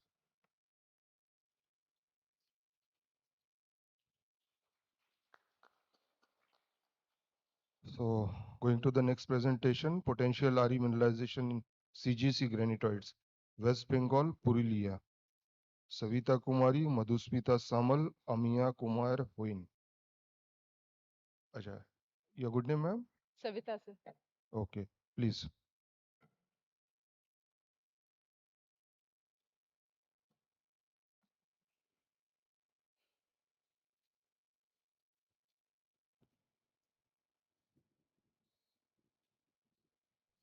A very good afternoon to all the dignitaries of GSI as well as the geoscience community present in the hall. I am Savita Kumari, Senior Geologist from Geological Survey of India, Chandigarh.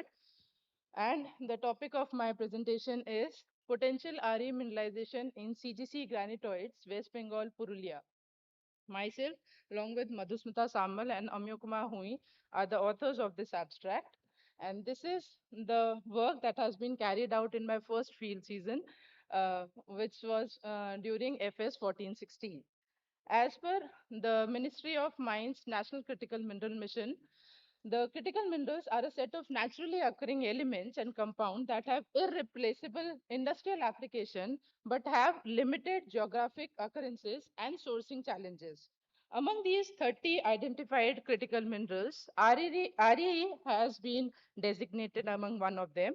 And REE, as we all know, that these are 17 chemically similar metallic elements, which includes lanthanum to lutetium, along with scandium and yttrium, as per the International Union of Pure and Applied Chemistry. This is the geological map of Lipania Raghunathpur area of district Purulia, which has been mapped during FS 1416. The study area falls in the eastern to southeastern part of the Chota Nagpur Gneissic complex, which is an amalgamation of supracrustal rocks, gneiss pegmatites, younger granitoids, and mafic bodies. Within CGC, our study area falls in the eastern to southeastern part of CGC, and we have differentiated the granitoids present in the study area into two types, the coarse grain and the porphyritic granites. Among these, the granitoids which are present in Tilabani, Badapanjinia area are designated as Tilabani granitoids, and the granitoids present near Raghunathpur and Bero are considered to be Manbhum granitoids. The Tilabani granitoid is again having two components, the coarse grain garnetiferous hornblende biotite granite and the porphyroclastic garnetiferous hornblende biotite granite gneiss. And the other granitoid which is present in the study area, the Manbhum granitoid, it is coarse grain mesocratic hornblende biotite granite and the porphyritic granite which has latch varying from 1 centimeter to 12 centimeter in length. And MMEs are MME, that is mafic microgranular enclaves, is a very common feature that is present in both the granitoid, but mostly commonly present in the porphyritic granite of Manbhum granite. Now, being metamorphosed, that is garnet is present in the Tilabani granitoids, gneissos, as we can see that gneissic foliation is present in the Tilabani granitoids. It is well folded and strongly folded. The Tilabani granitoid is considered to be older than the Manbhum granitoids. And the granitoids present in the study area or CGC are intrusive in the gneiss pegmatites and the supracrustal rocks, evidence of which are seen in field as the xenolith of quartzite, folded amphibolite, khondolite, and calcilicate are present in porphyritic granite of Tilabani granite. Now coming to the textural part, textures like granophyre, myrmekite, perthite are commonly seen in Manbhum granitoids and the MMEs present within it. And the peculiar feature that was present, before this, I would like to mention that CGC has, as I have mentioned, that it has high-grade supracrustal rocks as well as the gneiss pegmatites with younger granitoids. So within this, the Manbhum granitoid, which was mesocratic and hornblende whitite granite, coarse grain, it has pyroxene, particularly orthopyroxene, as well as clinopyroxene is also seen. So considering presence of all these textures, igneous textures, as well as the presence of orthopyroxene, we have demarcated, as per Frost classification of 2008, we have demarcated this granite as to be magmatic charnocite, and to differentiate it with the metamorphic one, that is older and Nisos, garnetiferous, and textures like corona are present, and it is well differentiated than the Manbhum granitoid. So it justifies and corroborates with the Frost classification, and so we are considering it as magmatic charnocite. Now coming to the main part of the talk, that is RE mineralization, potential RE mineralization. RE bearing minerals like zircon, apatite, and are commonly seen. Zircon is identified by high relief, second order interference. Apatite, long cylindrical, high relief, low order gray interference has been observed in Manbhum granitoids and MMEs in them. Then allanite is a common feature, is a commonly occurring RE bearing mineral in Tilabani granitoid. Radial cracks are present at the periphery, which is possibly due to the radioactivity present within the allanite. So along with allanite, minerals like zircon is also noticed in Tilabani granitoid.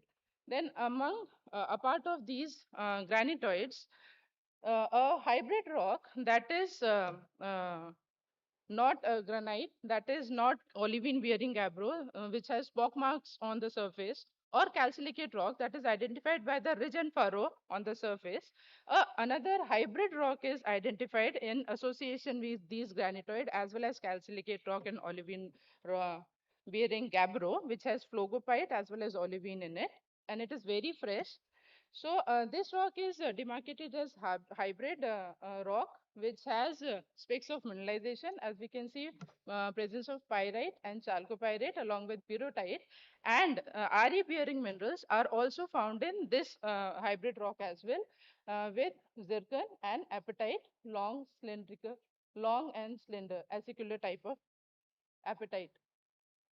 These are the BSc images with allanite, and the radial cracks are also seen in this BSc image. Then garnet along with allanite, zircon and neutral zircons are also noticed, and these all are features in the Tilabani granitoids, these BSc images.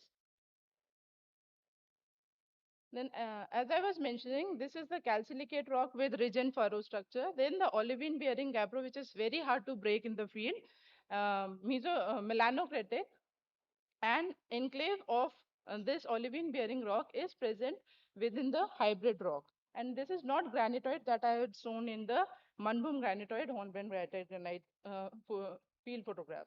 Now coming to the geochemical characterization, the Manbhum granitoid is mostly meta-aluminous as compared to all the granitoids which are showing per-aluminous characteristics. And coming to the tectonic settings, mostly the granitoids are falling in volcanic arc granite field as well as within plate granite. And considering one of the discrimination diagram from Frost, the Manbhum granitoid, porphyritic Manbhum granitoid and few hornblende whitite granite along with the Tilabani granitoid, they fall in arc-related setting, and the Manbhum ferron granitoids, they may be derived from basaltic source, or the olivine bearing gabbro, which has phlogopite, which is possibly from deep-seated magma, may be the parent rock of this Manbhum granitoid. And this feature corroborates with the arc setting as shown in the other discrimination diagram. Now coming to the analytical result, the total RE that is present in the granitoid samples of the study area, the total RE varies from 500 to 999 ppm in all the granitoids, and above 1000 ppm, it is restricted to Tilabani granitoid and the mafic microgranular enclaves. Then the higher value percentage of total RE with 2.3 percentage and 1.1 percentage has been reported from Tilabani granitoid porphyritic Tela-Bani granitoid, and a sample which has BaO of 5%, probably due to presence of barite, was also found near this Tela-Bani granitoid near Kalapathar area of Purulia district. Then in Manbhum granite also, within coarse grained hornblende whitite granite, pyroxene bearing, it also has 1.5% Re, total Re, which is in close association with olivine bearing gabbro. And this is the first finding of Re in the Chota Nagpur gneissic complex, which these analytic results are from FS 1416. And presently, the study is going on after 1416. The study on G4 stage followed by Of the orthopyroxene minerals, this one. the RE exploration is going on. So with the different variants of granitoid as well as the incidence of North Purulia shear zone in this study area of CGC, and diverse evolutionary dynamics including all the granitoids as well as the olivine bearing gabbro and hybrid rock, this might be the possible resultant in the RE mineralization in the granitoids. This is the future work that shows different or higher values of total Re, which varies up till 12%. Then minerals like xenotime, monazite, peririte, bastnasite, and other minerals also in RP was taken up in 2021. Then minerals like tapenite, bastnasite, and thorite are also reported in it. This is the media coverage of the RE mineralization that was found in Purulia district, Kalapathar area. Thank you. I'll conclude my talk with this. Thank you. Good afternoon to everyone. I am Bhaskar Jyoti Gogoi, a senior geologist in the Geological Survey of India Training Institute, Hyderabad. So this work is of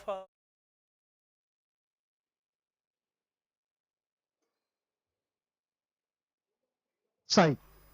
So basically this item is about a dike swarms containing lamprophile, tingoites and dolerite that occur in the western part of the Shillong Plateau in the Garo Hills area, particularly in the Rongjen area. So earlier these were reported in 1980s by Nambiar et al. And later subsequent works have been done. But there was not a comprehensive work on all the dikes. A few limited 1 or 2 dikes were there. Nambiar sir, he has given an initial petrography and geochemistry of a few dikes, though he has reported in his map of more than 100 dikes.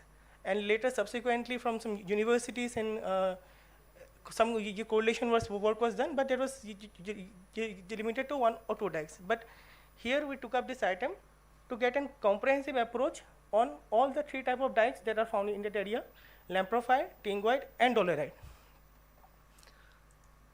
So our study area was this.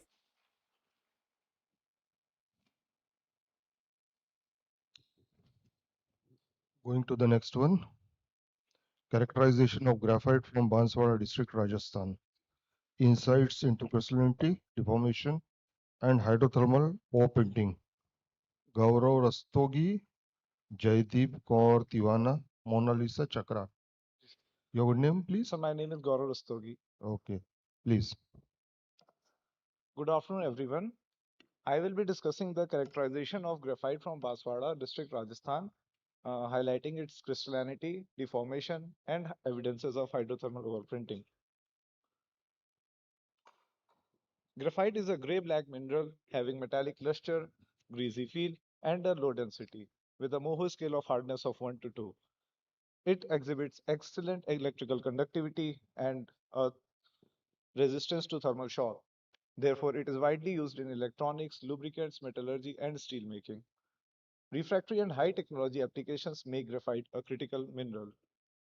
Crystalline graphite, with its larger flake, better selectivity, holds significant industrial value and is considered a non-renewable resource. As a result, India classified graphite as critical mineral in 2023. Similarly recognized for its importance, flake graphite is considered a critical mineral in US, China, Europe, and rest of the world. China alone provides around 78% of the worldwide graphite output, and as a dominant export exporter has the ability to set the world prices. The other major producers are India, Madagascar, Mozambique, and Brazil. The two end member of genetic model for flake graphite mineralization are graphitization and hydrothermal deposition. However, some of the graphite are formed from a combination of both the processes. Natural graphite of Natural graphite of economic importance are classified mainly into three categories: microcrystalline, which is the amorphous graphite; crystalline flake graphite, which is the disseminated graphite found within the metamorphic rock; and the vein type graphite, which is a coarse graphite crystal that occur in vein or fracture filling in igneous and metamorphic rock. Vein graphite is currently mined in Sri Lanka, which is the only country that produces the commercial quantity of this high purity material. In our study area, we are getting the amorphous as well as the disseminated flake graphite. In India, the graphite deposit of economic importance are located in Chhattisgarh, Jharkhand, Odisha, and Tamil Nadu. The total estimated resource is about 212 million tons, out of which Rajasthan has about 1% of the total resource. Graphite occurrences in Rajasthan have been located in Ajmer, Alwar, Banswara, and Jodhpur district. In the Banswara district, which is the study area that lies in the southeast of Udaipur district, the graphite is primarily associated with the Paleoproterozoic rocks of Aravalli supergroup. In the Banswara area, the graphite resources that were established by the GSI during early 1970s are now submerged under the reservoir of Mahi Dam. The graphite in Banswara is observed over a strike length of about 30 km from Runjani to Motagaon. More recently, the GSI have taken up several projects along this graphite belt.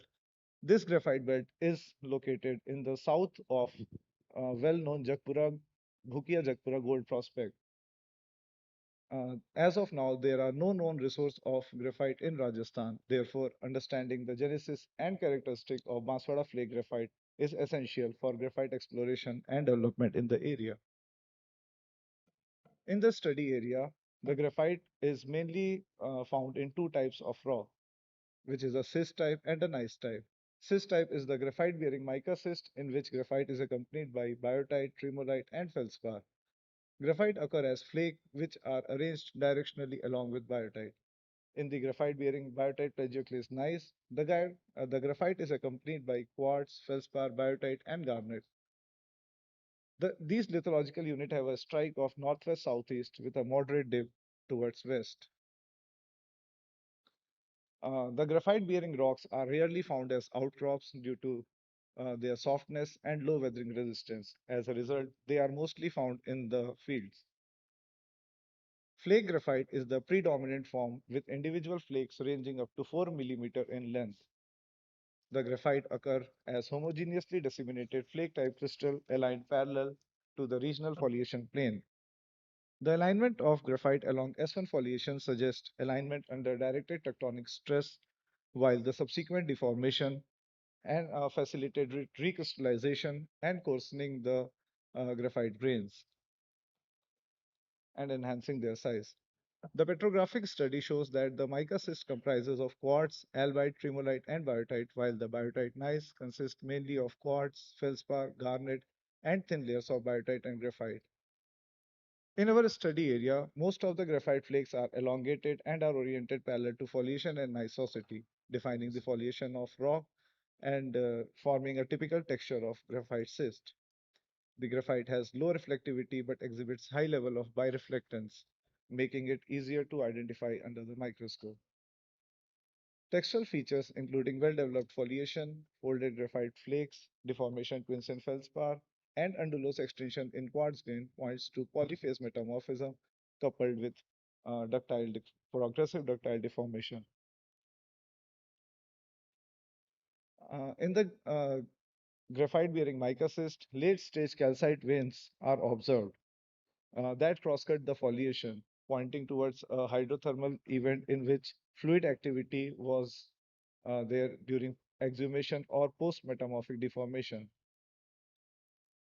The graphite in association with garnet, biotite, andesine, microcline indicate a peak metamorphic condition within the amphibolite facies.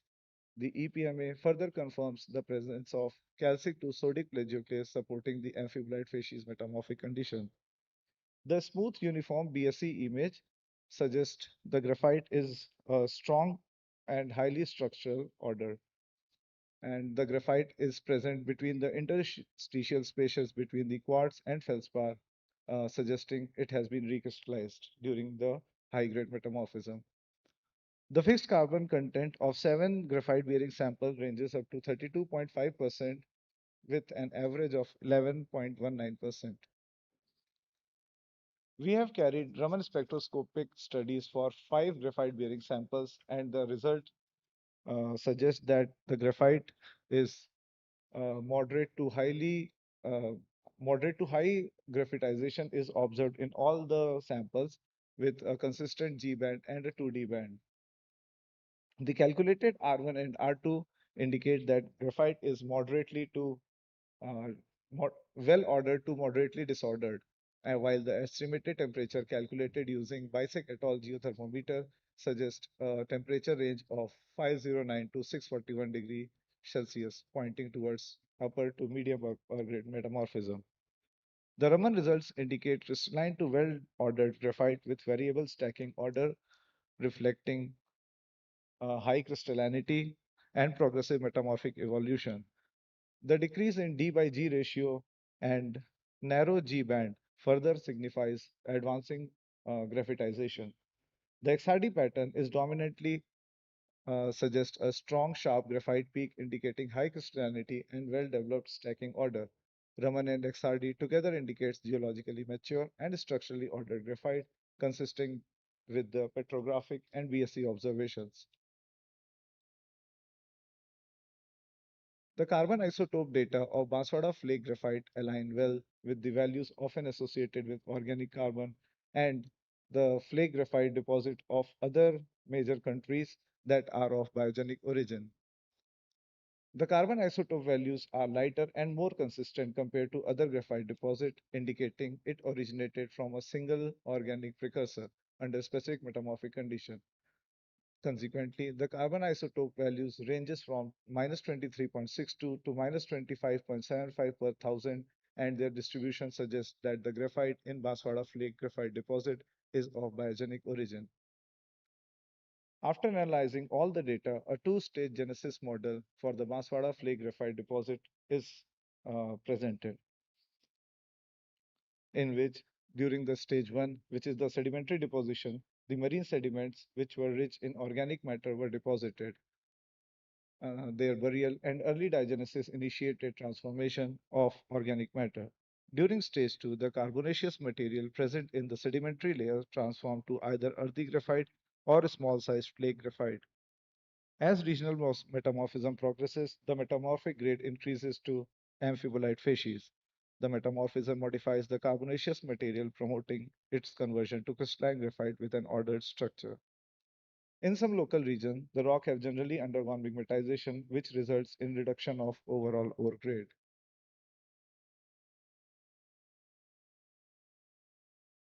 Forecasted increase in the use of natural graphite in high technology application turns graphite into a hot commodity.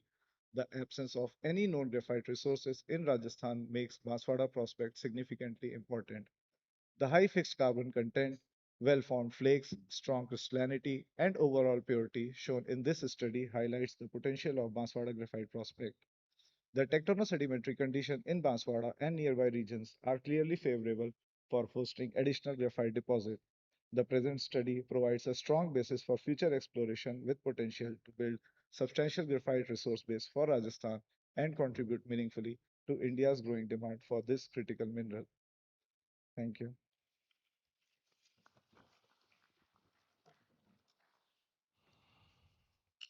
Thank you, Mr. Rastogi, giving a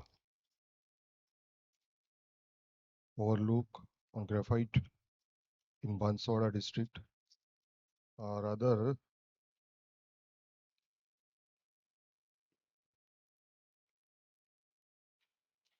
okay, let us have the questions from the audience.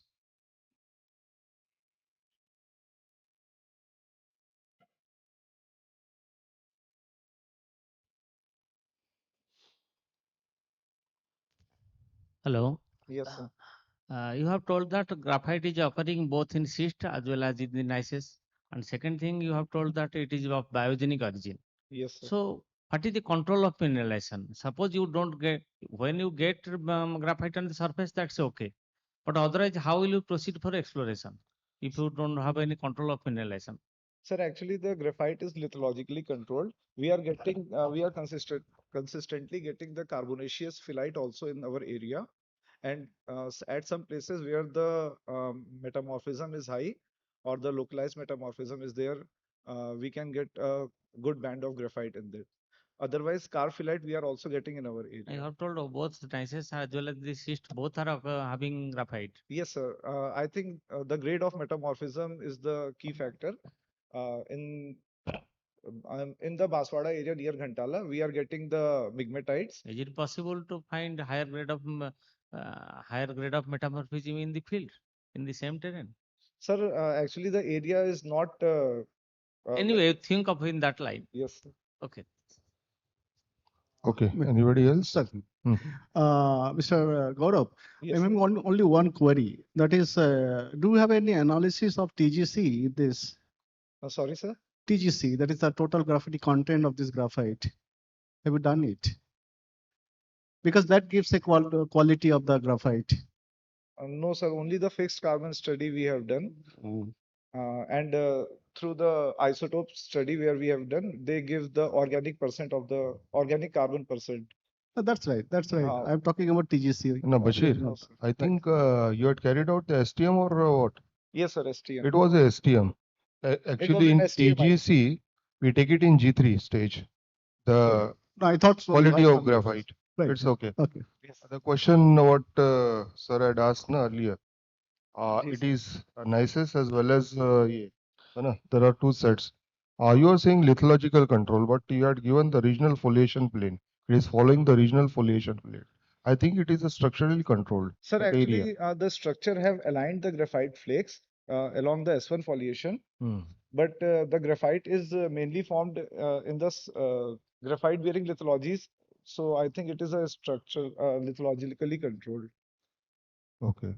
And yeah, So with the permission of the chair, I just want to add something of please, please. But other in Baswara, in Baswara district, we have another occurrence of graphite that you say that is within the pegmatites also. Yes, so we sir. have both the regional metamorphose as you have presented here, and we've also graphites within the pegmatites south of your Baswara. So there are dual occurrences of graphite from the Baswara area that is south of Rajasthan. So I think he was stressing upon the regional metamorphosed metasedimentaries. But there are other graphite present in other settings also. There are reports of them. I just have a small query. Do you have analyzed for vanadium in this? Yes, sir. We have analyzed for What the vanadium. values? Any promising values of? No, sir. Around 200 to 400 ppm vanadium was there. Any takeaway from your STM item? Sorry, sir. Any G4 you had formulated? Sir, actually, in my STM area, G4 was done previously before my STM work. So G4 was already done before. The objective of STM was? Objective of STM was the tectonostratigraphy of the area between the basement. Basement was also present in that area. Between the basement and the cover sequence, and final adding the additional resource of graphite in that area. Okay. But where I got the graphite, the G4 was already done in that area. Okay. The outcome you are showing was of G4 or your STM? No, sir. All the sample and all the thin section photographs was from my STM area only. Okay. Thank you. Thank you, you, Mr. Gaurav. I will just go back, sir, to the map, sir. Yeah. So this map, sir. These dikes normally occur along this line, sir. This is the Nongcharam Fault, sir. These dikes occur along this, sir. So what, sir, during field work, what we have found? Where is the Nongcharam fault?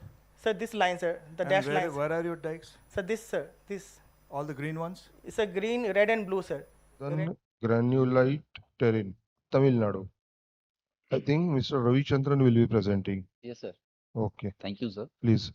A very good evening to everyone who is present, the dignitaries and my colleagues and the students and my senior colleagues. Myself, Ravi Chandran D, senior geologist, I'm going to present the nature and ore forming fluids of shear control molybdenum deposits from Harur-Roothangari molybdenum belts from Dharmapuri future rift zones in the SGT, it's in Tamil Nadu. Well, this Harur-Roothangari molybdenum belts is basically shear zone. So since the occurrence of molybdenum is well established or reported, so namely it has been named as a Harur-Roothangari molybdenum belt. This belt is actually exactly located in the SGT in the eastern margin of the Dharmapuri future rift zone. Has been well studied. There's the rift zone where it is almost eastern margin, and this periphery of this or the western margin of this. Actually, this Dharmapuri future rift zone is about 200 km long and 50-meter width area wise. So the Harur-Roothangari molybdenum belt is located in the eastern margin of the rift zone. And you have the middle and the west of the rift zone, there is a well-known RE potential alkaline complexes. That is, for example, Rossi Malai, Korati, Oganakal, and etc. Savatur, Korati, all these things.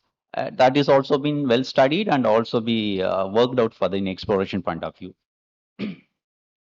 And this belt is about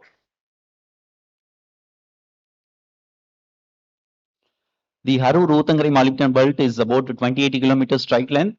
It is also trends north-northeast, south-southwest, which is also parallel to the regional foliation. That is also same as occurred in the rift zone. That is, I mean to say the Dharmapuri future rift zone. It's a dipping, as in the regional foliation is south-south, north-south-east, south-southwest, dipping towards southwest, whereas this Harur-Roothangari molybdenum belt or the shear zone is dipping towards southeast, moderately dipping towards southeast. This 28-kilometer belt has have a two parallel shears. That is, the main shear zone is a 22 kilometer, or the sympathetic shears about 6 kilometers in the western side. So this is belt. It has been reported for the molybdenum occurrence 3 decades back by GSI. Now this belt at the time and in the progressive exploration, this belt has been divided into 20 exploration for convenience purpose of each blocks about 1.5 square kilometer area. This belt is basically shear controlled about the thickness 28 kilometer strike length, and the thickness about average thickness about 50 meter. And it is also having the bifurcated natures as usual that every intensive shear zone is occurred in the many regions. So this is also bifurcated pinch and swell nature, and then with the emplacement of quartz vein, a discontinuous manner, where this molybdenum here is controlled by shear control as well as the lithology control, that is the quartz vein. So I'm going to just focus a few. These are the strong surface indications for the molybdenum occurrence in the belt, right from the ferruginization to the gosonized quartz vein, and here and there the visible molybdenum occurrence also noticed. This molybdenum occur is a primary ore as studied and associated with other base metal, lead, zinc, copper, and also and some extent it has been reported for the rhenium as well as tin. So these are the strong evidence from the surface indication of molybdenum occurrence in the belt. So we have a shear intensity as from the dilation shears to and development of cavities, and then we have a ribbon structures within the quartz vein, and the strong hydrothermal activity evidence is also noticed there as a hydrothermal breccia with quartz within the iron matrix. And we have barcock structure and the dilation induced cavities, where this act as a pathway for the settling of the concentration of molybdenum interlation and its association sulfides. So we have a mode of occurrence for the molybdenum occurrence here as a fresh molybdenite MOS2. Basically, the molybdenum here is mostly studied and it has been well established or proved that the MOS2 is the primary ore among the molybdenum. So MOS2, the molybdenite is occurred as a fine dissemination, or we can say the fine flakes as a within the quartz medium. This is a one single phase, and other than this, in the subsurface, we have noticed through that smear pattern or shear filling or fracture filling in association with the other sulfides, galena, chalcopyrite, pyrite, and also sphalerite. So these are some evidence. Here, the two common alterations are mostly occurred like chloritic and sericite, either the periphery or the both side of the quartz vein. I mean the periphery of the boundary of the shear zone. The next alteration is a potassic alteration that is also here and there on surface as well as in the subsurface through the core studies, core sample studies. It has been noticed. So these are the strong evidence. Alteration occurs in the area. So shear control molybdenum, shear control molybdenum interrelation and its texture. For example, there are meaningfully the two kind of fracture planes or microfractures have been developed in this area. That is showing that one set of the flakes are occurred within the microfractures within the quartz vein. Then there's two and the secondary fractures, microfractures occurred. Along that also the MOS2 has been concentrated. So this is the MO dust kind of a fine disseminations and radiating pattern. It is occurred with different flakes, and also that it is strongly noticed through the petrography and SEM and EPMA that the molybdenums primarily is controlled by the shears, even through the hand specimen or the field characteristics, and also through the SEM and EPMA, the petrography studies, where the fracture filling is the primary MOS2 and association with the galena and other sulfides. So the phases of molybdenum mineralization is well studied. Like the molybdenum is a single. I already told that molybdenite is a single phase. So other than the single phase, the pyrite molybdenum galena, then the molybdenite galena, as well as the chalcopyrite, in some extent the tin, and also barite, so galena. So other than molybdenite, the other base metals occurred as a separate phases without molybdenites. So those are the phases. At least 3 to 4 phases we could dominantly we could notice, but this studies shows that almost 6 phases. So the texture wise, yeah, texture wise, mostly that we could have correlated based on the the fluid inclusion studies and petrography that galena and chalcopyrite, probably the earlier one, a bit late. The molybdenite could be the bit late. So those are occurred as a rim or intergrowth texture around the early formed sulfides, that is the galena or chalcopyrite or pyrite. So, and this table shows that our sulfur isotope studies from the molybdenite sample as well as the other sulfides, that it is ranging the sulfur, the results ranging from -8 to +5, and almost molybdenite samples. These are the few samples only. Some I put for some examples. So molybdenite samples are showing around 1.5. To show this purpose, probably the quartz vein type of molybdenite samples is, so globally it is showing the result from -2 to +2 of sulfur values, and here also it is almost this belt is also almost showing the 1.5. So this the results of bar, the same as sulfur isotope study. So petrography and indication of fluid inclusions.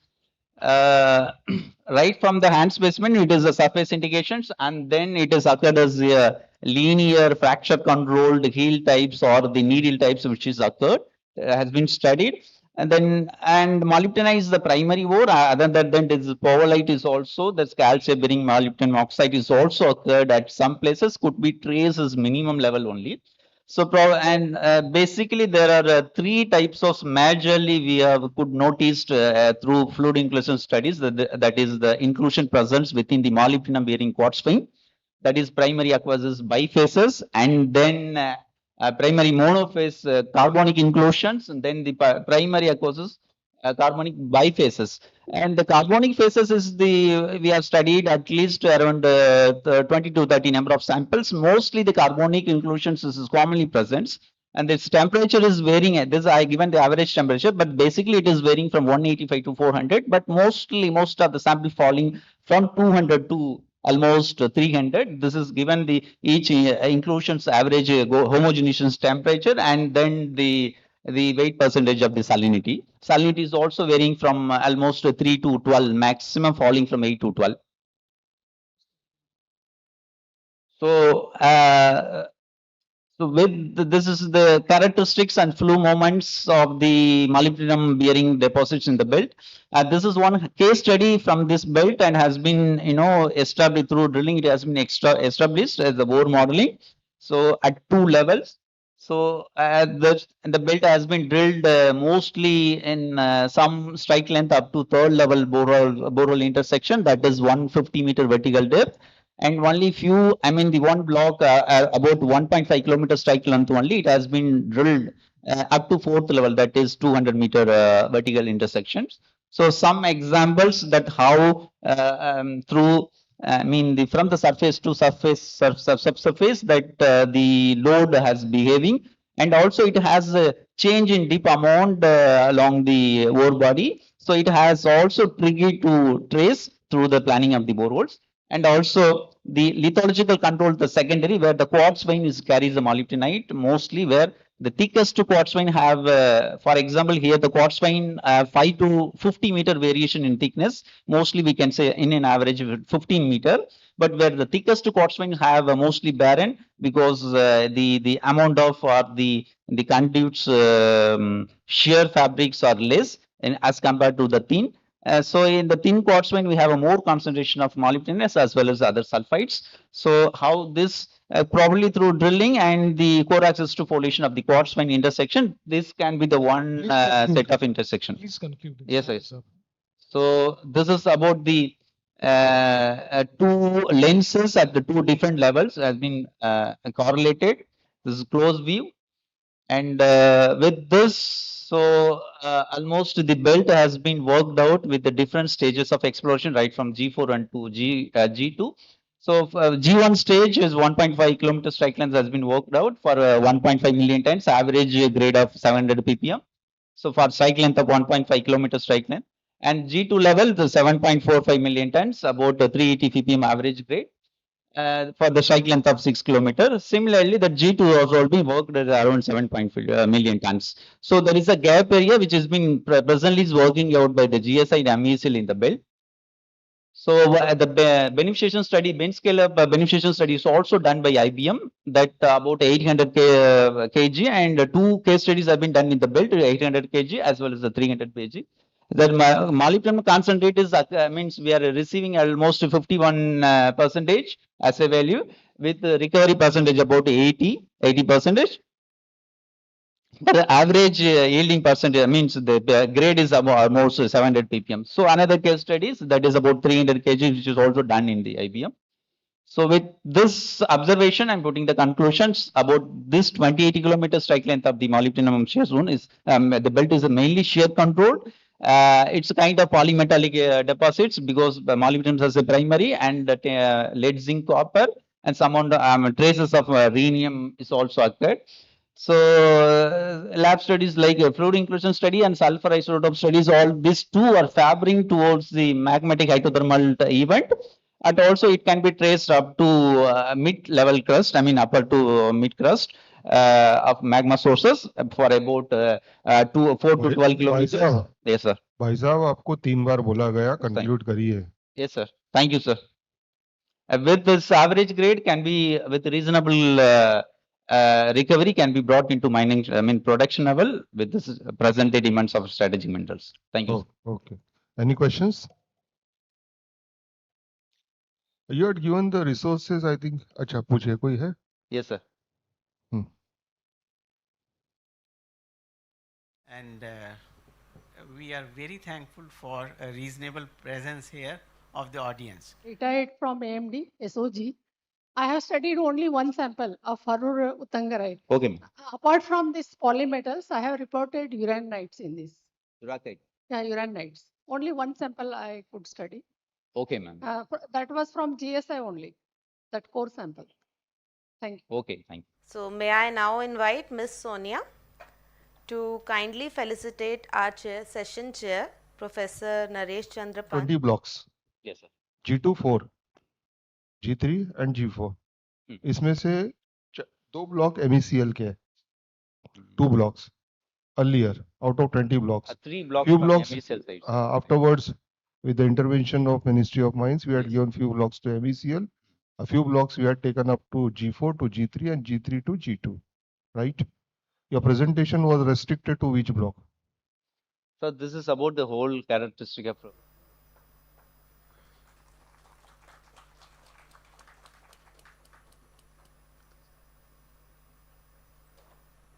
So MECL is working in 2 clusters right now, together 5 blocks. So 4 blocks in 1 cluster, MECL is working presently. Another 2 blocks have been made into 1 cluster.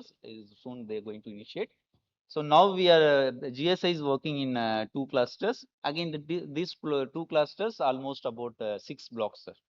Okay. Present. One thing, we had worked up to G2 level. G2 level for the strike length of about. Sir, yes, sir. Please let me complete. Yes, sir. मैं समझता हूँ आप शाम को 7 बजे Yes, तक sir. भी you can go on for presentation. Yes. मैं जो पूछ रहा हूँ, we had done up to G2 level of exploration, giving the resources. आपकी इसमें G1 में भी दिखा रहा है. So G1 one block where the Velambati South blocks in the southernmost belt, where it has opened the inclined shaft. Who? Tamming means Huh? MECL with collaboration Tamming, Tamil Nadu Mineral. Block number 1. Yeah, block number 1, sir. It was opened at it, the shaft, sir, at up to 4th level.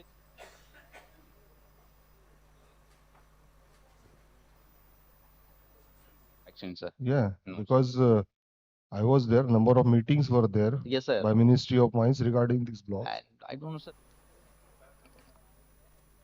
The mineral action blocks, sir. When the last first trench came, so that block was left out. Okay, thank you. Okay, sir. Thank you, sir.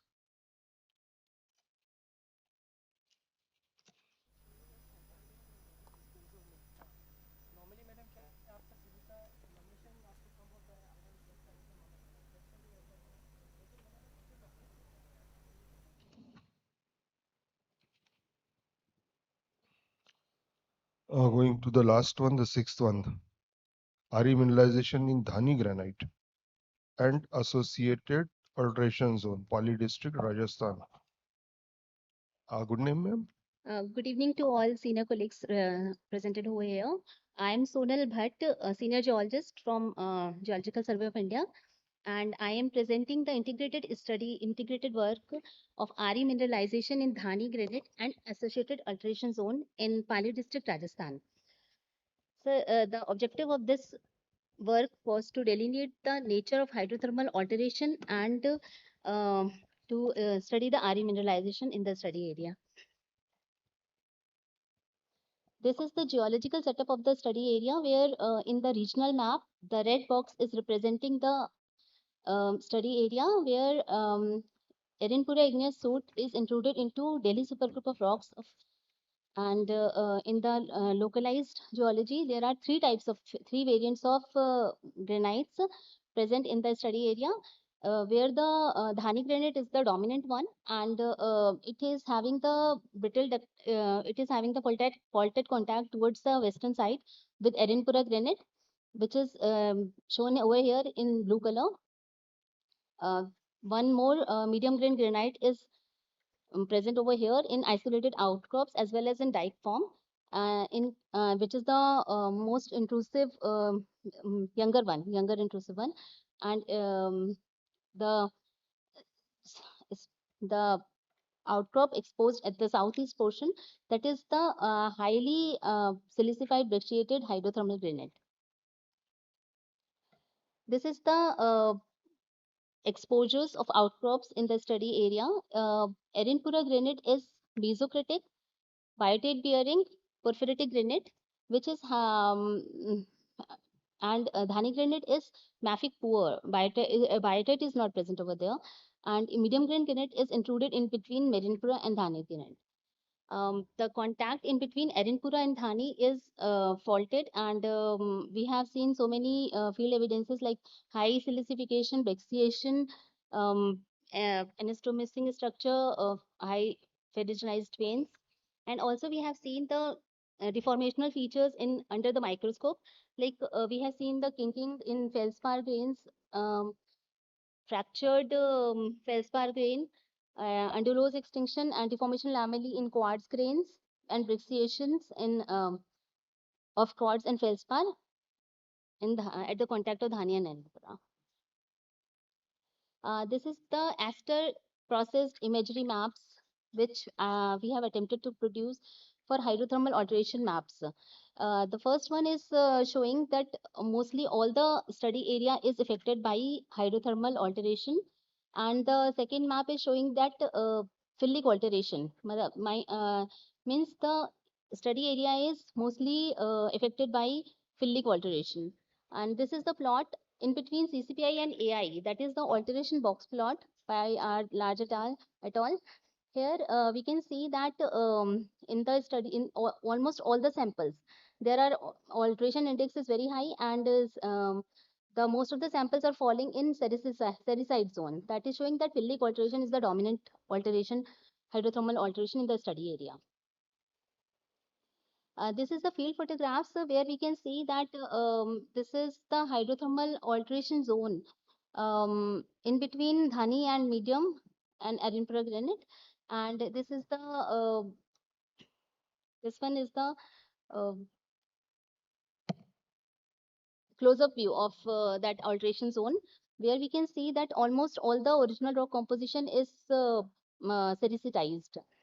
And we can see the field photomicrographs also, where we can see that the sericitization has taken place along the twin lamellae and fracture planes, and also along the grain boundaries. And in the area we have seen the ferruginization also, where we can see that iron bearing minerals are oxidized, and they have produced goethite. These are the geochemical characterizations of the source rock Dhani granite, Edinburgh granite, and medium grain granite, which is showing that these plots are produced by using geochemical data, where we can see that the rocks are paraluminous, calcalkaline series, and they are by in tectonic discrimination plot. They all are falling in within plate boundaries, syncollisional setting. And this is the chondrite normalized RE and trace element distribution pattern, where we can see that the Dhani granite is very Dhani granite, and its associated alteration zone is highly enriched in LREs. And this the green plot is showing that that is the that is of the xenotime, where HREs are higher. These are the backscattered images of RE bearing faces. These are mostly occurring at interface in between quartz K feldspars, and we are getting RE bearing faces like basenesite, synthesite, and xenotime, churchite, and all. And we have also plotted the monazites, which are mostly, we have seen that almost all the monazites are secondary in origin. They are formed due to hydrothermal alteration. These are the key findings, that the Dhani granite is sodic, silicic, and less calcic, which means that the Dhani granite is the evolved fraction of Edinburgh igneous granite. And on the basis of analytical studies, we have confirmed the mineral assemblage as quartz, sericite, and pyrite, which are the altered product of the original rock, having compositions such as quartz and feldspar. Ferruginization is also noticed, where iron-bearing minerals oxidize to form goethite. The key RE-bearing faces identified in Dhani granite are monazite, fluorocarbonates such as synthesite and bismuthite, xenotime, and schurite, within quartz, feldspar, muscovite, or at interface between them. We have also carried out EPMA and petrographic studies, where we have which has indicated that RE mineralization are due to the main reason of RE mineralization in the study area is hydrothermal processes. And we have also carried out laser ablation on monazite segregates, where we have seen that the REs, LREs are total REs are reaching up to 25% in monazites, and total RE 20 to 25% kind of. And this is all due to extensive post-magmatic hydrothermal alteration facilitating RE enrichment and redistribution, particularly within phosphates and titanium oxides, making it a potential target for RE exploration in the region. This is the panoramic view of the study area. Thank you. Thank you, madam. Any queries?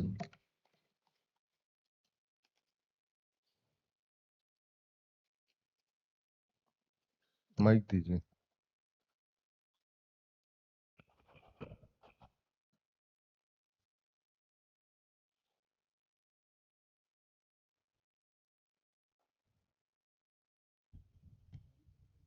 Ma'am, actually, only simple one query. Just Yes, sir.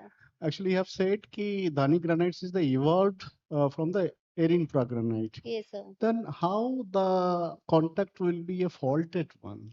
So that is reported that the contact in between Edinburgh and Dhani is ductile shear zone around the faulted contact, brittle ductile shear zone, where we have seen so many evidences like brecciation, silicification, ferruginization in the field.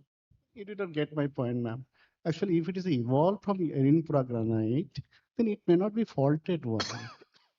There will be no ductility also. It's the other way around. Yes, sir. You please think of. Because fault is something else. Okay.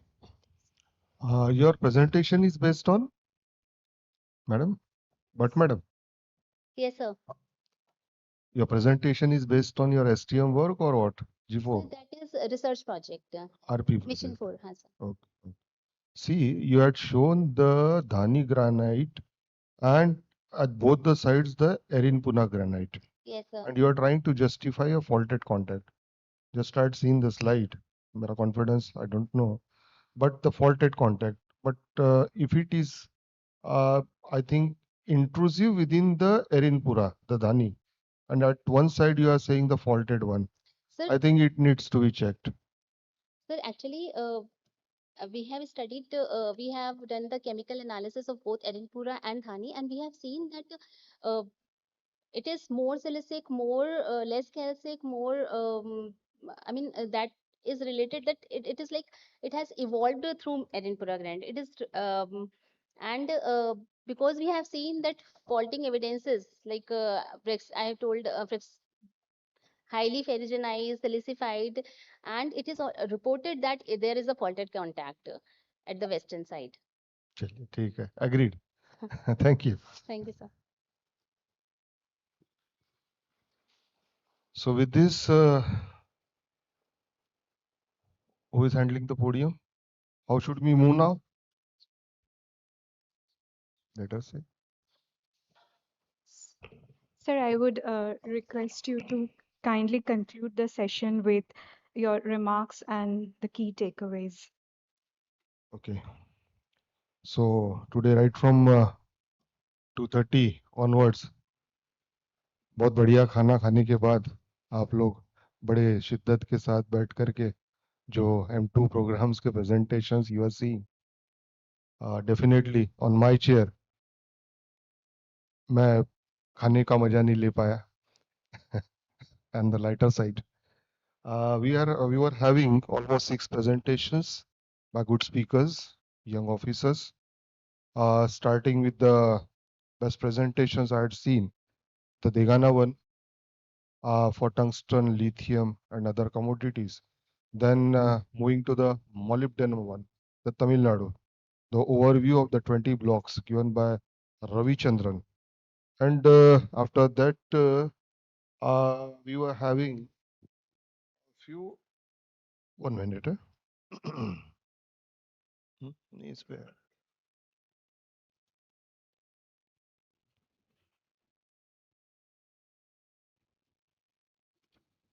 Graphites and the RE presentations on the REs.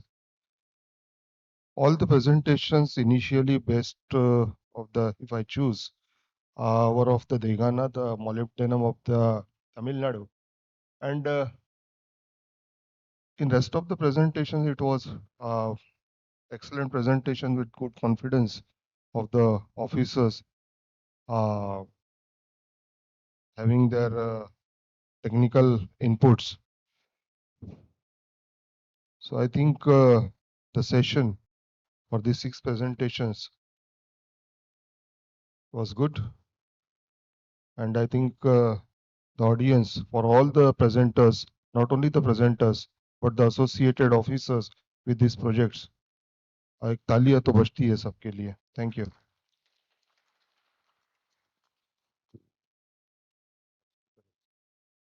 Concluding दे दिया. No, दोनों का. Okay. Thank you, sir. So we had 2 hours of long discussions on critical mineral and the prospectivity in India and abroad. I think the stage was set right by Prof. Dr. Didi, Miss Elmer Didi, and she has taken us from the southwest of England into the tungsten mineralization that we had along with the tin mineralization, and followed by 6 wonderful presentations from GSI, in which we have traveled along different geological and geographic terrains with which has representing of different metallurgic events, in fact. So today we had a total array of different mineral associations. I think we started with tungsten lithium association with molybdenum association, followed by graphite, a little bit of vanadium with the graphites. Then we had the RE associations. But one thing which has struck, I think the takeaway is that in most of the cases, it was a hydrothermal system being very active. So we have to keep in mind while exploring, because we are possibly in the right path as mandated by our national critical mineral mission, that we have to explore the critical minerals. So we need to look into the associations. We have to look into the geological settings, and we have to look into the hydrothermal systems which bring about the mineralization. So I think we're in the right track in a way, and definitely presentations have been very good, but there is a lot of scope of another improvement, and we can take forward. I think taking a cue from the presentation by Dr. Elmer Terry, I think what she has done had the different stages of the granite and hydrothermal system alterations in different stages, which is an extensive result of an extensive research, in fact. So we have to somehow follow up the wonderful work being taken up by us by more integrated research, in which the different system, the changes in mineralogy in the critical mineral settings are, and can be studied in detail. Thank you, sir. Thank you so much.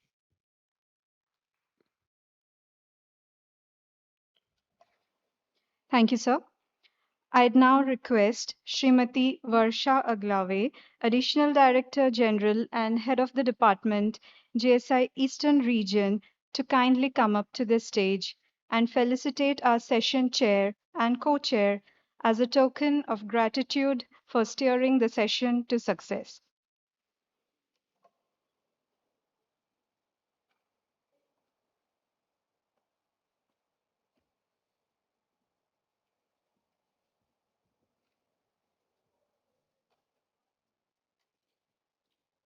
May I please invite the session chair first?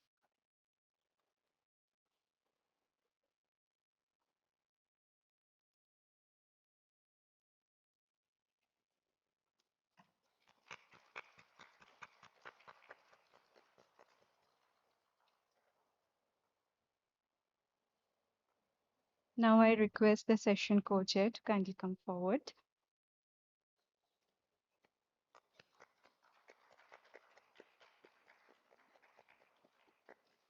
We extend our heartfelt thanks to the chair, co-chair, rapporteur, and all our distinguished speakers for their enriching addresses.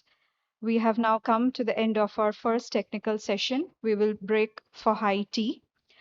Please note that the poster session will also be taking place simultaneously at the multipurpose hall, and we encourage all delegates and participants to visit the posters and engage with the presenters.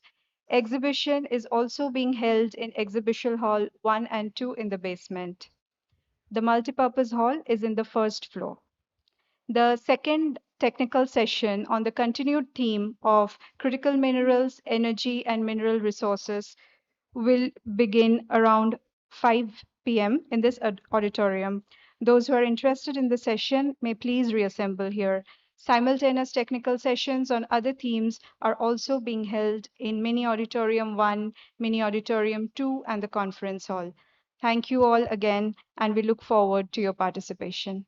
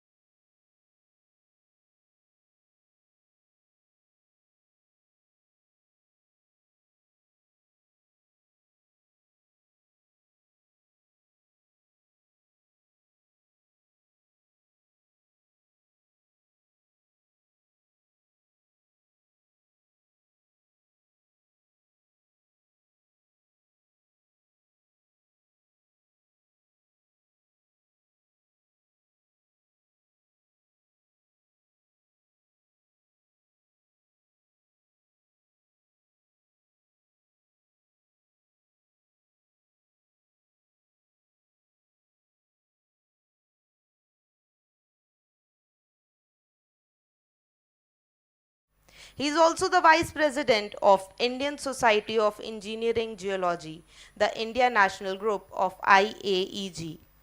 Ladies and gentlemen, please welcome Dr. Saibal Ghosh, who will now deliver his keynote address on the Indian landslide hazard scenario, types, processes, mitigation, and management challenges.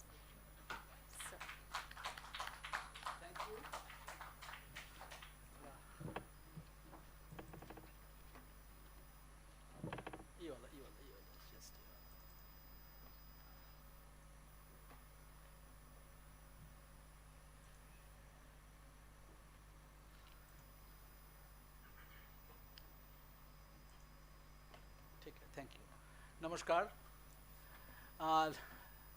Let me start with my topic. You can understand, obviously, though I will be delivering this talk, but this is a talk where nearly my maybe 100 odd Geological Survey of India colleagues who have generated data after putting very strenuous field work in the Himalayas in other parts of the country.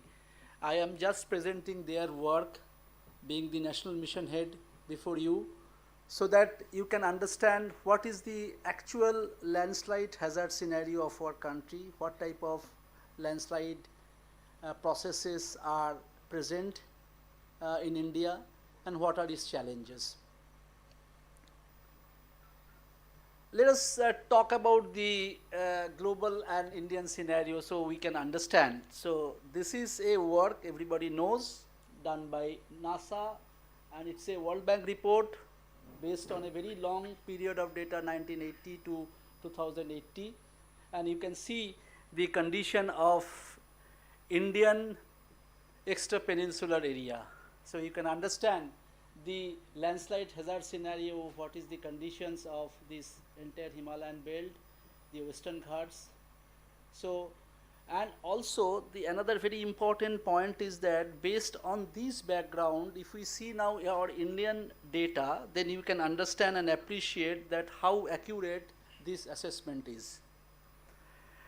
But one interesting aspect just I want to touch upon, that in the same report, because as you know that landslide is caused by two types of factors mainly. One is intrinsic predisposing factors, that means slope morphometry, geology, land use, which are static basically, and it is being triggered by various triggering factors, and one of the most important triggering factor is rainfall.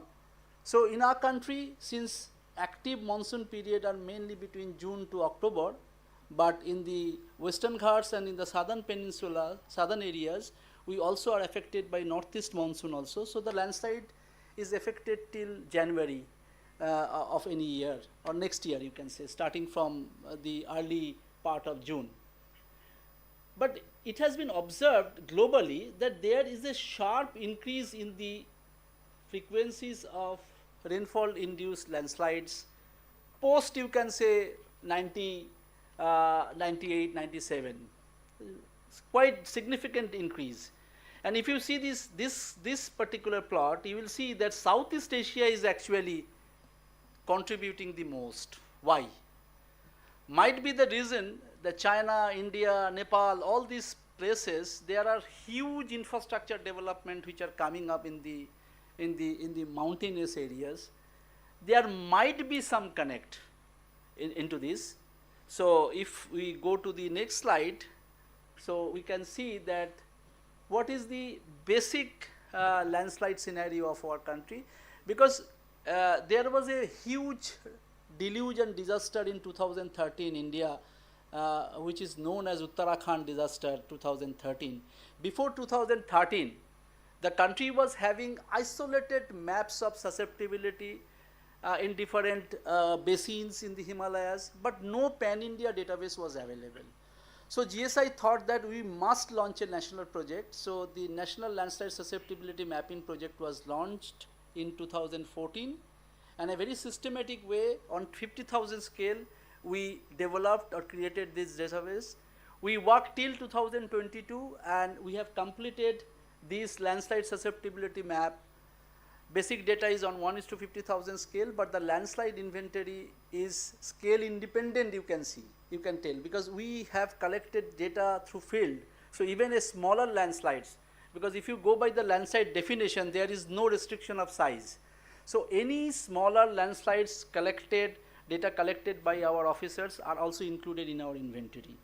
And so far we have also inventoried nearly 107,000 landslides, and out of which the most interesting thing is that the 34,000 landslides are studied in field by our officers, where we have collected around 42 different geoparametric attributes for each of the landslides. So we have a substantial amount of landslide processes information in our database.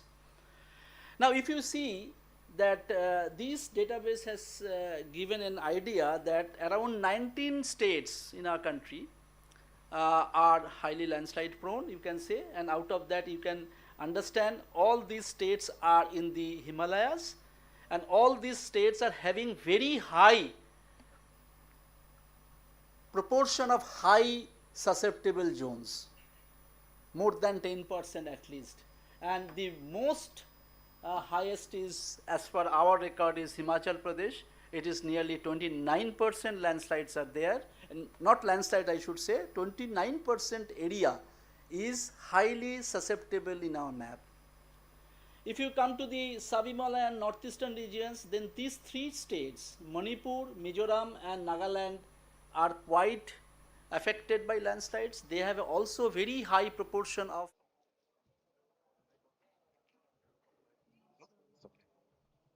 This is for the slide changes. First slide. It's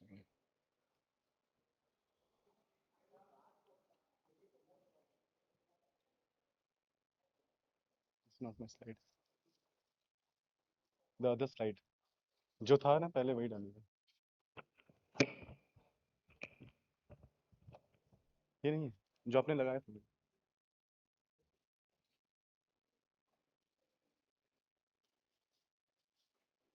Sorry about this, I think.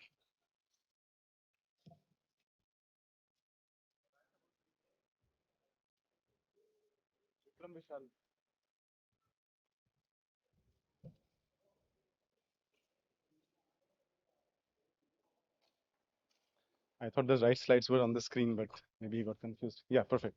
Thank you. This is great. So good evening, everyone, and thanks for joining back for this session. I know it's been a long day since morning. First of all, my heartiest congratulations to Team GSI for achieving this massive milestone of 175 years of existing and thriving and shining bright star in the India's entire geoscientific fraternity. So that's really a proud privilege to be a part of this event. As introduced, I am a faculty at IIT Bombay and I specialize in geomechanics, and I'll be covering bits of it. But the topic we discussed was possibly, let's take a fresh look at the scope of geosciences as we are in an era where we are constrained largely from the aspect of decarbonization. That's how I put this talk here. So we'll talk a bit about that fundamentally. So definitely we all know that the planet is going through a massive sort of experiencing global warming as a major challenge. So we do understand that India is one of the leading emitters of carbon dioxide. So the world emits roughly 36 to 40 billion tons of carbon dioxide annually, of which 3 billion tons roughly comes from India. And when we look at these concentration of CO2 increasing in the atmosphere, it's increasing almost at roughly 3 parts per million annually. So in our school textbooks, we would have studied of 0.03%, but it's become 0.04% in a very short time, and it's roughly around 422 to 426 parts per million. This small change is linked to global warming. We have already achieved roughly 1.5 degrees. We touched that, but in a few years, we'll be on an average 1.5 degrees above the pre-industrial times of temperature rise. And now the new scenarios say that it's very difficult to halt at 1.5. Rather, we will possibly go, as per the current policy scenarios, roughly at 2.8 degrees centigrade. And there are massive impacts for this, right? So I'm fortunate to represent the government of India at the IPCC, which is Intergovernmental Panel on Climate Change. And we are working towards the scenarios where, how we can look for climate sciences, climate adaptation, and climate mitigation. And within the mitigation portfolio, we have to see how we can actually abate the carbon dioxide. So one is that carbon dioxide is in the air, so that we need to remove. Unless we remove, we don't go back to pre-industrial times, right? And the second one is that we do not emit a lot. But then that's kind of a dilemma that's there, right? Because we need energy. Country like India with roughly 1.4 billion people and access to electricity, for every individual should be at the scale, let's say, at par with the developed nations. So in that index, we need to produce more source energy, and much of the energy still comes from coal. Although India has done very well, we have achieved more than 50% non-fossil as a source of energy, which is a massive achievement, I would say. However, the other side of the story is that we have also produced 1 billion ton of coal in the last year. That means it's a dilemma that while we have achieved on the non-fossil renewables and so on, but coal production is also increasing. Our energy consumption is increasing. So that's the challenge. And then, of course, resource scarcity, is another element to look at. What do we need? So being an academician and working closely with organizations like yours, we see what are the solutions that we can propose together, possibly implemented by the industries in due course. And that's where it's there. And I feel that the role of geosciences is going to be massive in the entire future of the Earth in due course. So can we take a look at what are the possibilities where geoscientists can contribute to? And it's an era of transformation. Giving an example, IIT Bombay is to be known as a teaching institute. It became a teaching and research institute. Now we say teaching, research, and translation. We don't want the patents to be just filed and publications to be in the public. We want patents and publications to translate into technologies going outside and contributing to the world. So that's the overall pivotal role that we feel that geosciences will play. Because we are covering on the topics that are for the new forms of energy, geothermal and natural hydrogen becomes sort of natural entries to this discussion. I'm sure you've had experts talking about it, so I'll not touch a lot, but there's a lot of potential for geothermal around the world, also more specifically for in India. We need to figure out what are the sources where we can actually have high geothermal gradient, where we can actually inject the water and get the heat out of it, and through that pattern is an important element to look at. You may be aware that some of the companies and also including GSI is looking for this form of energy in different parts of the country. So geothermal energy does not, of course, like fossil fuel, we have large carbon dioxide footprint. It has only minimum energy requirements, so it's actually giving energy at a higher, impact and much less. There's practically very limited carbon footprint. So that's a form of energy we want to build on. The second aspect is on natural hydrogen. So I'm sure there will be a speaker on natural hydrogen, but we know that simply the example of serpentinization, radiolysis that happens, and hydrogen is released in that process. So we work on carbon storage in basalts with GSI, and we have noted experiments where when the carbon dioxide reacts with these basalts, of course, it becomes carbonates, but also water that gets split and form hydrogen. So can we look into those resources that are naturally existing? So I remember GSI announced that in some parts of the country, they have found traces of natural hydrogen that could be of commercial interest. So more exploration is needed. And that's where we also work, how we can substantiate the existing exploration protocol and include the sensor for detecting any kind of hydrogen in the traces in these deposits that are present. So that's also an opportunity for us, for geoscientists, because of course, when we were in college, I mean, as students, we never were taught on these topics because they were not contextual at that point in time. But it has to transform. So geosciences, education, and practice has to transform into these new areas of interest, and that's where it's important. Another important aspect is while exploration is, you all do it very well. We have direct regenerative hydrocarbons doing for the hydrocarbon sector. But what's the challenge is that when the exploration starts and we are able to achieve something, the timeline is very, very long. So can we, when we have the seismic data, when we have these well logs, can we actually use some of these modern tools of soft computing like our AI and ML and see that can we reduce the time of interpretation from these data that is being stitched together? So that's where I also think that the geosciences has to club towards the tools on computational geosciences and learn the skills to interpret our own results that can be for fast track interpretation. This is also an area. So fortunately at IIT Bombay we are covering these as part of the curriculum for for some of the students, some elective courses. We are sensitizing the students that while fundamental geosciences is inevitable, there's no doubt about that, but upskilling for the newer science and newer technology is also very, very crucial. And without that, we possibly may lose the context of being in our jobs, so to say. So this is an important element and nothing that you're not aware of. We had a fantastic talk from our BGS colleague early this morning, and I don't need to touch much on that, but critical minerals is an area where definitely a lot more impetus has to come, will come, and much more for India's energy security and overall Atmanirbharta, as we say, it's important to get and invest more. So again, thanks to Ministry of Mines and GSI being partners to IIT Bombay's Center of Excellence in critical minerals. So that's where also is an important element to look at. So I'll not cover a lot on that. A bit of an element on climate change is while the climate change phenomenon is being understood and we're talking about mitigation, but in adaptation, we need to see where are these proximities of massive impact of these that are going to come. The landslides, the floods, the gulfs getting affecting the regions, the floods in these rivers, all of them are like collective impact. And India lying in the tropics is actually getting largely impacted because of this, unlike many other parts. But eventually all of the world will get impacted, and therefore we need to look into this. The new tools and techniques, again, in geospatial space has to be integrated into our monitoring. While we do the ground survey, can we look at the satellite data and see the changes that have come? And can we club them and stitch the information to read better about this and understand the phenomenon? Eventually, all these tools are to be understanding the behavior that the Earth and Earth systems are behaving. That's where role of geoscientists will be important. Going back again, in when we were students, we were never encouraged in doing numerical modeling.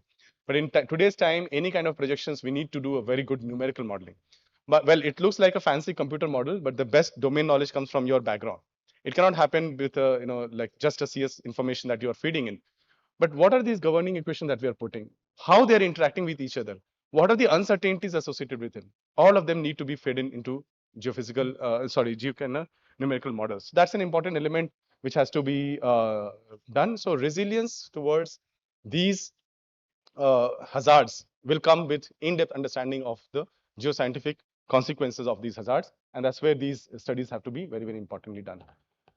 Land use and land use challenge, again, remote sensing information for different aspects. You may be aware or maybe not that many of the cities in the world are sinking. They're going below what their level are. Some of the cities in the bigger cities in the world are kind of subsiding at the rate of roughly 25 to 30 centimeters per year. These are massive impacts that are happening around the world. And there's major, there are many issues around this. So can we actually detect that? Once we have this monitoring done, then we can go to remediation. So that's an important element we'll look at. Some of the works in engineering geology, those who may be working on tunnels, they may be understanding how we actually monitor tunnels and slopes using the satellite images. When the tunneling is being done, what are the impact on the ground that is being done? That's also there. And of course, land management has to be sustainable because the world is land constrained now, and India is definitely severely land constrained. So we have to have these aspects to be seen forward. Now comes my favorite topic, which is carbon capture and storage. All these, introductory was a segue to this information that I want to bring. Before I go to CCS, I'll talk about methane. Methane is 21 to 26 times more potent as a greenhouse gas than carbon dioxide. While CO2 has received massive attention in recent times, methane deserves a little more attention because there's a lot of fugitive methane emissions. That means these emissions which are not being accounted for, not being detected. These fugitive emissions going into the atmosphere are causing more harm to the atmosphere. CO2 is as well, but this is also. But CO2 accounting, when I say so many billion tons, but for methane, even from our coal mines or oil and gas, we don't even have a single inventory in this, many countries, including India. So the first place is to acknowledge the problem, to identify where are the gaps and how we can fill in those gaps by, identifying them. So essentially, we are doing a project with the United Nations Environment Program. We have a lot of support from industries like Coal India Limited and so on. We are mapping the abandoned mines in India. Now we have roughly 250-ish abandoned mines in India, of which 130, 140 may be water flooded. So if this is water flooded, the methane that degasifies from this is not coming out to the atmosphere, right? So you may have heard of CBM, coal bed methane. That's where CBM is present, but it's also water flooded. So water is there first, we dewater, and then CBM starts to flow. So water flooded abandoned mines means it's not releasing the methane to the atmosphere. But the moment that there are abandoned mines which are getting towards a little drier side, there are pathways that it can come out. And roughly 100 plus mines are expected to be that. So first we have to identify what was the emission when the mine was closed and how it continued over the period of time. So there's something called like a decline curve. The moment we abandon, there's a maximum emissions happening. As we continue to seal and it abandons, it just goes like this. But these inventories are not there. So that's an area of interest for geoscientists from the oil and gas sector, from the landfill sector, and from the coal mining sector. We possibly need to look at the opportunities in methane monitoring, and subsequent, we have to come up with the solution of mitigation of methane emissions into the atmosphere. That's the important element that we have to see. Again, the same tools and techniques of understanding these rocks becomes crucial, but the lenses have to be added to resolve these understanding of methane production or release from these mines. As we know that we actually flare methane because during coal mining. so that the methane goes out and is burned and it goes to the atmosphere as a CO2. So it's not causing a damage as per the guidelines of DGMS. Anything less than 0.75 percentage is not allowed. So mine will be closed otherwise. So we continuously ventilate the mine to release the methane and it goes out. But eventually these are going out as fugitive methane emissions and more. So we need to account for those as an important element. The final leg in this, which I'll elaborate on, is on carbon dioxide capture and storage. So to give the confidence first and to remove any hesitation, the world has injected roughly 550 million tons of carbon dioxide underground. We have had projects, we have some 30 plus active CCS projects, geological storage of carbon dioxide projects around the world, and of which 475 million ton has been injected, 425 to 450 only for enhanced oil recovery. But the idea is that injection of carbon dioxide in the subsurface is well known. We know how the phenomenon is, how the reservoirs respond, how they migrate, where the plume stands over a period of time, right? So these are understanding are there. But no, so to say, in India, we have not had opportunities for geological injection of carbon dioxide in the subsurface. That also brings forward to the opportunity. One is for mitigation of carbon dioxide itself, but second is also that we are also importing roughly 87 plus percentage of oil from outside of India. But we have these reservoirs which are depleting. Can we inject carbon dioxide and produce more oil from that? That will also need the geoscientists to understand the response of, it's like a fluid flow in a transport media problem. That's the problem we are trying to solve. That's an important element to work. So to support, to talk about it, we are supported by the Ministry of Science and Technology, DST. We have the National Center of Excellence of CCUS, which I also head and convene. We are working across solutions for carbon capture, utilization, and storage. My domain, of course, is sequestration of larger interest, so I'm actually working towards it, and that's an important element. GSI is a close affiliate to the center. We are working together, and you can see a large number of industries. That's also an important element that our students and largely we need to interact more with the industries, so we can figure out what are the problems, what are the gaps, and based on our knowledge, how we can solve or address these gaps. That's the level of preparedness needed. If you have come across this map of India, it also comes from our work from IIT Bombay. This is the potential for geological carbon sequestration in India. As I mentioned, India emits roughly 3 billion tons of carbon dioxide. We have a potential to inject and store up to 614 billion tons of carbon dioxide. So there's a massive opportunity. Even if we were capturing and storing 1 billion ton, we can do it for hundreds of years, right? So that's a point. But these are theoretical estimates, large scale estimates. Now we need to zoom in into each area, each region, each reservoir, and figure out where we can store carbon dioxide. So that's an important thing to note. So for this, we go very systematically. Of course, we do a lot of field surveys on ground. We also get a lot of data thanks to the Director General of Hydrocarbons. We get a lot of data for that. We audit the region, we get into the specific sites, and then we go to the site characterization and injection planning. Where can we inject carbon dioxide? It's a scenario building kind of static to dynamic model. And the most important element in our group is 1D and 3D geomechanics. So here we look, where are these faults and fractures? These faults and fractures may be critically stressed. So maybe in your classes, you would have studied about effective stresses. What is effective stress? Essentially, the stress that is there minus the pore pressure. So if the pore pressure, of course, there's a Biot's constant that comes in the picture also. But if we add fluids, that's where in the landslides, monsoons, we have more landslides, right? Because in that case, when the water percolates, it increases the pore pressures, effective stress gets reduced, and shear failure happens. So that's something that we largely study in terms of these regions. I give this example from wastewater disposal in Oklahoma. So you have this, water being disposed in an area which is devoid of faults and things. But if you have an area where there are active faults, which possibly may be critically stressed, if water seeps in and increases the pore pressure, at that instance, there can be a bit of a slip of one side to the other. So because of this slip, essentially seismicity is induced. So this is called as reservoir-induced seismicity or injection-induced seismicity.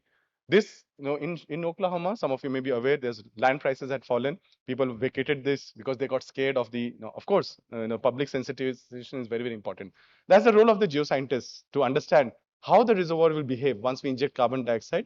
And, in the future, it has to be stable. So this is an important thing to understand. So at IIT Bombay, we look in details on what happens when CO2 get injected. So with our colleagues from the geophysical side, we have already deployed some of the seismometers in some of the areas where we are projecting for carbon dioxide sequestration experiment and trials. We are continuously getting the data. We are trying to build the model. And of course, when it goes for actual work, there will be much more things that coming. So we have built a state-of-art laboratory to characterize the rock materials, because the rocks come from deep subsurface. They have never interacted with carbon dioxide, so to say. But now we are treating them with carbon dioxide, not just that, pushing at high pressure. The question is, how will the rock sample behave? So for instance, this is a rock triaxial. Some of you who work on engineering geology would have seen a triaxial. But this triaxial system essentially has the core sample to be placed. You can see multiple pumps on the right-hand side. So these pumps are for the fluid to flow inside it. So we have brine, carbon dioxide, methane, and so on. As this fluid passes through the sample, there are changes in the sample. Different samples will have different kind of experiences. We have different sensors like electrical resistivity tomography sensors. We have acoustic emission sensors, seismic velocity sensors. Basically, what we do in well logging is send the samples down, send the sensors down. Here we are actually having the sample out, creating the subsurface, have the fluid to flow through it, and then sense the changes in the rock materials. All these contents, this is a petrophysics lab that we have built. All of these go into the numerical modeling. I give a simple example. This comes from my own PhD. Some 15 years ago, I worked on the coal samples for PhD CO2 sequestration. So you see the samples on the left-hand side. When we all know Hooke's law, right? Now, I'll not ask these questions to embarrass people, but you all have studied. Basically, the amount of strain is proportional to the amount of stress that is applied, till the peak load is achieved. When the material deforms, it fails. You are seeing the first coal sample failed in a single crack. The second sample, you can see there are multiple cracks. What's the reason for that? It was saturated with carbon dioxide. Its material properties has changed. Its Young's modulus has changed. And when we saturate with CO2 plus water, you can see there's a massive change in the behavior. And we, of course, do acoustic emission measurements. So we can see that the coal sample, which was more intact otherwise, when we saturate with carbon dioxide and water, it fails like a heap of sand. So entire rock properties have changed. When we do these numerical modelings, we should not use the inputs from the first sample. We should use the input from the third sample. That's where the experimental inputs become very, very crucial. And that's an example we are doing. Of course, we build an atlas with Ministry of Coal and NTPC funding it, and we for the CBM rich coal fields for the potential of CO2 storage using these experiments from the field sample validation and Monte Carlo simulations. Another example that we give is for a regional scale CO2 injection. The slide is a little busy and I cannot point it out, but you can see where PW and IW is written. That's a fault slip potential assessment. So when we inject carbon dioxide at one place, we have a production well at one side, which is PW. The oil is coming out. This is an injection well. Now in India, we don't have any injection wells, so to say. So we have, but then these are the faults that are present. So when we inject CO2, which are these faults which are critically stressed with the probability for fracturing earlier? And that will be damaging. So we have the probabilistic mapping of the faults and fractures here that is there. And if you see, this is nothing but a CT scan of a rock sample. Now, going from very, very big crude kilometer scale, we have come down to very fundamental micron level and submicron level. What is happening? We are deforming the rock sample. And as we deform, we see where are these fractures getting created, how the fractures propagate, what is the basically rock rheological and rock deformation properties. These become as fundamental inputs to these models. So we are very fortunate because a lot of these companies, they support us with the source code of their models. So our students continue to do research and include all these inputs for these things. So of course, these are different equations of field deformation, field equations from deformation to gas diffusion to gas flow and so on. They're all incorporated in these models. Now, why I say this? Because often the models are seen as garbage in, garbage out. Basically, if you don't know, it's a black box. But that's the purpose of a researcher to find out and dig deeper and figure out what is being done and how it is being done. So that's an important element. So we got into that level as well. Sorry. So various occasions, I hear that India is doing nothing on CCS. So at least our group, what it is, I thought I'll project. So you can see a stream of these work that was being done for different industries. So we have the support from Halliburton's, SLB and DJET and so on. For Oil India Limited, we have developed an integrated risk assessment framework for the Nahar Katia field, which is in the northeastern part of the country. For ONGC, we are working for Cambay Basin, Gandhar field and other fields, Kutch, Saurashtra, and now Bombay High as well. So that's close collaboration. And we are also looking at life cycle emissions. What is life cycle emissions? So if I'm injecting 1 ton of carbon dioxide and producing 2 barrels of oil, how much of CO2 is emitted in this process in the first place? Secondly, when the oil also burns, that also releases carbon dioxide. So we need to map every CO2 molecule that is getting created and that is getting sequestered. So that's an LCA tool. So our students have actually developed a toolkit to monitor all that. And not to forget, I'll elaborate in a moment about the collaboration with Geological Survey of India on the Deccan Basalt's activities. And of course, with other ministries and other entities like NTPC, Coal India, Tata Steel, Minister of Steel, and so on. Basically, these are scoping level assessments to a little detailed assessment. But more important work happens when we actually drill a well, actually get the stratigraphy right, and then do injectivity tests and try to monitor the CO2 storage potential. So the next step forward was with NTPC. I'm happy to announce that we have achieved roughly 1100 meters of drilling as we speak today in this field of NTPC, because they have this coal, shale, and sandstone cyclothem. They have thick strata of sandstone out there with shales, and then regional shales are there. So through this, we are drilling as deep as 1200 meters. And of course, the basement is now hit, so we'll not go deeper. Below 800 meters, CO2 is in supercritical state, so it's a different behavior also. So we are going to do actually injectivity field trials with the industries. So that's an NTPC project and implemented by IIT Bombay and guided by Niti Aayog. Coming to the final segment is our very special work that we are doing with our colleagues from Geological Survey of India. These are Deccan basalts. Those who have visited Mumbai, and Maharashtra, Gujarat, they would have seen these hills, and we have identified some of these regions. These team members from GSI, extensive field support. I must also thank Dr. Bibha Sen is here from DDG of GSI. He's been very instrumental in driving, of course, led by the DG himself. This project is important. Lot of samples were collected, 600 the data points were identified, 200 chemical analysis done, and we continued to see what happens pre-reaction and post-reaction. So we have created these reactors, a multiple of series of them, and looking at the geochemical and geomechanical changes.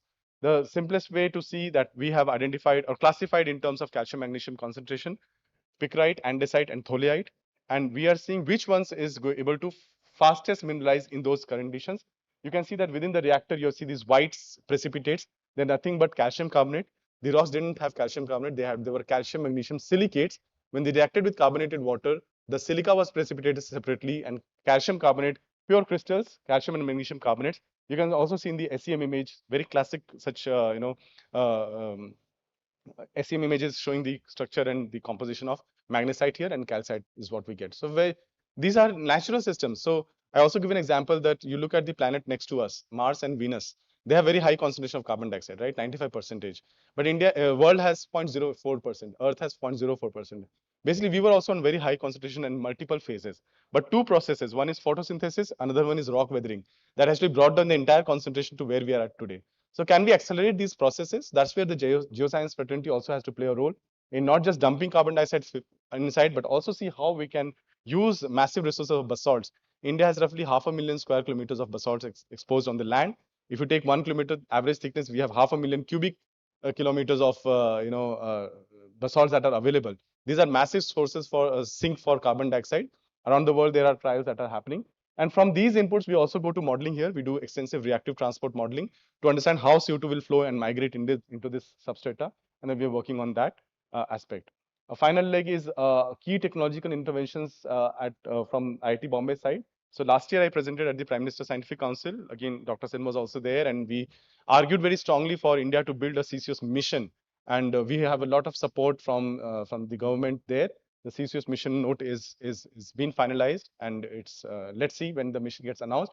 But why we need this? Because first is a patronage and championship for the government ministry is important.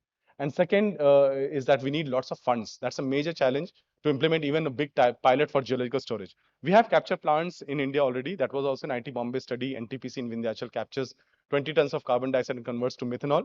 But the point is, for geological sequestration, we need far bigger investments. That's what we seek from the government.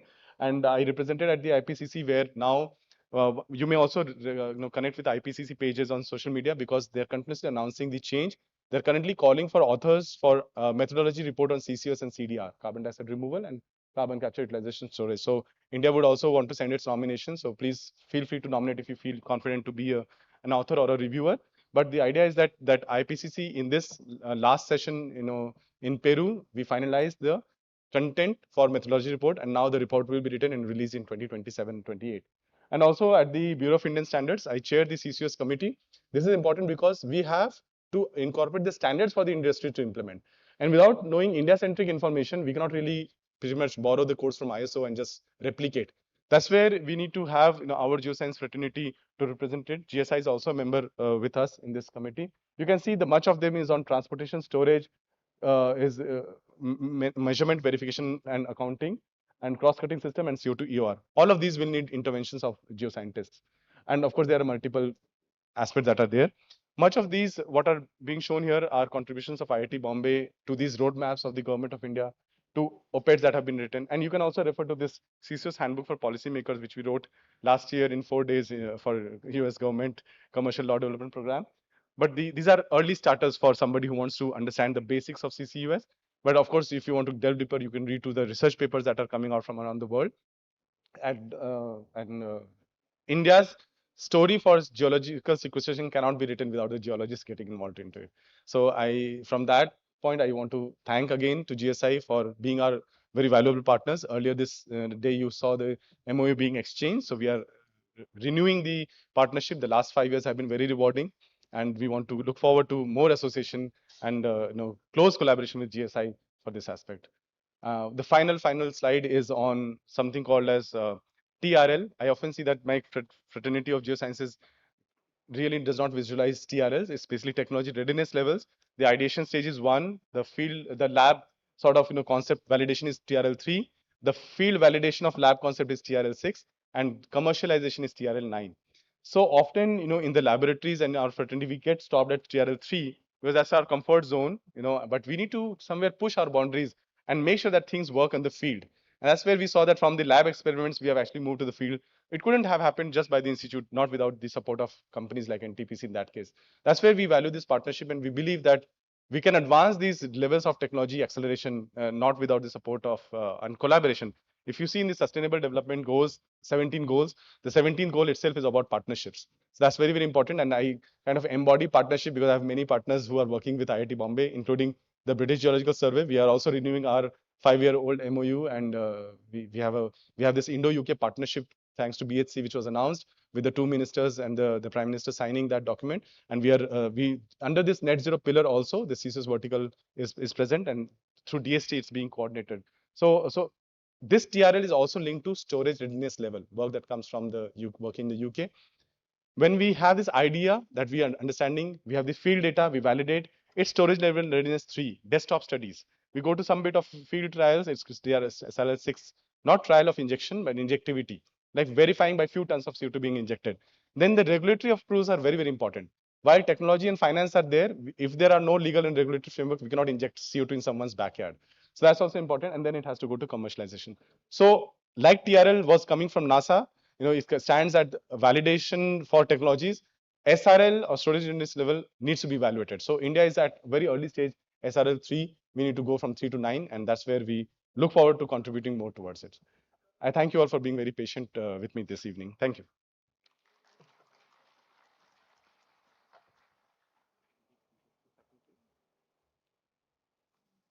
Thank you so much, Professor, for talking on such an important and relevant topic. I'd now request Shri Anindya Bhattacharya. Okay. If anybody has any queries, but okay, 1 or 2 questions we'll be able to take due to time constraint. Somebody please bring the microphone.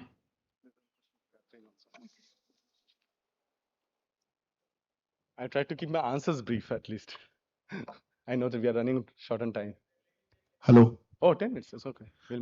Thank you, Speaker Sir, for a wonderful presentation. Well accentuated with the presentation skills as well.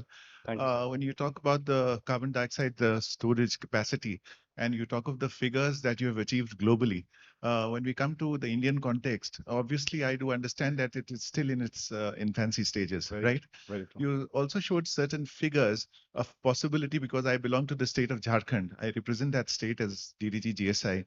So there is a lot of scope in the Rajmahal trap section as well, which covers a geographical area of around 4,500 square kilometers against 80,000 square kilometers for the state. So those data of 3 to 11 GT, as you say, has been done on what basis? Are those, what kind of simulations have been done? And if yes, then what are the possibilities in future? Because we are really wanting to digress our activities because essentially it is a mineral-based state.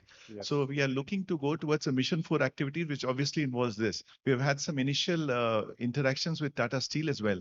But as we are not as well equipped as it might appear. So number 2, when we talk of the alternative forms of energy the clean energy transitions, we are definitely looking towards the PSPs, which is pump storage projects. And there is a target of 47 gigawatt to be achieved by 2031 and a much larger objective in hand by say 2047.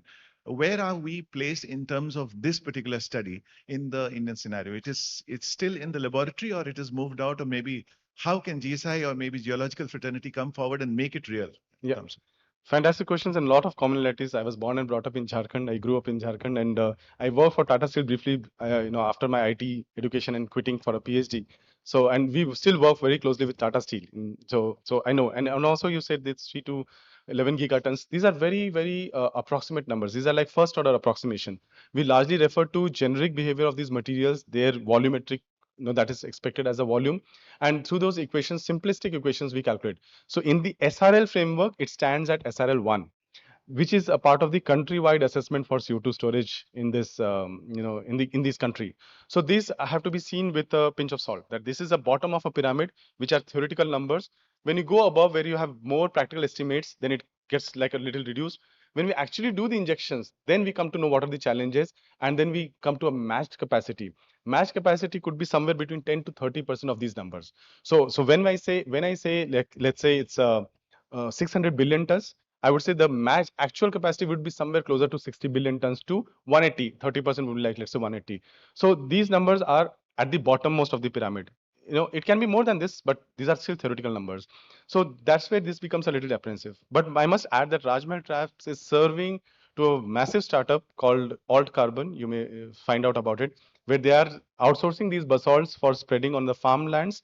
So instead of putting in the underground, when you crush the basalts and spread into the farms, they actually have very high surface area, and they take up good amount of roughly 1.2 to 4 tons of carbon dioxide per hectare. So they have recently issued the credits based on this. So basalts are being used as a useful resource by the startups on the CDR sector. So these basalts are very good actually. These basalts in Rajmahal Trap. We have started a work with Tata Steel to look at the Dalma volcanics in that region. And we are looking at what is the iron, magnesium, calcium concentration and how fast it mineralizes. So those thermodynamics have to be understood specific to those samples. What's the Gibbs free energy involved? What is the heat that's going to come out if you were to inject? Because there's a bit of a cooling effect as you inject the liquid carbon dioxide. So these studies are still in the laboratory levels, all of these, but ERW is already deployed on the ERW is enhanced rock weathering, which is already deployed. So these Jharkhand basalts are equally good, but Deccan presents an organic opportunity because it's because of just because of its size and overall global interest, in these. But Rajmahal traps, Dalma, for that matter, even Sylhet traps could also be very useful. So Punjab traps could also be very useful. So we have to see. Jharkhand being such an industry heavy state, it definitely offers massive possibility. Maybe we can talk more on that aspect in the interest of time. The second question on the pump storage. So that is also a technology. In fact, one of our alumnus is building that technology very straight and detailed in US. And we have had some interactions, but looking at the scale of requirement and right now it's not really commercially being done, so to say. At least in the Indian context, I'm not aware of pump storage being implemented at the moment. But that also presents a technology that's there. And see, the subsurface opportunities for subsurface, we need to just play with the pressures that are there. We take that to our advantage, but resolving them with our understanding is the bottom line. So that's the main thing that we are trying to solve. But we can discuss about that also. Catherine had a question if you want. You've answered half of it already. So my question was, do you think there's a possibility in the Deccan traps of actual injection of CO2 as per, say, CarbFix or 4401? Or do you think that the main prospect is enhanced rock weathering? Oh, fantastic question. So just to tell everybody, CarbFix and 44.01 are also startups and companies. In fact, CarbFix started as a university project. It's in Iceland, and I had a fortune to visit their facility also. So there they are injecting carbon dioxide that's coming from the air. That's Climeworks as a company is capturing direct air capture, and also from the geothermal systems, whatever CO2 is brought and separated. They are injecting into basalts, and in 2015, they published a paper in Science where it was claimed that roughly 95% of the injected carbon dioxide converted into a mineral form. And this was roughly 157 tons of carbon dioxide. So that's huge amount of carbon dioxide. Converting stone in 2 years is a massive achievement, because when we inject in saline formations or depleted oil and gas, it's still a compressed carbon dioxide. The mechanism is not conversion to a carbonate, but when you make a carbonate, it's a stable form. It remains there forever. So that's prospective. In fact, I don't want to announce, but there are some real good developments in terms of drilling wells in basalts from IIT Bombay side. I don't want to spill the beans now, but maybe next year if we are in this similar kind of forum, you'll see this like the NTPC's well that we shown. We will be drilling wells, for CO2 storage It's not for storage in basalts, but it's for monitoring the injectivity of CO2 storage, because the science has to develop and grow and advance first. So that's an important thing. The ERW science is comparatively easier. So for ERW, like these companies, they take these basalts and crushed basalts are spread. So there also IIT Bombay has developed a patented catalyst. The catalyst mimics the behavior of our body. I'll give one quick example. When we inhale, we are inhaling air. Air has a concentration of 0.04%, I said. But when we exhale, the air is roughly 4%. That means our body knows how to convert 0.04% to 4%. That's basically an enzyme in the body called carbonic anhydrase, dissolved in the blood. It that converts thousands of molecules. So we have this catalyst patented by IIT Bombay. I hold that patent with my colleague in the chemistry department. And that's idea that came was to fast track the mineralization in basalts. And that's the basis of the startup that we have, Urja Novak. I didn't talk about it here much, but Urja Novak is setting up commercial plants with steel, Hira Group, Dalmia Cement, SAIL, and one more BPCL for capturing and conversion of carbon dioxide into carbonates. Because when we convert to carbonate, we remove the carbon dioxide from the system. But if we convert to methanol, ethanol, it actually burns and then release the CO2 back. So this mineralization has a massive potential in India, and basalts there presents a lot of opportunities. And with this, as I mentioned, 500,000 cubic kilometers of basalts, we have a lot of opportunities for geoscientists to work on that. I think we'll take a pause and go ahead. Thank you. I am having a sincere request. So no more question, please. So let's go further to the technical session. I now request Shri Anindya Bhattacharya to kindly present Professor Vikram Vishal with the token of our gratitude.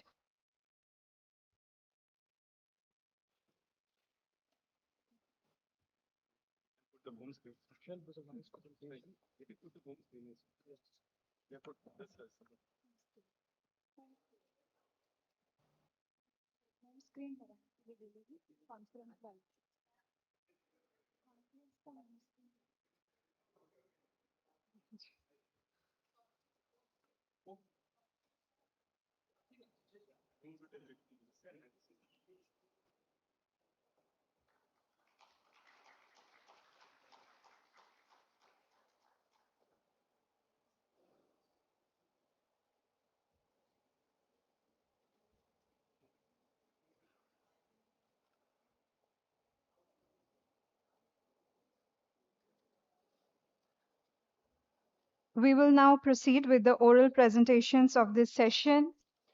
I request all the presenters to kindly adhere to the allotted time limits for your presentations, as it will help us maintain the schedule in a smooth and time-bound manner. There is 10 minutes for the presentation and 5 minutes for discussion. Now I'd invite our session chair to take charge of the technical session. I formally hand it over to you, sir. My humble request would be, since the timetable has been given and circulated to all, so let the next speaker be ready after this, immediate after this, without wasting any time. Thank you very much. So the first speaker will be Gyan Prakash Tripathi. Please come forward.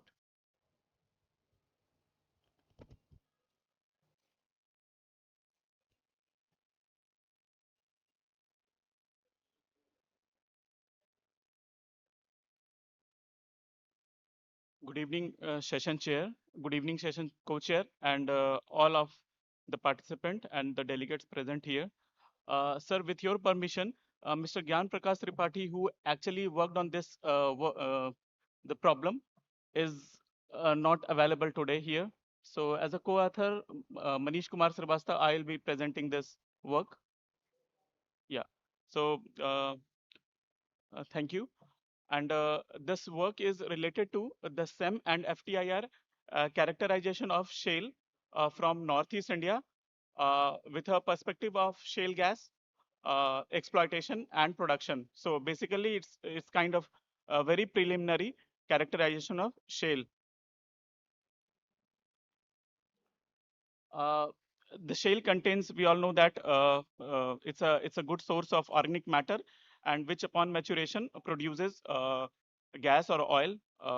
So there are two methods we have taken for characterization, which are required for the very preliminary check that are these shale has enough pores or not to accumulate or to contain the a gas, and the second one is what kind of organic matter is there.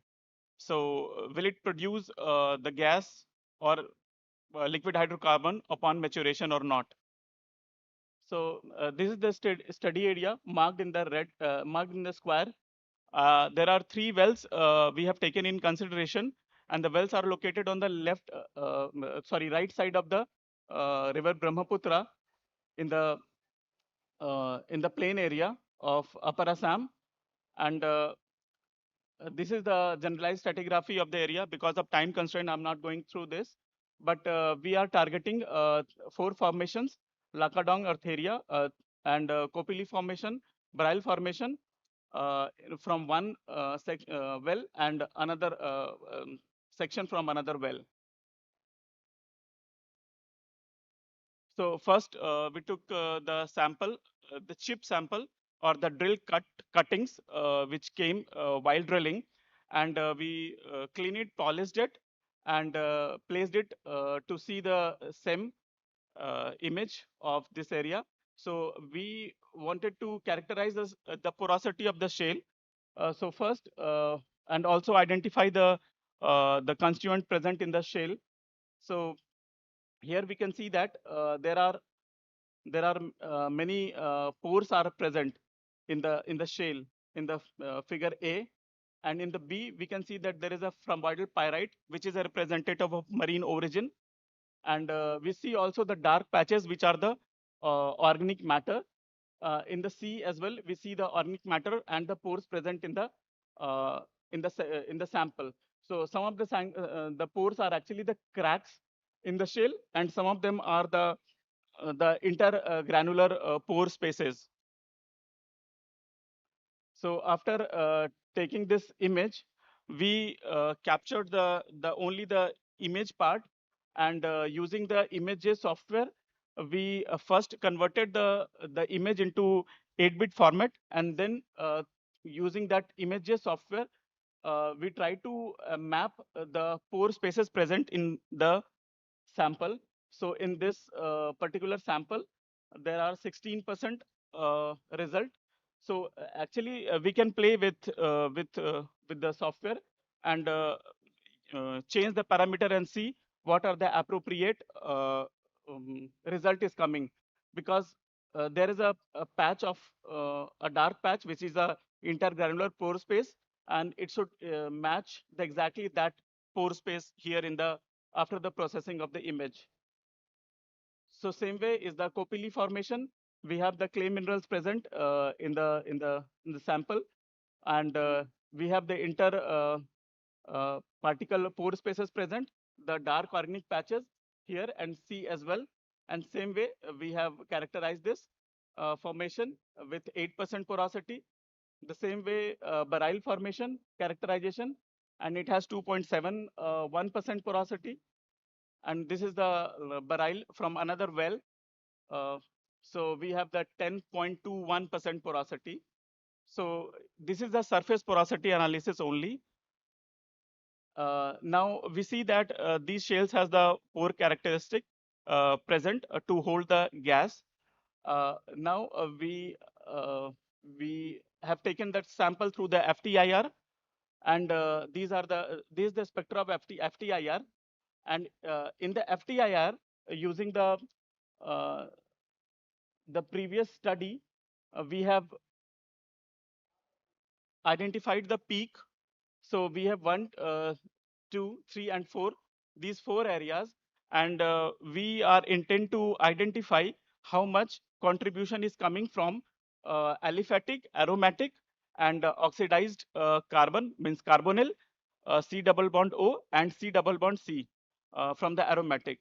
So by doing this calculation, we first converted this spectra to deconvoluted spectra, and then using the Gaussian fitting, try to identify how much area one particular region is capturing, and C factor and A factor calculated from those areas.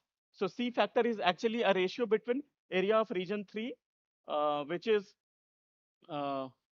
oxygenated group, and area of region 2 plus region 4. Region 4 is aromatic. And same way, the A factor is area of region 2 and region 2 and 4. So region 2 is again aliphatic to aromatic ratio actually. And A factor, C factor cross plot shows that the sample are present at near the kerogen type 1 and two samples are near the kerogen type 2. One sample is near the kerogen type 3. So this A factor, C factor curve is nothing but the translation of Van Krevelen plot, H by C, O by C, molar ratio plot to this A factor and C factor base. And using this chart, we can conclude that this Lakadong, Theria, Kopili, and Bareil has the C factor this. So higher the C factor, as higher the A factor means the shale is intent to produce more hydrocarbon. So we have good result we are getting. A factor is fairly good for Theria and Bareil. Okay, so these are the literature we have used to identify the area in the FTIR. And the conclusion is Lakadong and Seria formation, so good prospective. It has the good porosity and it has the good generation potential as well. And in short, I can say that we have lots of shale potential in the northeast region of India. And I'm not telling that by this work that this is the one of the best way to characterize the shale for the with the perspective of shale gas. But I'm trying to tell that these methods are very quick, robust, and can be done while drilling. So it gives a very first-hand basic result which can be utilized for the further action plan while drilling. Thank you.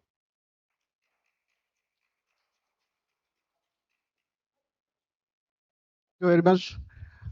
It's a very nice presentation. Now we can take two questions from the audience.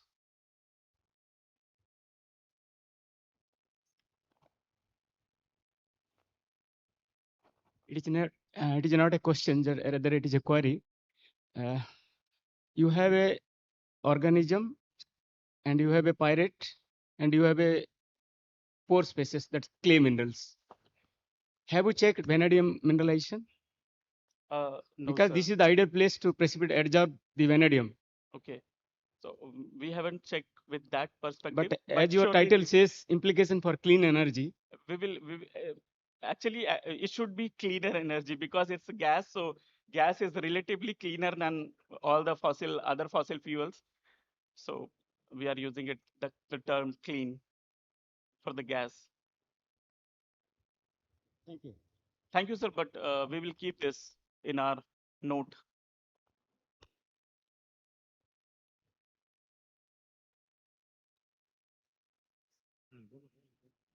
Thank you. So our next speaker is Madam Ifshita Saha.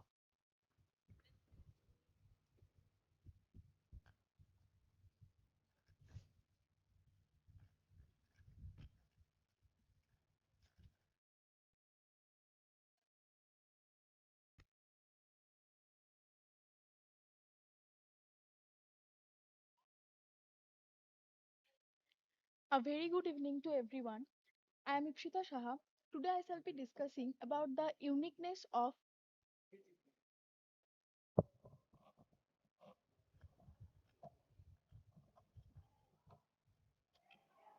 थोड़ा सा mic use करो.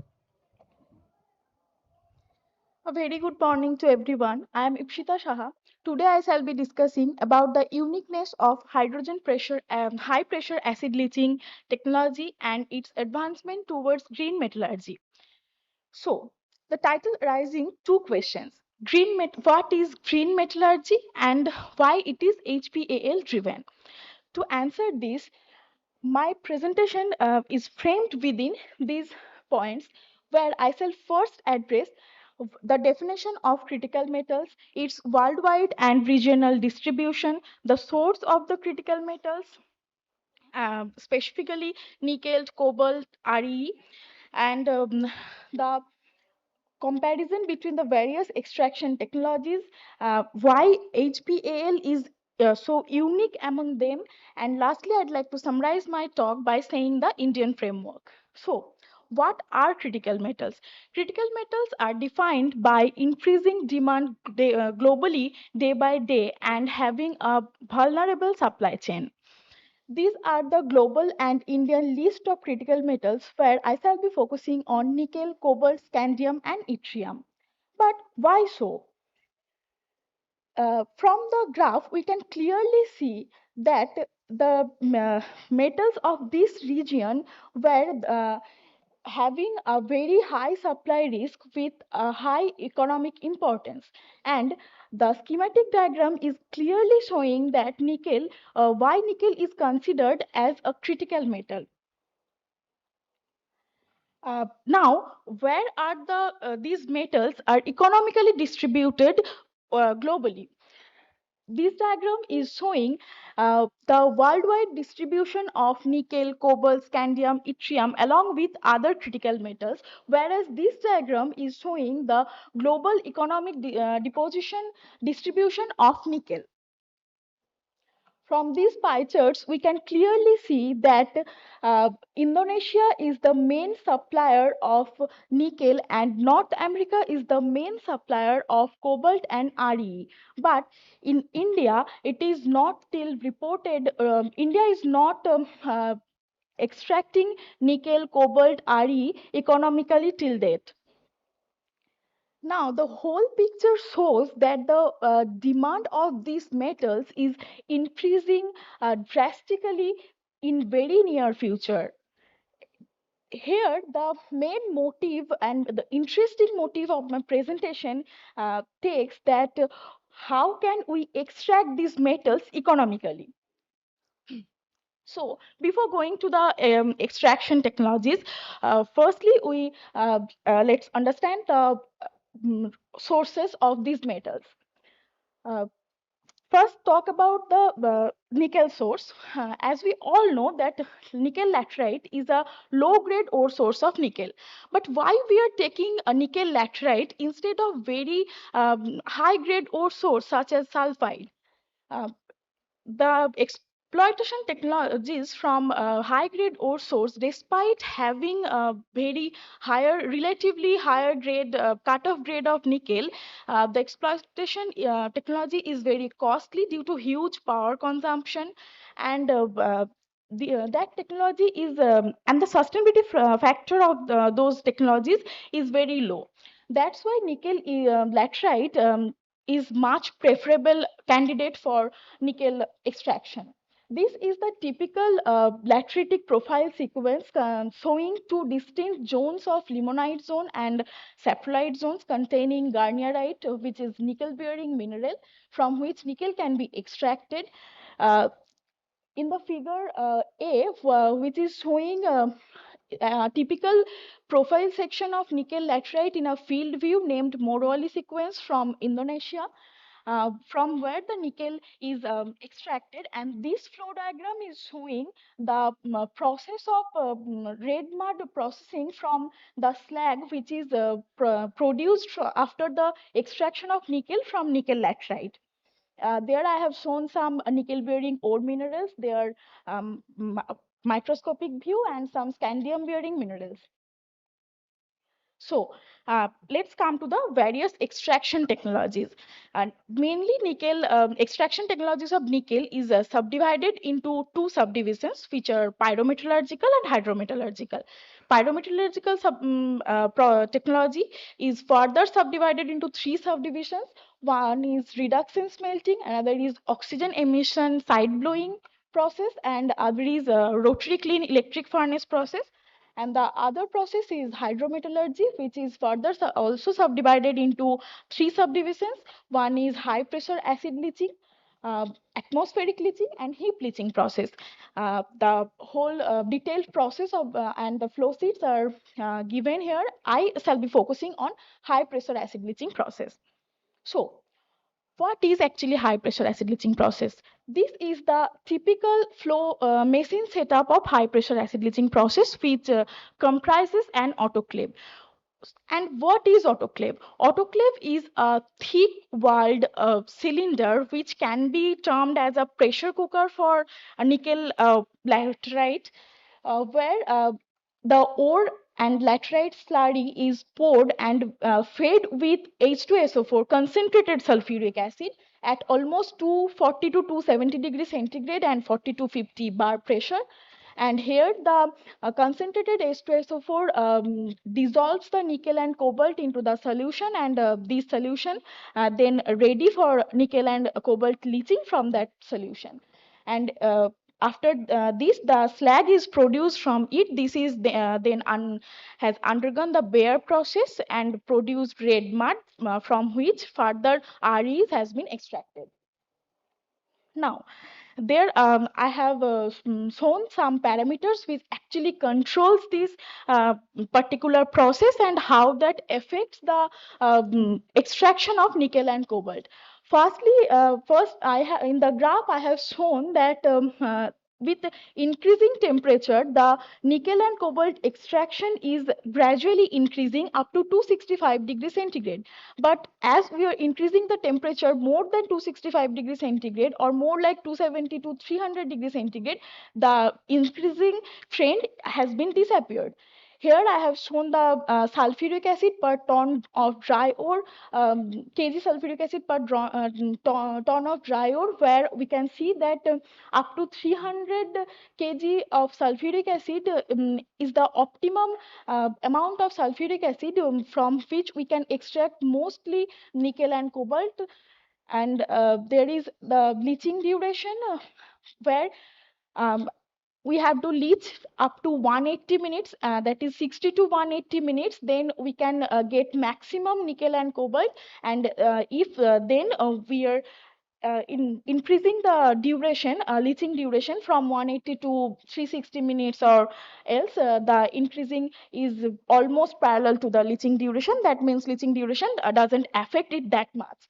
And then I have shown the feed size versus nickel cobalt extraction graph, where it is clearly shows that nickel feed size, nickel extraction is increasing when the feed size is 38 micrometer to 425 micrometer, which is describing that less than 425 micrometer size of the particle is appropriate for extraction of nickel, and less than 2000 micrometer up to 425 micrometer particle size is particular for cobalt extraction.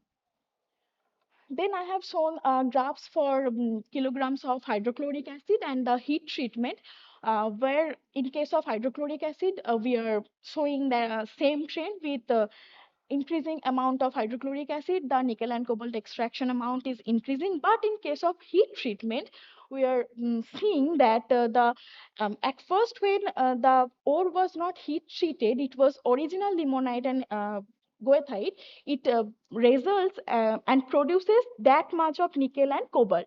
But when it is heat treated up to 350 degrees centigrade, its amount of nickel and cobalt extraction decreases, because at 350 degrees centigrade, limonite and goethite are, starts to transform into hematite. Now, here I have shown the same parameters, how they affect the scandium extraction from the slag material. From these graphs, we also clearly see that the leaching duration, acid concentration, and temperature, as well as we increase the temperature, leaching duration, and acid concentration, just like in HPL method, we have increased in case of nickel and cobalt extraction. The scandium extraction is also showing an increasing trend, but it must have an optimum range of leaching duration, acid concentration, and temperature. And lastly, I'd like to summarize my talk by showing that the comparison between hydrogen high pressure acid leaching technology and newly proposed hydrogen plasma technology. from this comparison table, we can clearly see that in hydrogen plasma technology, it consumes huge temperature. It requires high energy and much higher energy than high pressure acid leaching temperature and the high pressure acid leaching process, and the temperature requires almost 2000 to 10,000 degrees centigrade, whereas in HPL the temperature is 240 to 270 degrees centigrade. And the main thing is, in hydrogen plasma technology, we require green hydrogen, but in India, we currently have no supply of green hydrogen, and the hydrogen plasma technology has currently no industrial setup. Whereas Indonesia is also following the hydrogen high pressure acid leaching technology for extracting nickel, which contributes almost 90% of nickel in global market. So the HPL process is more acceptable towards the green frontier technology, and it is so unique in the advancement of green frontier technology. Thank you.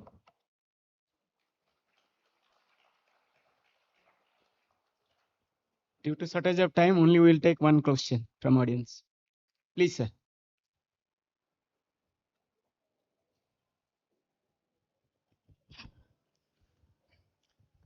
Yeah, this HPAL technology, basically acid leaching in Indonesia or Madagascar, is being done by only Chinese and Korean companies. See, as such, government of Indonesia is not in favor of acid leaching, and there is another technique which is called as vapor metallurgy, and there is a multinational company called CBMRS, which is specializing in vapor metallurgy. It is a totally clean, environmental friendly technique, and they have at one point of time offered to government of India also to set up a plant in India. But now I think they are working some Indian company and setting up plant in India. So as far as the critical mineral, you showed a list. So those 30 minerals are not officially critical minerals in India. Critical minerals come under Part D of the first schedule of MMDR Act as per our critical mineral mission. Though some of the minerals are left out in Part D and they come in the 7th schedule, copper and other minerals. Okay, thank you. Thank you, sir. Thank you so much. Thank you, madam.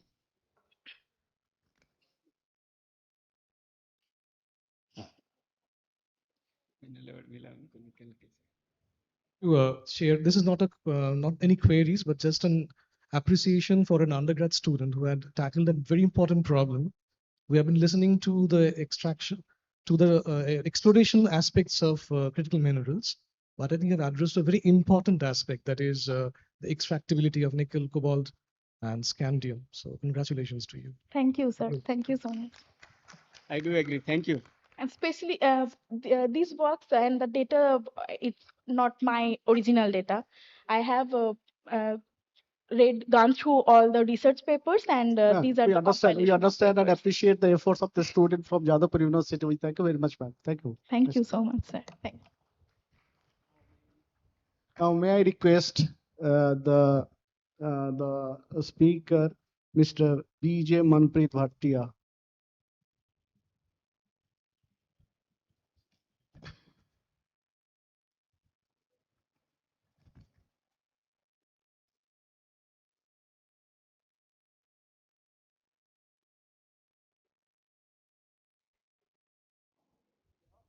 Mr. Bhatia is available?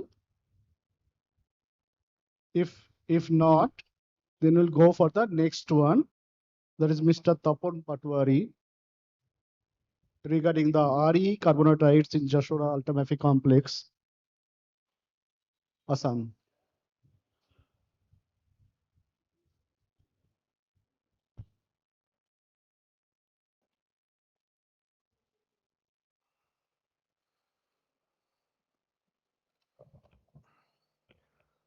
Very good evening to respected chairs, esteemed delegates. Myself, Tapan Patwari, and I feel privileged to speak in front of you about discovery of RE-rich carbonatites in the Jashora Ultramafic Alkaline Complex of Assam, Northeast India, and its implications for exploring critical minerals. Basically, this is a work outcome of Geological Survey of India exploration works spanning from G4 stage to G2 stage. Currently, this area is under G2 stage of investigation. And one important thing I want to mention is that these carbonatites are the concealed carbonatites, and that highlights what the Director General of GSI has said in today's opening session about the targeting critical minerals in the concealed and deep-seated rocks. So this is just a brief outline what we are going to discuss in this topic.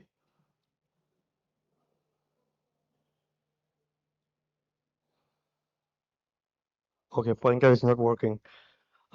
So this is the regional geology of the Jasora, around the Jasora alkaline complex. So basically we are working in the northeastern part of the country, and this is the Shillong Plateau.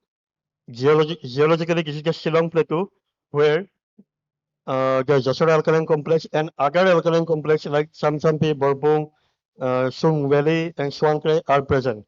Number 3 is our study area. And particularly about Jasora, this alkaline complex, it is of Cretaceous time, and it included over the Proterozoic Shillong groups and Neoproterozoic granites. And it spreads over 3.2 square kilometer area, and it has some not so common rocks like perovskite, magnetite bearing phenixite pyroxenite, olivine gabbro, nepheline cyanite, and some later inclusive like isolite, tinguite, and of course carbonatite. And another peculiar thing is that these rocks have undergone phenixation, that is alkali carbonate metasomatism. So these are some field photographs. What I have shown you earlier in the map. This pyroxenite, olivine gabbro, then cyanite including into pyroxenite. You can see the second one where the pyroxenite is cross-cut by millimeter scale carbonatite veins.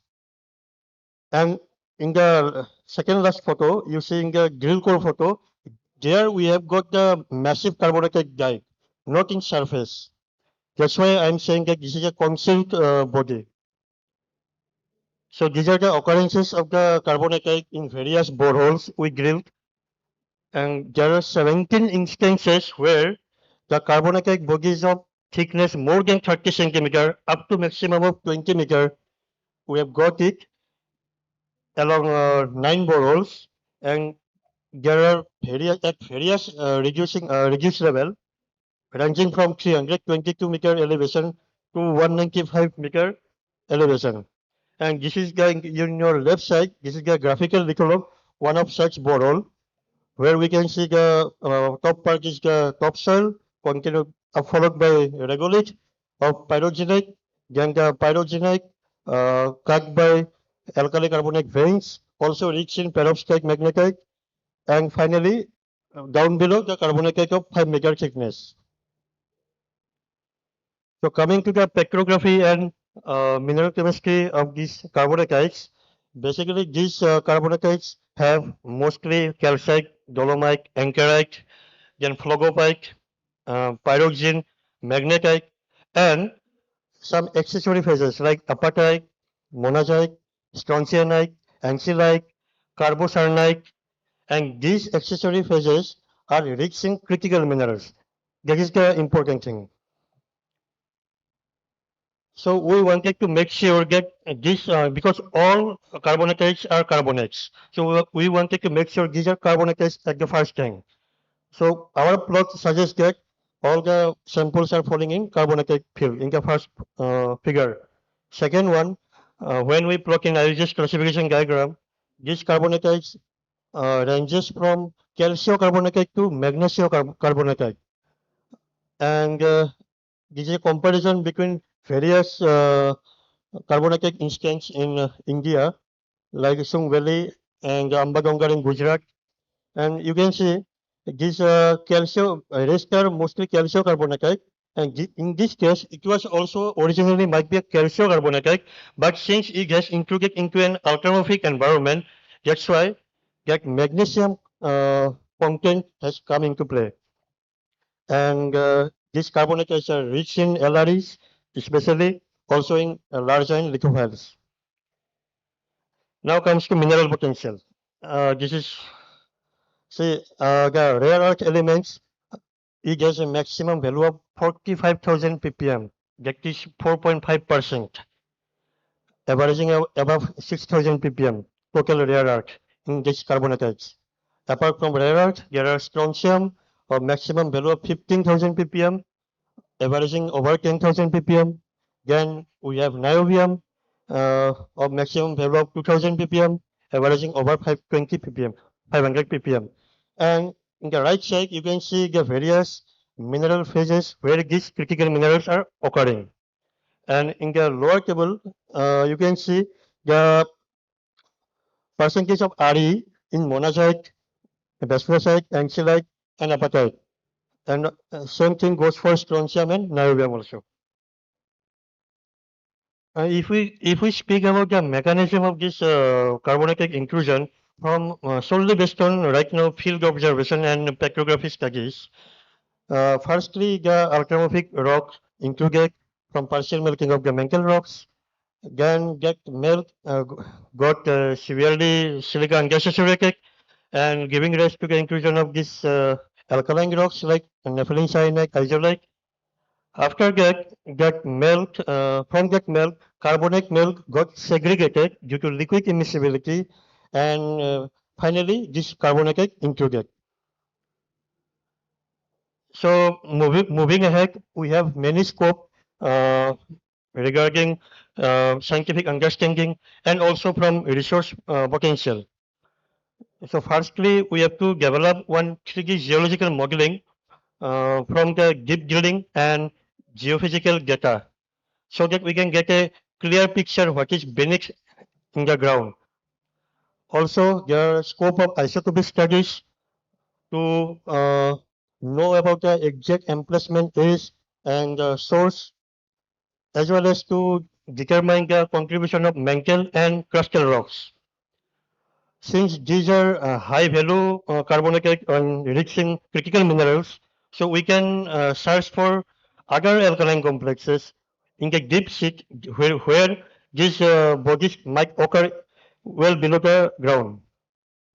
And evaluation of the techno economic feasibility for extraction of these critical minerals, that is also important. So these are future scope to do in this carbonatites.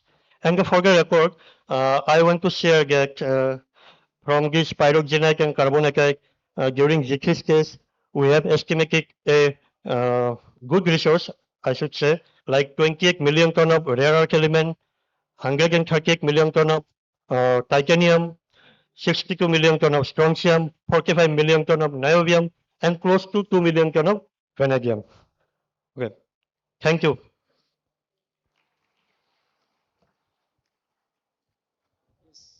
Very nice presentation. Thank you, sir. Yes. Hi, that was sorry, this is Emu Didi from the BGS. That was these are my favorite rocks. This was an excellent Okay. presentation. Thank Thank you. you. Thank you. I wanted to ask, so you have some very respectable rare earth values in the calcite carbonatite, which is typically the least mineralized part of your carbonatite system. I was wondering if you had evidence for any iron or manganese rich end members of carbonatite? Not ma'am. No manganese or iron, only calcium and magnesium. So I think it would be really interesting to think about if there's any hydrothermal alteration or Okay. like later stage carbonatites that might cross-cut your sovite, because I think that those values are really interesting, and I Yes. think if you find any later stages, that could be Okay, we'll look into really that. positive. Yeah, we'll look into that our further studies. I look forward to hearing the results. Thank you. One question from me. Yeah, yes, sir. You have estimated the resource as you are dealing with carbonatite. You have only estimated the resource RE. What Yes. about the model proportion of HRE and LRE? Actually, sir, LRE is enriched here. That is 96% is LRE, only 4% is HRE. Among this RE. Have you identified any mineral phase of HRE minerals? Not yet, sir. We could not able to right now. But what this genotype has been deported from this place, no? Actually, it is from some area, sir. Not this place. No, sir. Okay. Your only strontium is more important than anything else. Okay, sir. Because LRE in beach sand we are getting more than 30% in free by nature's fractional means nature's mechanical concentration. But when we are dealing carbonatite, we should think for HRE. Otherwise, Okay, in sir. granite also we are getting, cyanide also we are getting, LRE everywhere we are getting. Yes, sir. Because it is the place where we look for HRE also. Okay, sir. That you need to do very thorough petrography study, then only you can. Otherwise, you have to do one borel entire analysis. Yes, Then sir. you will come to know which part is concentrated with HRE. Okay, sir. All right, sir. One more question from my side. In other parts of our country, that means in South India, in addition to RE, strontium and niobium, we are getting higher values of barium. Okay, So sir. whether you are getting high values of barium here? High value above what cutoff, sir? 2000, minimum 2000, No, above 2000 ppm it should come no, sir. It is around 1000 to 1500 ppm. only. Yes, sir. Okay, you check it. Okay, thank you, sir.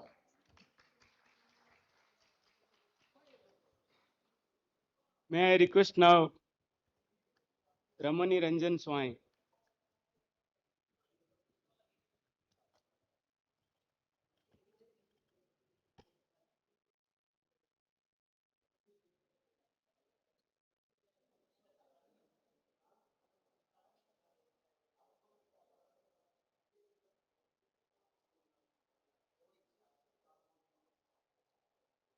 Deal with natural hydrogen.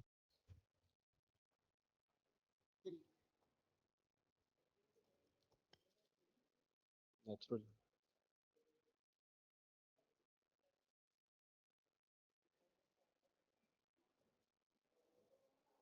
Natural hydrogen.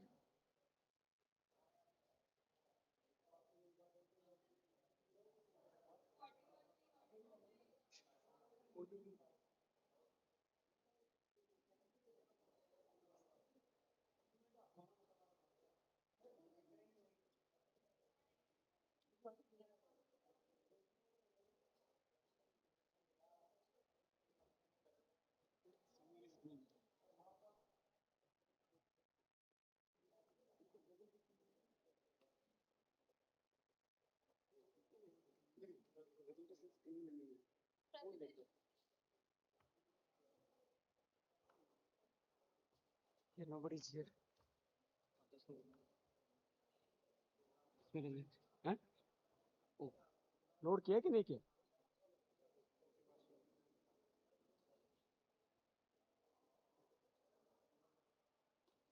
Already loaded, ना?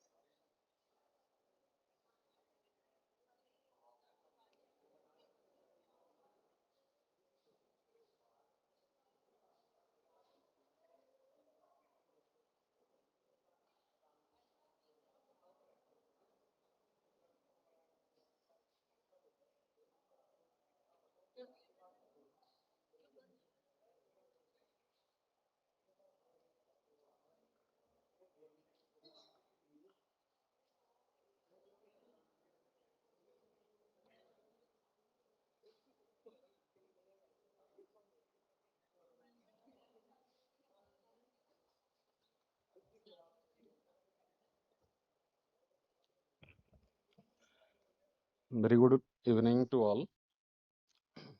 Myself, Dr. Ramaniranjan Swain, Director, Geological Survey of India.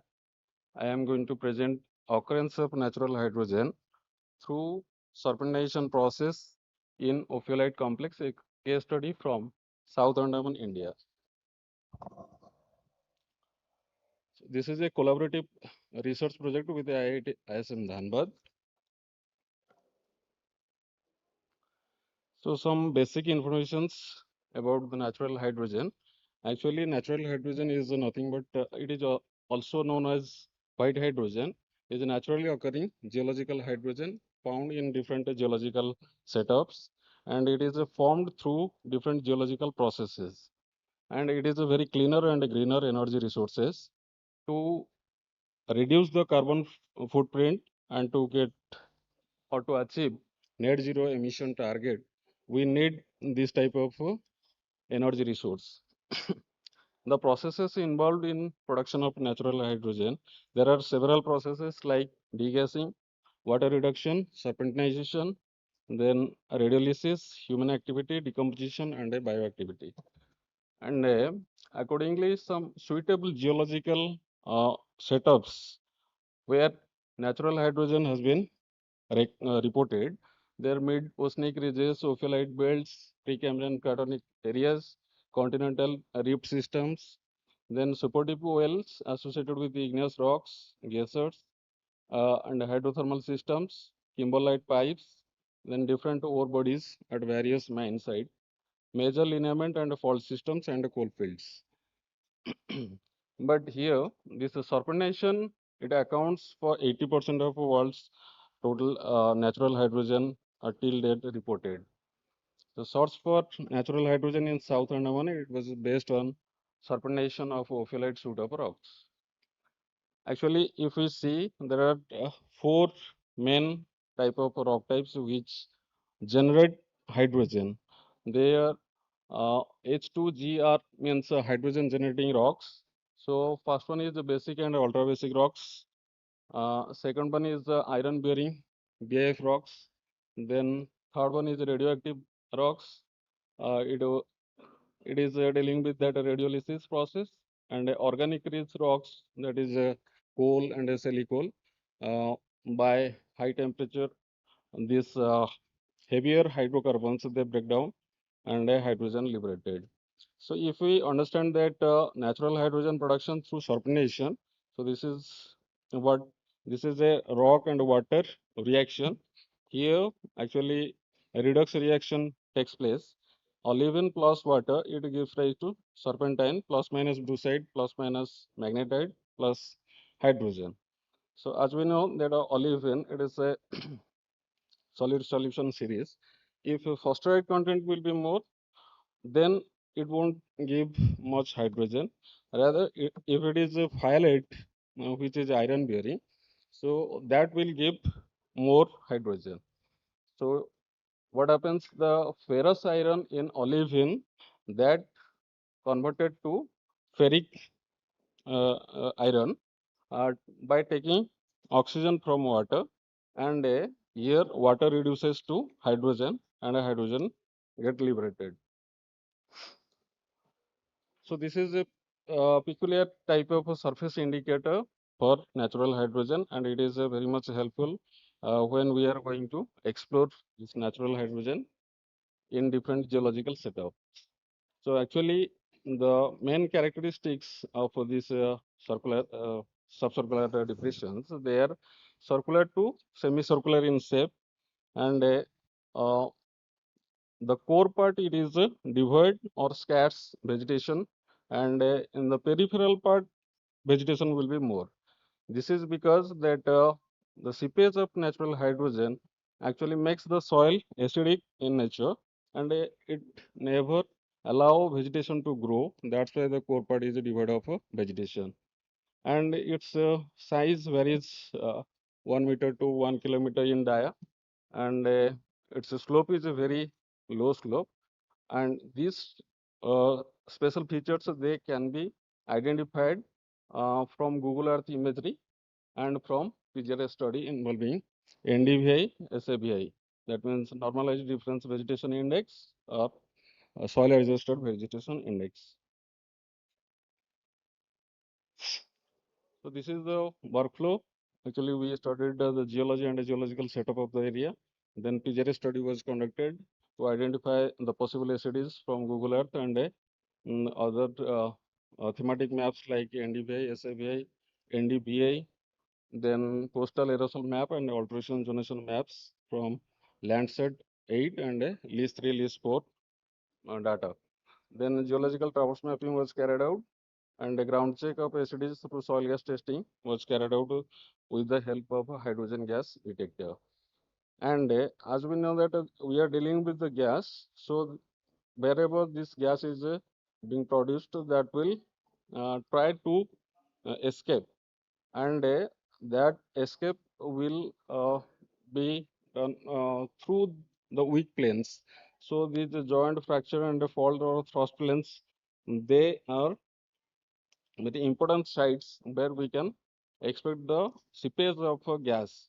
So we try to detect the hydrogen gas at these possible locations.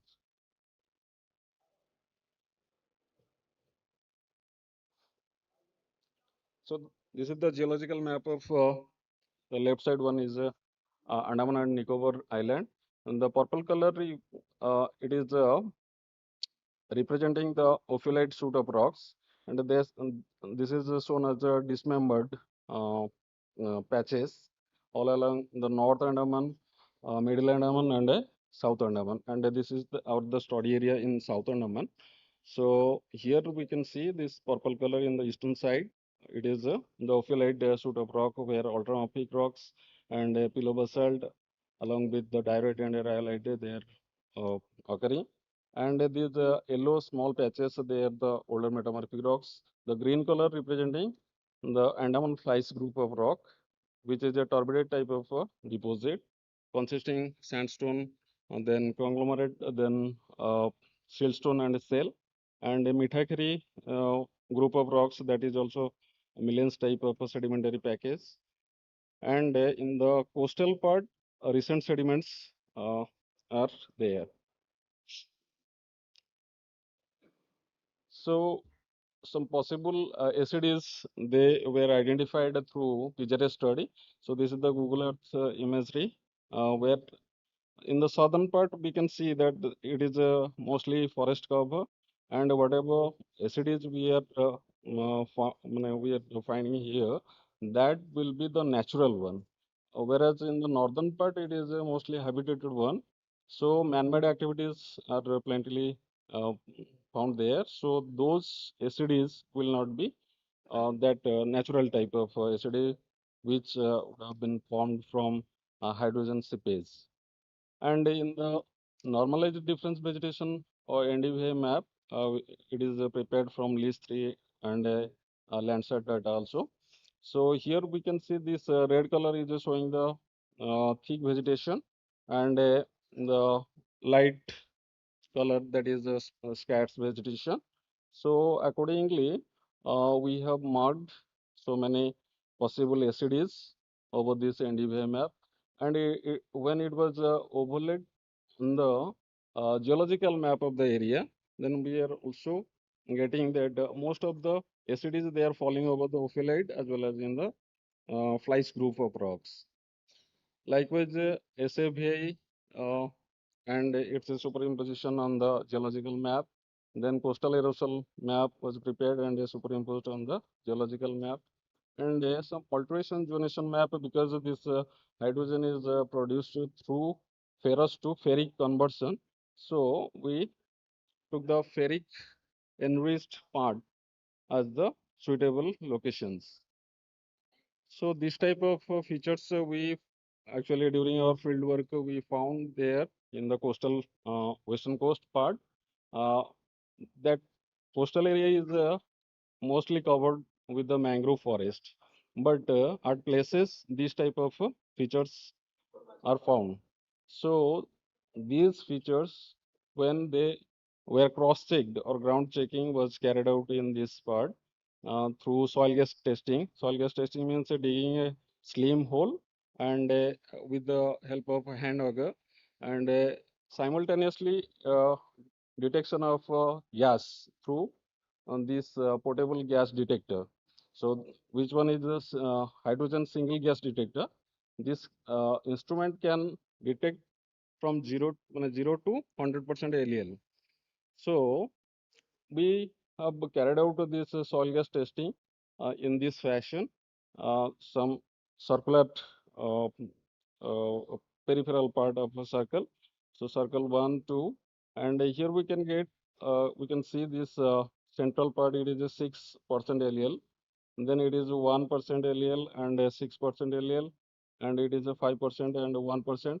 So normally it was thought that this concentration actually increasing towards the peripheral part from center, but it is not the case for all the places. So we have recorded this type of distribution, and these photographs actually this is shown for um, actually all the ACDs which are marked or identified through the PGRA study. They are not actual ACDs formed by seepage of natural hydrogen.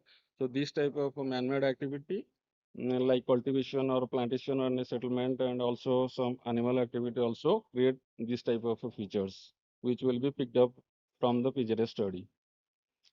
So here this 40% LL, it was reported on the soil covered area.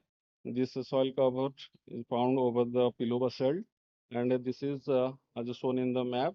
It is on the thrust zone along which the stream is flowing, and when soil gas testing was carried out, there we recorded up to 40% LL hydrogen, and this one, the south part of that place. Here we are getting the gas. There, the gas bubbles are coming through the fracture and the joint planes of on this pillow basalt.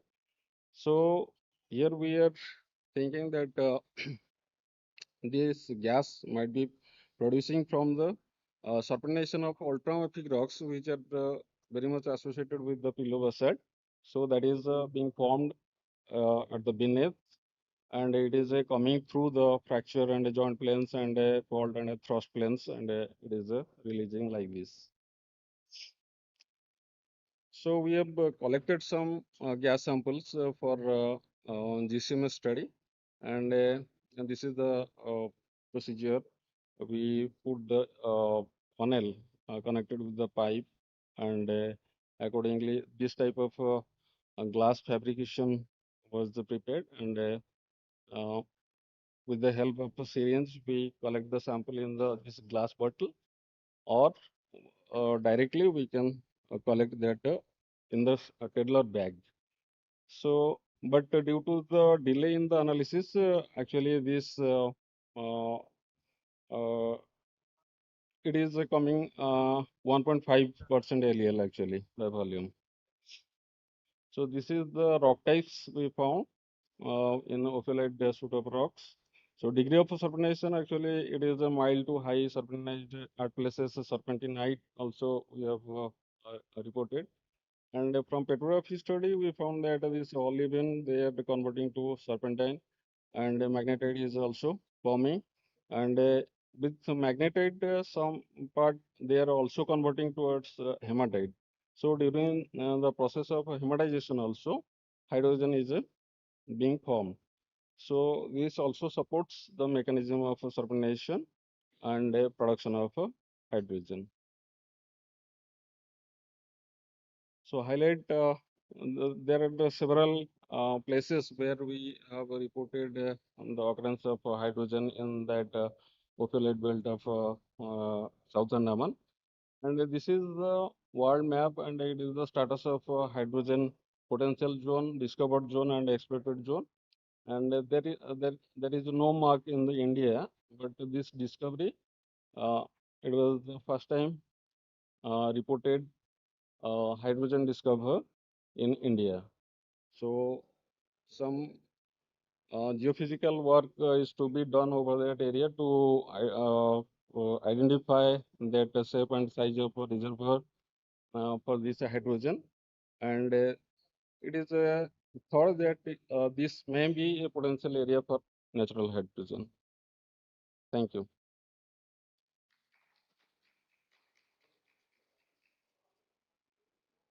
Very much. It's a nice presentation. So may I have a question, please? Yeah, please. I just want to add something. I'm very happy to see this presentation. This presentation, this area, this atom was formulated by me 2 years back. And this natural hydrogen is a ghost gas, colorless, odorless gas. And the first discovery was in Mali. That was the accidental discovery. And all over the world, it's they are not having the proper technique how to do the investigation. So first I studied for a month or two how to detect this and how to formulate the program. The boundaries, what you see, two boundaries that were drawn by me only. And why I choose Andaman? Just I want to add to the session because Andaman is mostly the power is from the generator, diesel-based generators, and they deadly need the geothermal or natural energy sources so that the dependency on the diesel generation will be reduced. That's why I ended because I was having a lot of things where I can formulate the program, but I just chosen this Andaman just for that to reduce the carbon emission. So, and that was the challenge because the technique, how to investigate, what to investigate, whole of the India, no one did it the first time. But the same thing I presented to our Shah Sahab when he was in DDG PPM. So he also supported me कि yes, this is good. फिर उसके बाद में I did the first IPR and external peer review. So many where I defended this item, but I'm very happy the item formulated by me has given very good results, and that's giving me immense pleasure. Thank you so much. Sir. Sahu, just tell me what is that? What is next? What is the geophysics you're doing for identifying the reservoir, and then what next? What is your plan? Actually, we were thinking to do some geophysical seismic survey in that area and magnetic and gravity survey also to be conducted to identify gravity and magnetic to identify the shape and size of the ophiolite belt of rocks, that means ultra basic rocks, and a seismic survey for identifying that reservoir shape and size. So this has to be done, but just recently I came to know that ONGC has some seismic data, and I told DDG sir also to bring the data from ONGC so that we can. Yeah, whatever data which ONGC has is with the DGH, and DGH can give you the data. Just contact them. Just contact them. Yes, sir. Or contact them through our person, say Avik Manna or someone. Yes. Okay, thank you. Yeah, Swayan sir. Hello. I am having a 2-3 observation. You have identified so many SCDs, right? And you are saying that these SCDs, the probable locales for the hydrogen production, that is the servitization, right?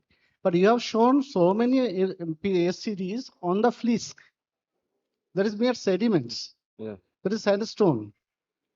So how you are correlating with that? Actually, these SCDs, subcircular depressions, or otherwise known as a fairy circle, they are produced in the soil covered area only, not in the hard rock part. So most of the SCDs, they are falling in the ophiolite part. Also, it is falling in the flies group of rock. So flies group, it is almost soil covered area. Hmm. So there is a chance of a formation of SCDs, but same time I have also shown that all the SCDs, they are not produced from the natural hydrogen seepage. That means it is not the natural SCDs. Okay, so those we are identifying those possible SCDs through this PGR study. That means some red color representing the dense vegetation, and a light yellow to green color, it is representing some scats to no vegetation, suppose. So just it is Preliminary work before going to field in the lab. We are doing that, and while it is a ground check, na, there only we can say that this is actual studies or not. Okay, we'll discuss it later because I am having so many doubts in that. Achha. Thank you very much. I just have a small query, just if permitted. I just wanted to know that, say, in case of Archean Proterozoic ophiolites, for example, in Rajasthan, we have huge expanse of Rakhavdev ultramafics. So is there any possibility of getting this natural hydrogen in the very old ultramafics or ophiolites that we are exporting? Sir, Your actually, take on that? natural hydrogen actually is formed through different geological processes as well as at different geological setups. So we can expect natural hydrogen in so many geological setups.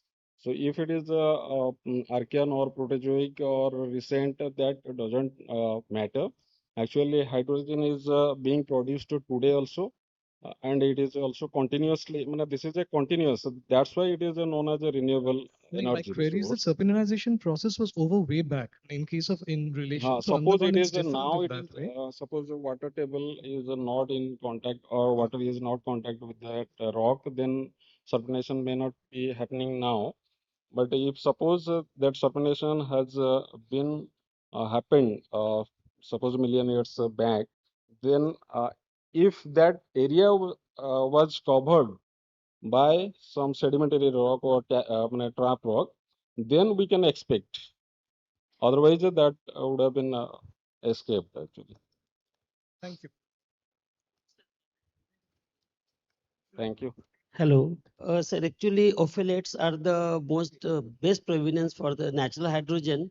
So when I studied formulating this program, so I was also thinking, I just studied all the ophiolates built across the India. Sakre Sahab, hello, excuse me. Sakre Sahab, please. So we'll go to the next one. Yeah, thank you very Thank much. you. Thank you. Yeah. May I request Subesh Yagina?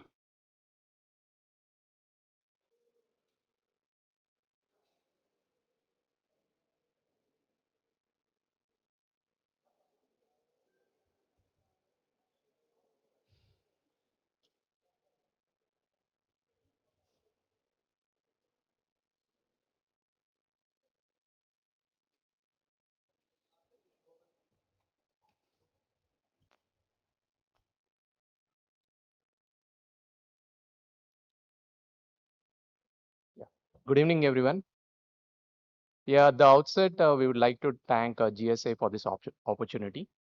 So, in this talk, I'll be talking about Pixel's capability with regards to use of Firefly hyperspectral data for mineral explorations and specifically to rare earth elements.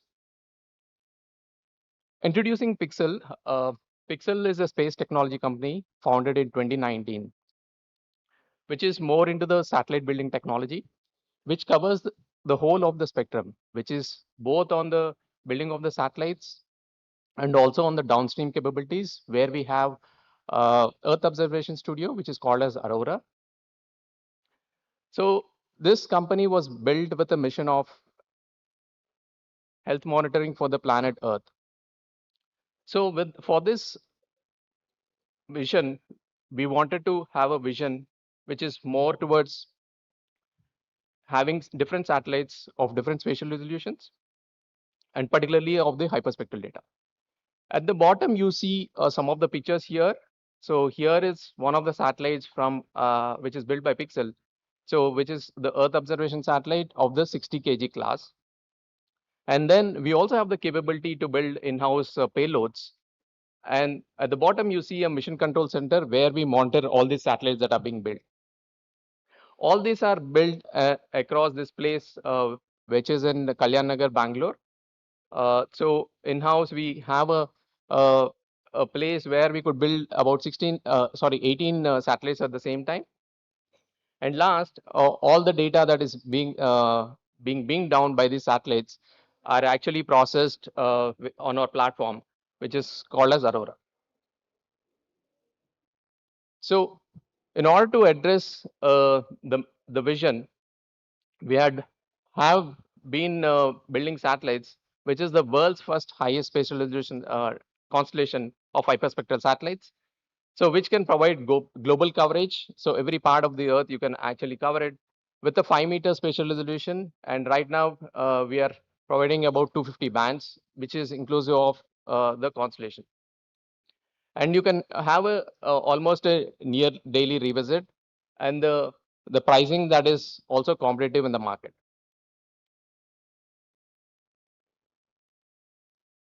So this picture actually illustrates where we are with regards to our mission. So we started first with the tech demonstrators, which are the first 1, 2, 3 in the year 2021, 2022. We iterated over the process of 30 meters to 10 meters.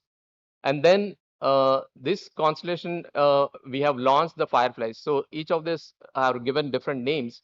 So these are called as Fireflies. So in Jan 2025, we have launched 3 satellites from Vandenberg, USA, from SpaceX.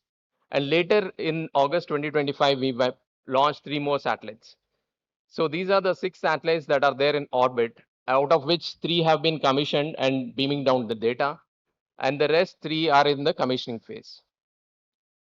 And later in the 2026, 2027, we have other part of the spectrum, which will cover from 1000 to 2500 nanometers, which are called Honeybee constellation.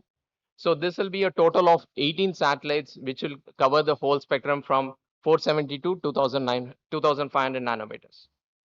So these are the satellites that are built by Pixel. Apart from that, we have been building satellites for the government as well. So there will be 8 satellites that we are building for government of India, and there are few satellites for Air Force as well that we are building, which is called as the Garuda Vision. Of late, we have been awarded the PPP constellation, where Pixel is heading the consortium, which consists of 12 satellites, and out of which 7 satellites are being built by Pixel. So with just 6 satellites, we can cover about 2 million square kilometers across any part of the globe in a single day. So these are the 6 satellites that are there in our clean room at one time just before the launch. And here you see the different specs of our satellites. In the Fireflies, we have 5 meters spatial resolution. The spectral resolution is between 3 to 11 nanometers. The swath is 40 kilometers. And the total number of available bands are 135, and the selectable bands are 45. And with 6 satellites, you can have a daily revisit.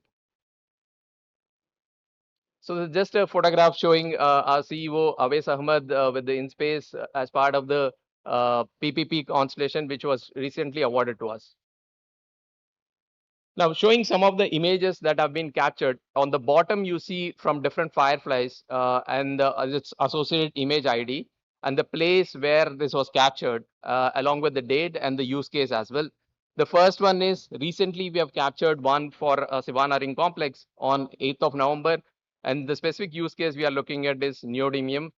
And the second one is Western Turner, Australia. This is for a player in Australia, which is Rio Tinto. And this was captured on 25th of September 2025. And they're looking at iron ore as the use case.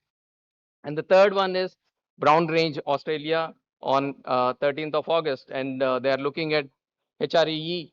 And this is for northern minerals, which are looking into dysprosium and terbium. So we've talked about the satellites and different things, but it's always the question that comes to what can satellites do with regards to the mining activities, because it's all below the surface. But it could answer different questions. So one of the questions is what minerals are here that are present in that, maybe as a proxy indicators or alterations that are actually present, and in some cases also give the concentrations of the specific elements as well. Then the several other studies that you can actually go below the surface, maybe the magnetic and the gravity studies, and then the radiometric concentrations can also give you on the enrichment. And finally, all this have to lead to the ground-based studies where we are doing maybe the spectroradiometers, or you're also looking at the fluorescence in order to identify the direct concentrations of these metals. So each phase is actually building on from the reconnaissance that is being done at several stages. So this is a slide showing on different techniques that we typically use in order to identify the elements. So one is called as the first one is continuous removal technique, which is actually flattens the baseline and then helps you to normalize the data and help you detect the what is the depth of these elements at the absorption depths. And one critical case is for neodymium, you have at 750 nanometers range. The spectral matching is more like you have a spectral library for all these elements that are there. And then you are matching against that. A very popular one is USGS spectral library. So you're matching the data set, your image to understand what are the minerals in that image. And the third one is more of an easier way, like some of the things like indicators like NDVA that were being spoken about in the earlier one. Here is a case from Pixel Text Demonstrator 1 where we are trying to find the iron ores concentration using just 2 bands normalization. And this is for a Brockman iron mine, Australia. So it gives you the scale, shows you the iron oxide index, which is more of hematite popular region in this. So the second one is more of spectral matching that is there. So we started first with using of the open data sets that are available. So which is the emit data. And here you are looking at the hydrothermal alterations that are there in Cuprite, Nevada, and a very popular area and quite used in the remote sensing exhibits. So you here on the right, you see the emit spectral library matching, and you see different the scale shows you for different calcium and clay related minerals and their spatial spread. So let's come to the case studies that we are showing up here today are from two different settings. One is Mountain Pass, California, USA, and the other one is Savannah Ring Complex, where we recently had our captures. So on the left, you see the neodymium concentration. You can refer to the figure B there, the insert box, and then the iron oxide content in that, which is shown by orange, and then the carbonate content as well. So this is more of the key mineral in this is bastnasite in this region, and very well known for neodymium presence in this part. And the second one is Savannah Ring Complex, which is more of a para-alkaline granite system, where you see in the hilly regions of the bottom. And then this, the minerals that occur are monazite and allanite and fluorite in this part of the region. So we will be showing you these two case studies, how the spectral characteristics actually change between these two systems. So coming all together and putting it, so these are the, on the x-axis you see the wavelength, and on the y-axis you see the reflectance. So these are for two different settings. One is bastnasite and monazite. So that is for mountain pass, and this is for Savannah at the bottom. So you see different absorption depths that are actually noticed here.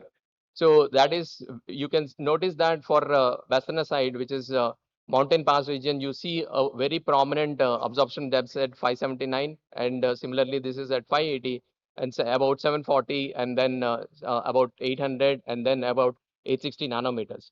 So these using these absorption depths, we can actually use to estimate the presence of this minerals in this part.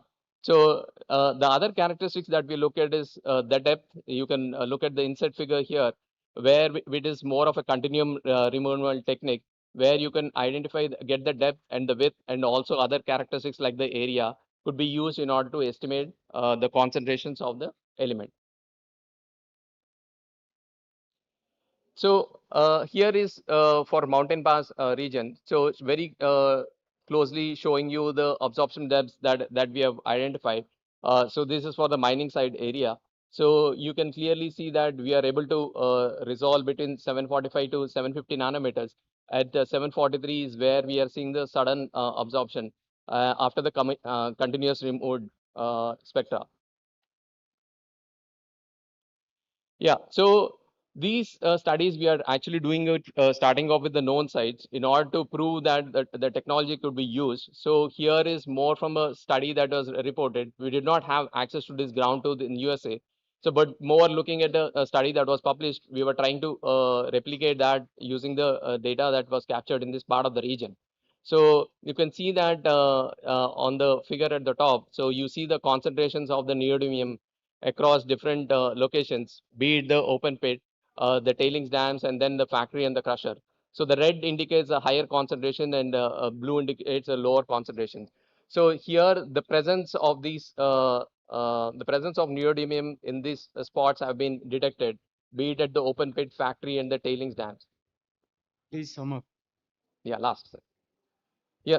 So as I mentioned, so we did this with the emit, and you can see the lower hills where the concentrations have been identified. The yellow being the higher concentration.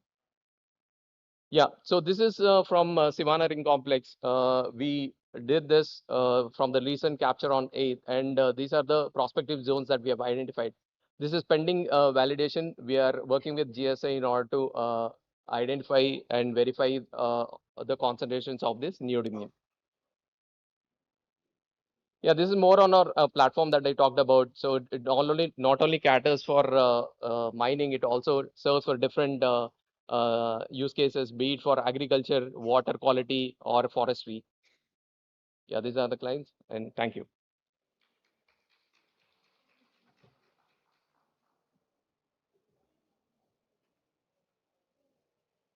You can take very interesting topic.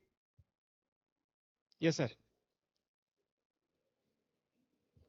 It's a good presentation, but tell me, you have used the USGS library. It is good enough. You don't require a special library to be created for the Indian condition.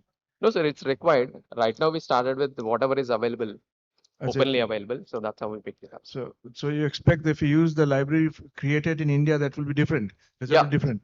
So we do a similar sort of an exercise even for agriculture as well, where we are building our own spectral library. Okay. And the neodymium one which you've seen in Sivana, have you checked it? Yes, sir. So this, as you see, this is just on 8th we have captured. So we'll be doing the validation. Yes, on 8th of November? Yes, sir. Okay. Because you have shown some of them also on the alluvial terrains. I don't know how will you check it. Thank you. Can this technique help in identify concealed deposits? Sorry, sir, I couldn't. Can this technique will help you identify the concealed deposits, at least shallow concealed deposits?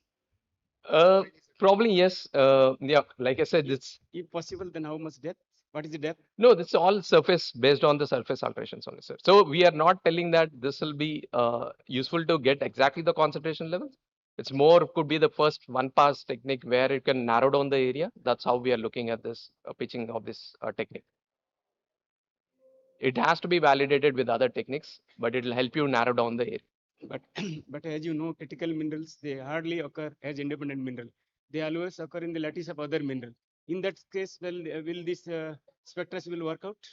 Yes, sir. So we have something called a spectral unmixing where we do that. So here I did not show you. This is for a pure spectra that we have picked up, but we can actually break down the spectra for other elements that are also mixing. Thank you.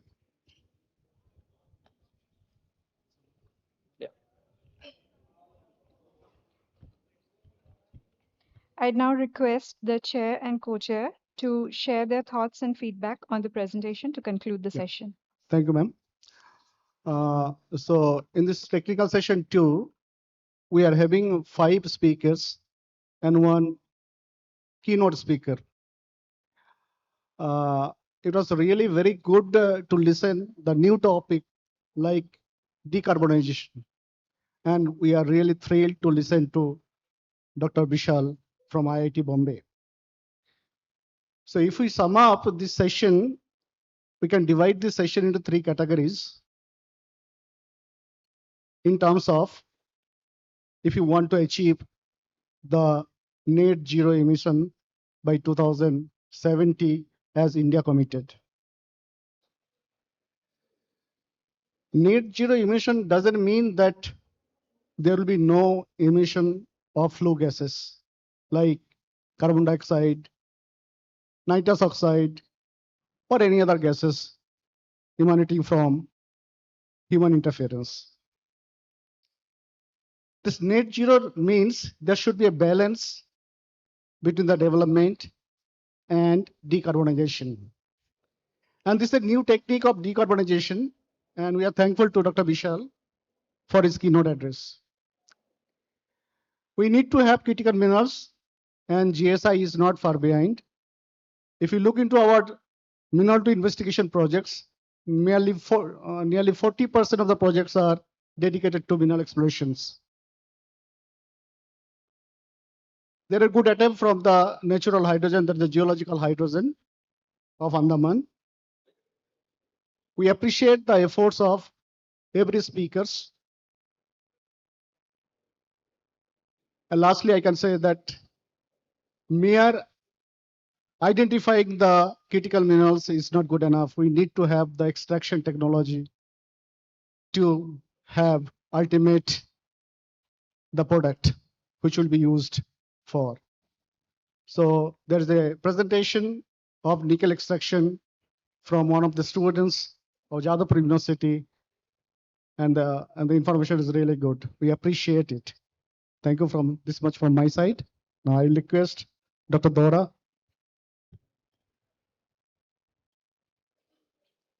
Thank you, GSI and all organizer for giving me this opportunity to interact and to chair this session. And already my chairman has already summed up so nicely. But however, I congratulate all authors. They adhered the time schedule. They interacted very nicely. Only one presentation I impressed much.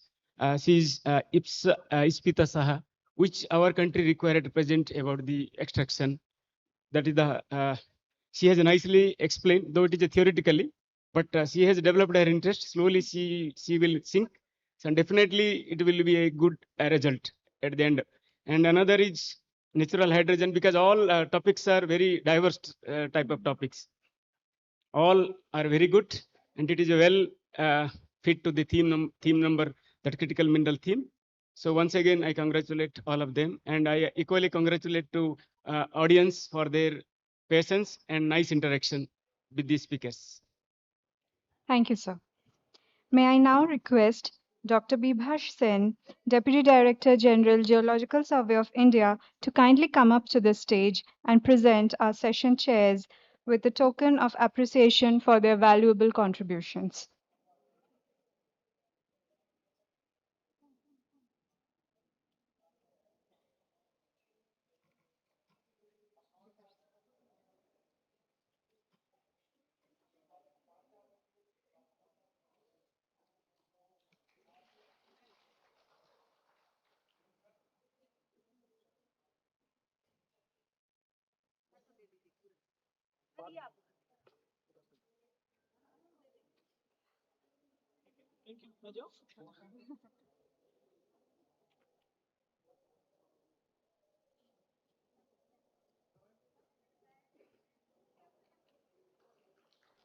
We are deeply grateful to the chair, co-chair, rapporteur, and all our distinguished speakers for their impactful contributions.